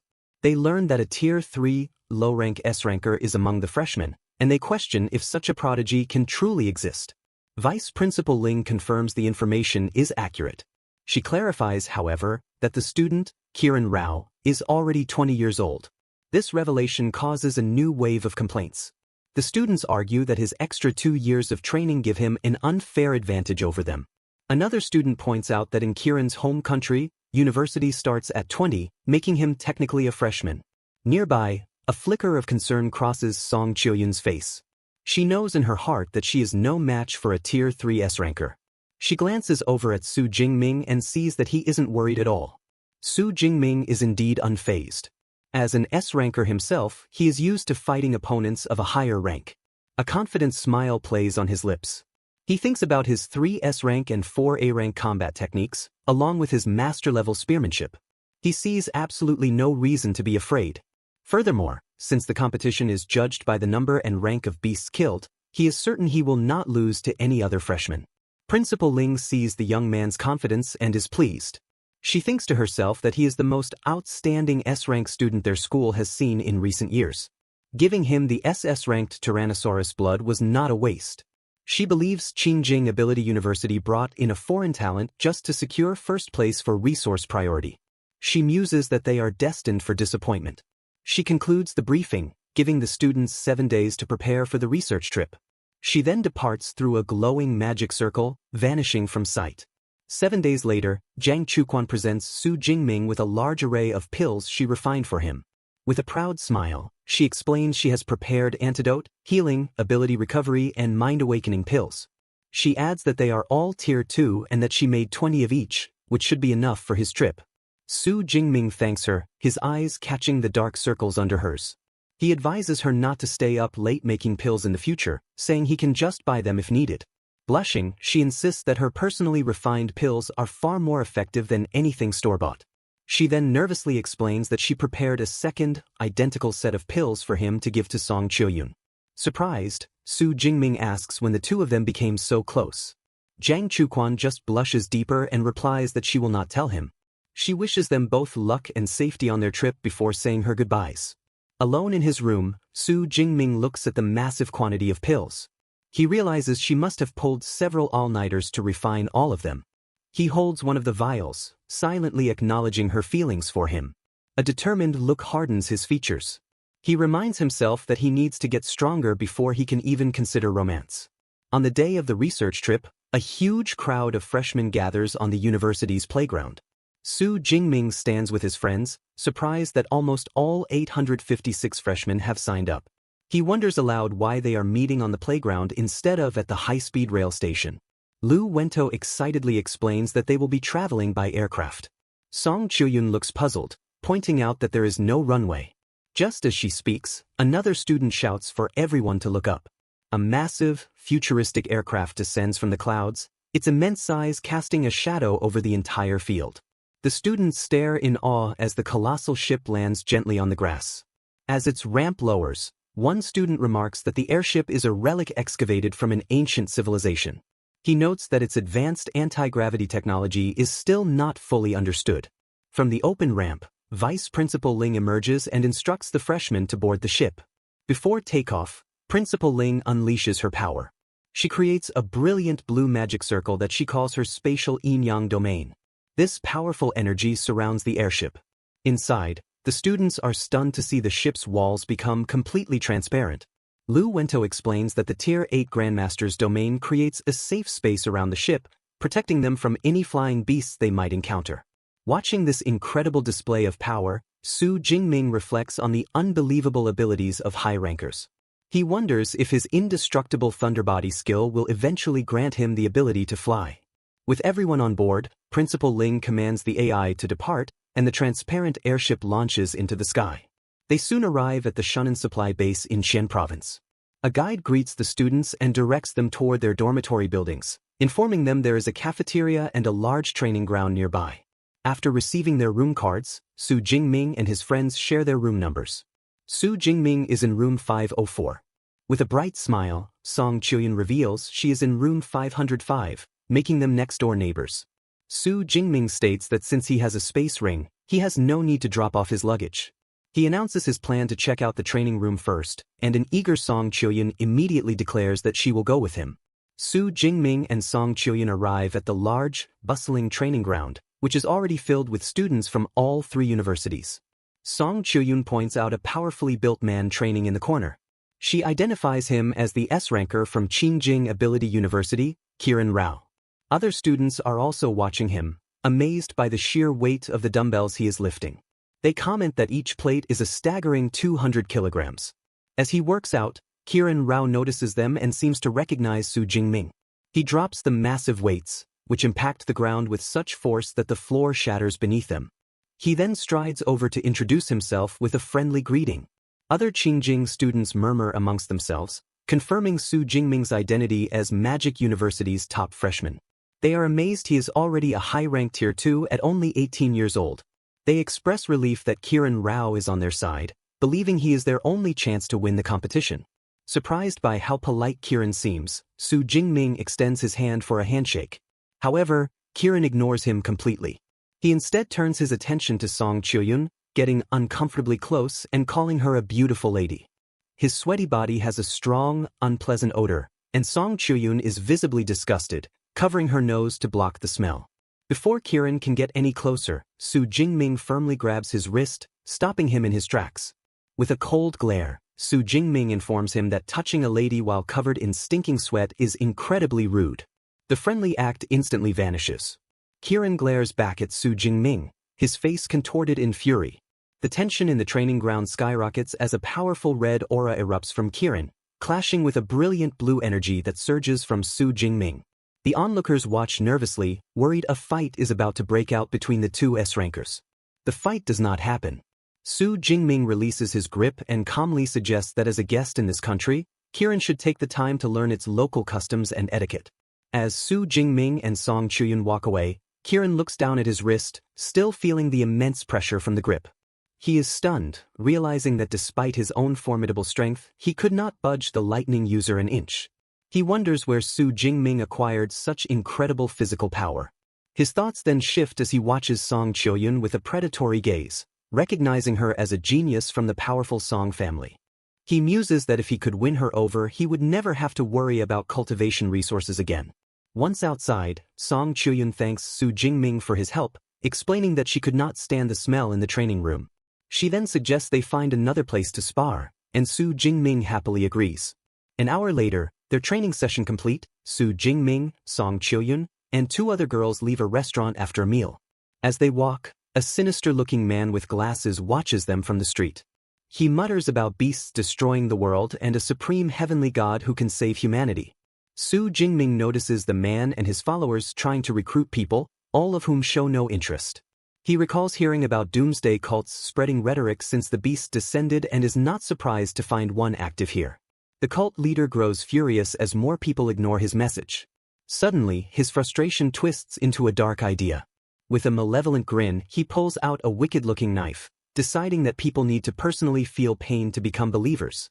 His face contorts into a crazed smile as he declares that only by sensing pain can one truly appreciate the greatness of being alive. He then lunges toward a nearby mother and her young child, his arm raised, preparing to stab them. From a distance, Su Jingming's eyes flash with purple lightning. In an instant, he moves like a blur of pure energy, appearing between the attacker and his innocent victims. Spear in hand, Su Jingming watches the mother he just saved. She comforts her crying daughter, Inen, assuring the small child that everything is okay now. The woman turns to Su Jingming and profusely thanks him. She explains that without his righteous help, her family would not know how to go on. Su Jingming modestly replies that it was a simple act of help. He and Song Chuyun stand over the defeated cultist's body. Su Jingming wonders aloud why these religious fanatics would resort to killing people so openly in the streets. Song Chuyun finds it strange as well, noting they usually just preach their doctrine and do not resort to violence. Su Jingming's expression becomes serious as he scans the surrounding crowd, wondering if this was a random act or if the man had other accomplices. Unseen by them, a man in a dark hooded sweatshirt pulls his hood low over his head and walks away. He later approaches a large, foreboding estate. Inside, the hooded man reports to a shadowy figure he calls Archbishop. He informs his leader that the one who killed their congregant was Su Jingming, from Magic City Ability University. The Archbishop, holding a pulsating red orb, asks for confirmation that he means the high-rank Tier 2 S-rank student. The subordinate confirms this. He adds that Su Jingming achieved this astonishing rank in less than half a year from being a mere awakener, a progression that is alarmingly fast. The Archbishop glares, recognizing that such a monster will become a huge problem if he is allowed to grow unchecked. He instructs his subordinate to withdraw for now. He explains that God's blood is about to appear within the devil's cave. He gives the man 2 God's blood indicators and tasks him with retrieving the divine substance. He gives a stern warning not to use the name of their sect, the Heaven's Mandate sect. Holding a crystallized heart, the Archbishop declares that in 1 month, his sect's mandate will be revealed to the world. He plans for Su Jingming and the other S-rank talents to become sacrifices for their cause. The scene shifts to a large supply base. Here, students from the 3 major universities have gathered for the joint research trip. A man on a balcony introduces himself as Su Ping, the vice principal of Qingjing Ability University. He announces the official start of the month-long trip. He says they will begin by distributing smart wristbands to all participants. As the students receive their wristbands, Vice Principal Su Ping explains that their scores for killing ferocious beasts inside the Devil's Cave, along with the footage, will be recorded. He details the rewards. The top 1,000 students in total score will receive rewards. The top 3 can choose any one technique to learn from the battle technique libraries of the 3 schools. The overall first-place winner will receive an additional, special reward from their respective university. Among the students, some feel that first place is an impossible dream. Others are excited to see who will take the top spot, Kiran Rao or Su Jingming. Vice Principal Su Ping finishes his speech. He announces that there are no restrictions on forming teams and encourages the students to actively hunt beasts. Immediately, the area erupts with students trying to form teams. They shout their requirements, some looking for a support-type user for a 5-person squad, while others seek a powerful A-rank user for a 2-person elite team. A student named Ding Yu, the monitor of Class 2, invites Su Jingming to join one of the adventure squads his class is forming. He specifies their plan is to operate in the outer perimeter of the Devil's Cave. With a confident smile, Su Jingming politely declines the offer. He tells the monitor to go ahead and team up with the others. Song Chioyun then questions if he truly plans to act alone inside the Devil's Cave. Su Jingming confirms this is his plan. He explains that his goal is the central part of the cave, and moving with others would only slow down his progress. His reasoning is clear in his mind. He knows the outer area is filled with beasts from Tier 1 to Tier 3. The central area, however, holds beasts from Tier 3 to Tier 5. He believes he can handle low-rank Tier 4 beasts and successfully escape from any Tier 5 creatures. Therefore, he considers the central area his optimal hunting ground. Song Chioyun expresses her concern. The central part of the cave is a dead end for her. She notes the journey there will take a day or 2 and shyly asks if she can travel with him for that duration. Su Jingming agrees. Blushing with delight, Song Chioyun happily accepts, and they decide to set off together soon. Their conversation is interrupted. Kiran Rao approaches and calls out Su Jingming's name. With a serious and condescending look, Kiran says he looks forward to Su Jingming's performance. He adds that he hopes Su Jingming will not fall too far behind. Su Jingming calmly replies with 100%. The response leaves Kiran shocked and confused. Su Jingming confidently repeats his statement, saying he will 100% win against him, before turning and walking away. Enraged, Kiran glares after him. He thinks he will use his crushing power to teach the stubborn guy and all the people of Great Xia a lesson they will not forget. Shortly after, Vice Principal Su Ping officially announces the start of the research trip. The massive crowd of students rushes toward the cave entrance, shouting their various goals as they begin their hunt. 7 hours later, deep inside Devil's Cave number 7, Su Jingming and Song Chioyun make their way cautiously through a dense forest. Their path is suddenly blocked by 5 armored, pangolin-like beasts. Song Chioyun warns Su Jingming that they are Tier 2 iron fur pangolins. Their fur is even harder than E-class alloy, which makes them very difficult to deal with. Su Jingming calmly tells her that he will handle it.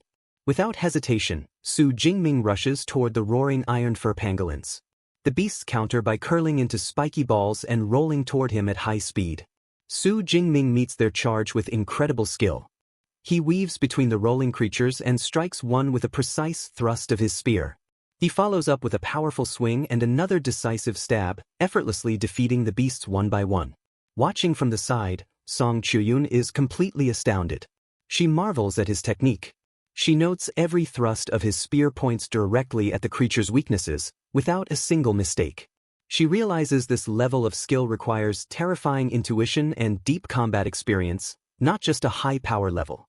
She is also impressed by his perfect control over his ability. He wastes not a single bit of energy. Standing amidst the corpses of the 12 defeated Tier 2 iron fur pangolins, Su Jingming checks his gains.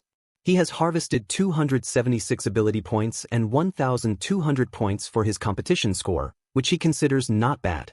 After storing his spear, he thinks about the higher-level beasts that dwell deeper in the cave.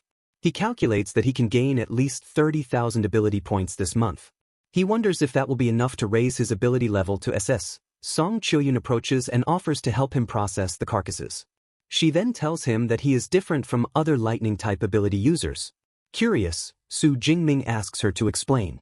She observes that other lightning users are often very unbridled in their use of power. He, however, is very restrained and cautious in using his ability. Su Jingming explains that his conservative approach is all for the sake of endurance. He says he could have instantly blasted the pangolins to death with his purple cloud divine lightning, but that would be like using a sledgehammer to crack a nut. He knows that conserving his ability energy will allow him to kill more ferocious beasts. Song Chiuyun understands.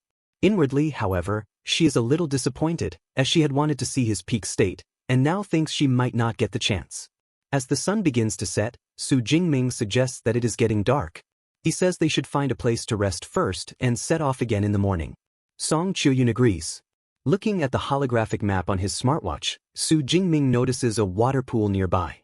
He remarks that in the wilderness, water sources are primary gathering places for ferocious beasts. Seeing a chance for one more hunt before nightfall, he tells Song Chiuyun that they should go. The two set off. They soon arrive at a tranquil, beautiful pool of water nestled in a clearing. As they observe the serene location, Su Jingming finds the quietness unsettling. He thinks it is impossible for a water source like this to be empty of beasts.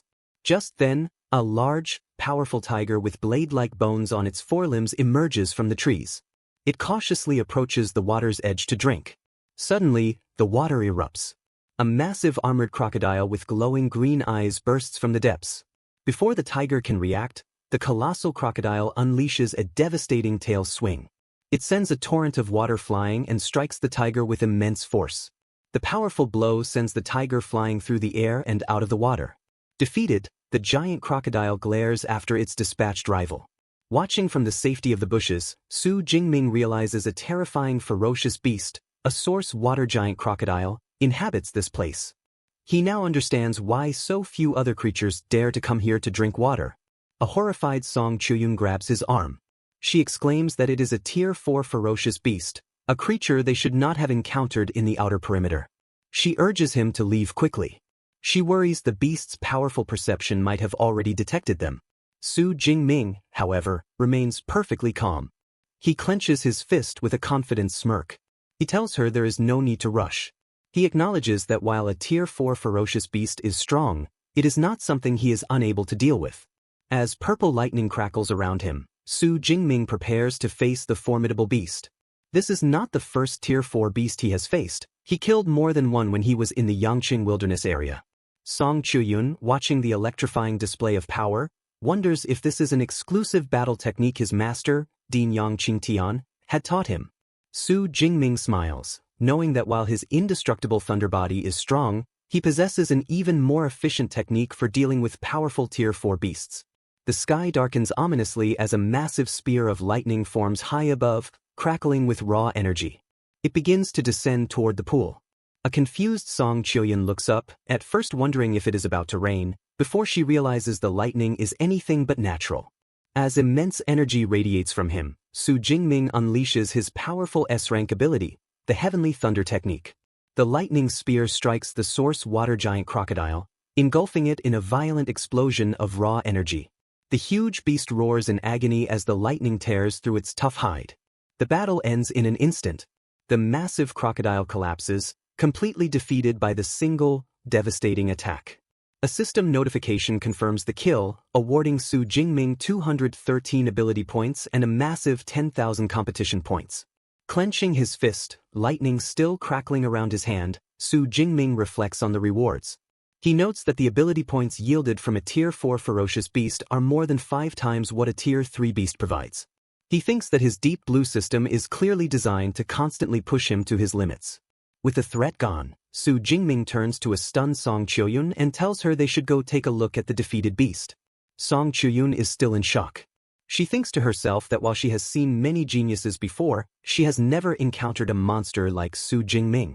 She is amazed that a high-ranked Tier 2 user could cross 2 major tiers to instantly kill a low-ranked Tier 4 ferocious beast. As they walk towards the massive corpse, she silently acknowledges that this must be his true, terrifying strength. Examining the remains, Su Jingming expresses some disappointment. He notes that the crocodile's skin, which would have been worth at least 20 or 30 million, was completely destroyed in the attack. Song Chiuyun adds that a Tier 4 ferocious beast is a treasure trove from head to toe. She then offers a solution, explaining that her space ring is large enough to hold the entire carcass. She tells him she will keep it for now and return it to him when they get back to the supply base. After she stores the beast, Su Jingming suggests they find a cave to rest for the night, as no other beasts will likely come to the now dangerous water source. As they prepare to rest, a blushing Song Chiuyun shyly asks Su Jingming to wait a moment. She explains that since they are at a pool, she would like to take a quick bath. Su Jingming, cautious as always, tells her to wait while he checks for any other ferocious beasts lurking in the pool. He sends a crackling torrent of purple lightning into the water. The result is completely unexpected. Su Jingming watches in shock as the clear water begins to turn red with blood. He is suddenly hit by a pleasant, intoxicating scent emanating from the pool, one that feels fatally attractive to him. He realizes with alarm that the bloody water is triggering a deep, instinctual craving within his body. Elsewhere in the forest, cloaked figures from the Blood Moon sect are on a mission. One member asks their leader, the Archbishop, whose god's blood they are retrieving this time. The Archbishop reveals their target is the blood of the ancient dragon god.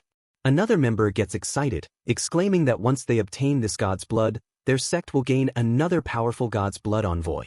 The Archbishop angrily corrects him, shouting that they are the Blood Moon sect. Just then, the glowing red god's blood indicator in his hand begins to shine brightly, indicating that the god's blood has appeared earlier than expected.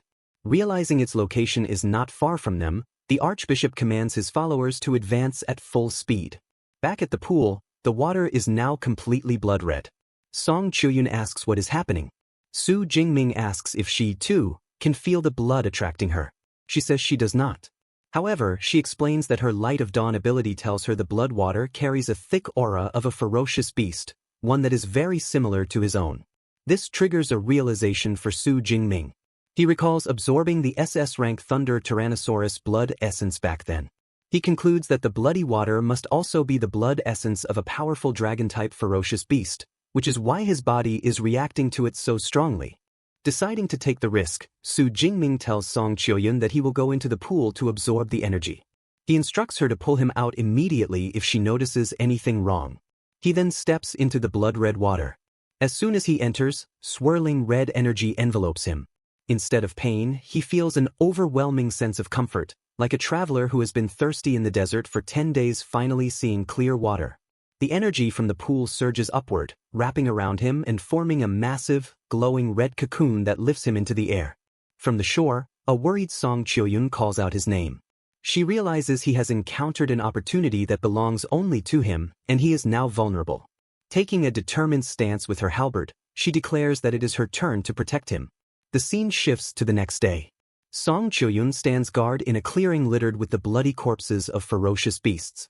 She wipes sweat from her brow, relieved that the strongest creature that appeared was only a Tier 3 low rank. She looks at the pool and sees that its red color has faded quite a lot, a sign that Su Jingming's absorption should be finishing up soon. However, her vigil is interrupted as the cloaked figures from the Blood Moon sect suddenly appear on a ridge overlooking the pool. She immediately grips her halberd. The Archbishop observes the scene, confused as to why the god's blood is in this liquid form. Another member recognizes Song Chuyun as the second-place student from Magic City Ability University and questions why another freshman is present here. Facing the mysterious group, Song Chuyun notes that their attire does not belong to students from any of the 3 schools. She warns them that there are no ferocious beasts in the area and the water source has been contaminated, suggesting they go elsewhere to fetch water. Her words enrage one of the cultists, who is furious that she used the word contaminated to describe the supreme god's blood. The Archbishop, however, orders him to ignore her and focus on seizing the blood cocoon behind her. Song Chuyun now realizes this group came specifically for the peculiar blood water. She assesses their strength, noting their leader is Tier 4 and the weakest is Tier 3. Facing such overwhelming odds, she grimly concludes that she will have to use that move. Facing the advancing Blood Moon sect, Song Chuyun activates a glowing talisman around her neck. As the cloaked figures lunge, the talisman summons a large golden protective barrier, shielding both her and the cocoon. The cultists' attacks are useless, striking the barrier without leaving so much as a scratch. The Archbishop recognizes the artifact as a guardian talisman produced from the ancient civilization ruins. He explains to his followers that such items are extremely rare and are considered powerful life-saving artifacts. From inside the shield, Song Chuyun taunts them, asking why they are wasting their time. Unfazed, the Archbishop smirks, revealing that he knows the guardian talisman has a duration limit. Since they are not in a hurry, he calmly decides they will simply wait for it to expire. The cultists surround the barrier. Inside, Song Chuyun is anxious. She knows the talisman can only be maintained for just over an hour before needing a 12-hour cooldown period. Her only hope is for Su Jingming to wake up in time. 1 hour passes, and just as the Archbishop predicted, the protective shield shatters. The cult leader smugly tells her to be sensible and hand over the guardian talisman, or he guarantees she will die an ugly death. Realizing she has no other choice, Song Chil-yun prepares to go all out. She pulls out a small red pill to boost her power. Before she can take it, a defiant voice retorts from behind her, asking why he feels like they are the ones who are about to die. At that moment, the red cocoon behind her begins to crack and break apart. The cocoon bursts open with a flash of energy. Su Jingming emerges from the swirling red tendrils, his transformation complete. He opens his eyes, glaring menacingly at the shocked members of the Blood Moon sect. As Su Jingming emerges from the cocoon, the remaining blood energy from the pool coalesces behind him, forming the spectral image of a massive, ferocious red dragon. The Archbishop of the Blood Moon sect looks on in shock, recognizing Su Jingming as one of his sect's biggest targets. Despite being a powerful Tier 4 user, he is unnerved by the immense aura radiating from the mere Tier 2 student, an aura so powerful it makes his heart pound with fear. Regaining his composure, the Archbishop points and gives a furious command to his followers, "Kill them." In response, Su Jingming's eyes glow with purple lightning. Before the charging cultists can even reach him, he unleashes his power. Torrents of thunder descend from the sky, striking the Tier 3 users with devastating force.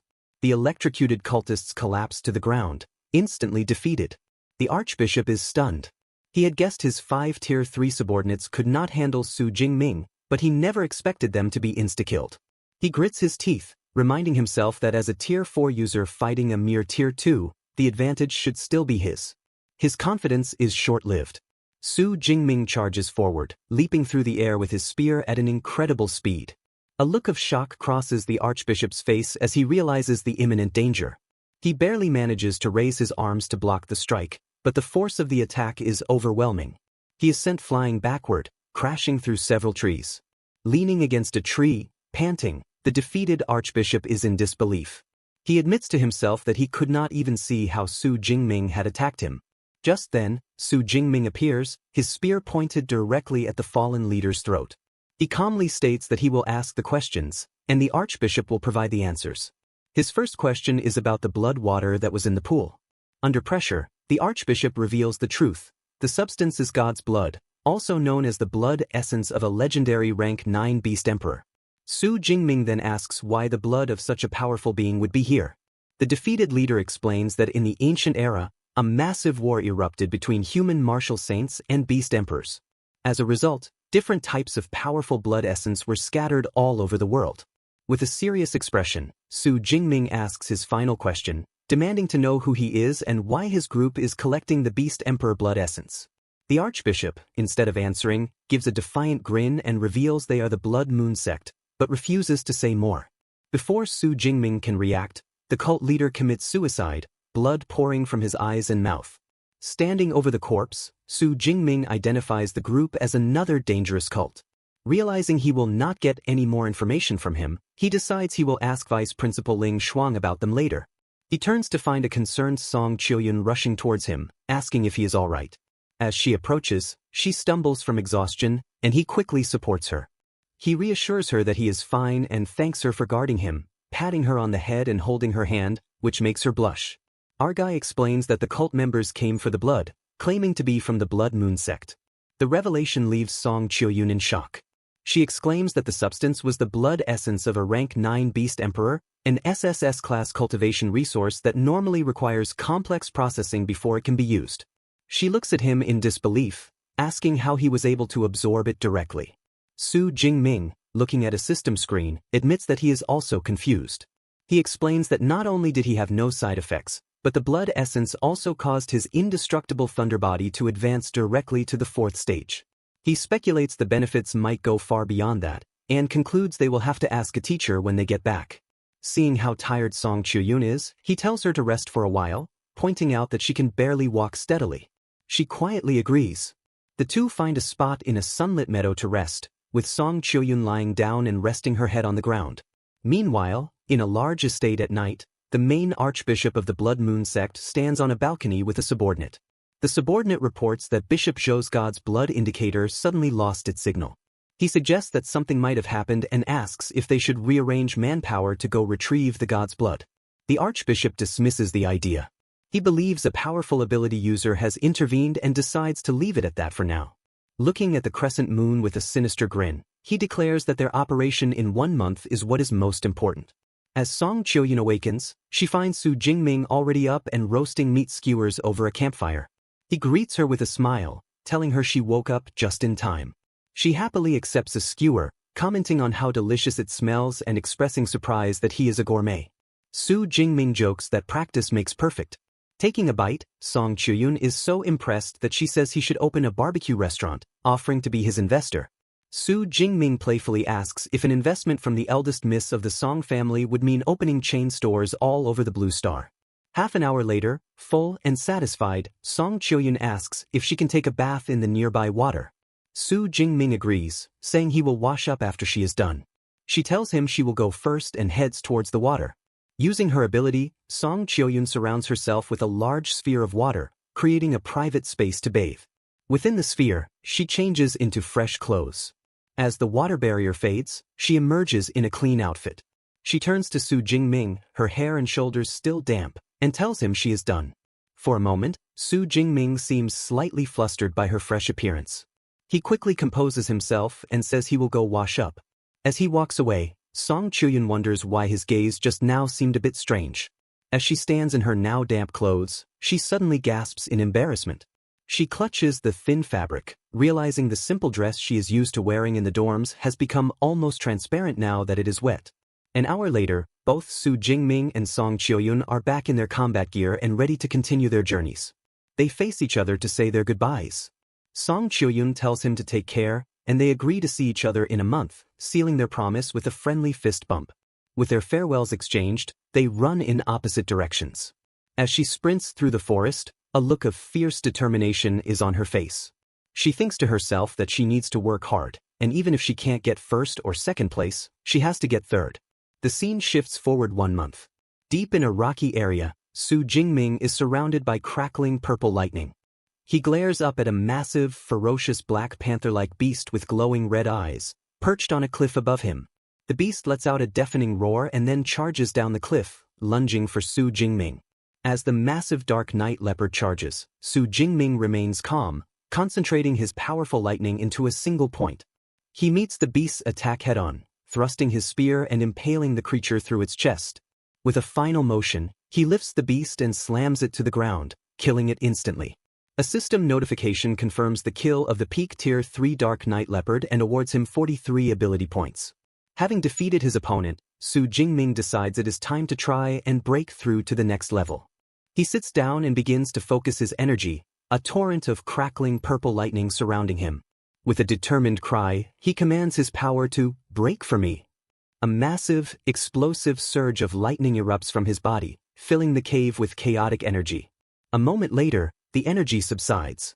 Lightning still arcs around him as he sighs in relief, having finally broken through to Tier 3.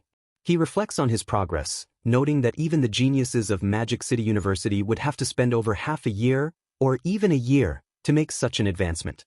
He concludes with a satisfied smile that his own cultivation talent is pretty good too. He then pulls up his system panel to check his new status. The screen confirms his advancement from Tier 2 high rank to Tier 3 low rank. Both his physique and spirit attributes have increased by nearly 400 points, and his vitality has now broken through the 2,000 point mark. He has also accumulated a massive 48,429 ability points. However, his satisfaction is mixed with disappointment as he realizes that even this amount is not enough to upgrade his S-rank ability to SS rank. He decides to wait until he has 50,000 points, and if he still can't upgrade then, he will give up temporarily. With his breakthrough complete, he stands and walks towards the light at the cave's entrance, his spear slung over his shoulder. A confident smile spreads across his face as he thinks about the end of the competition. He knows the results will be confirmed the day after tomorrow, and with his current points, he feels certain that taking first place shouldn't be a problem.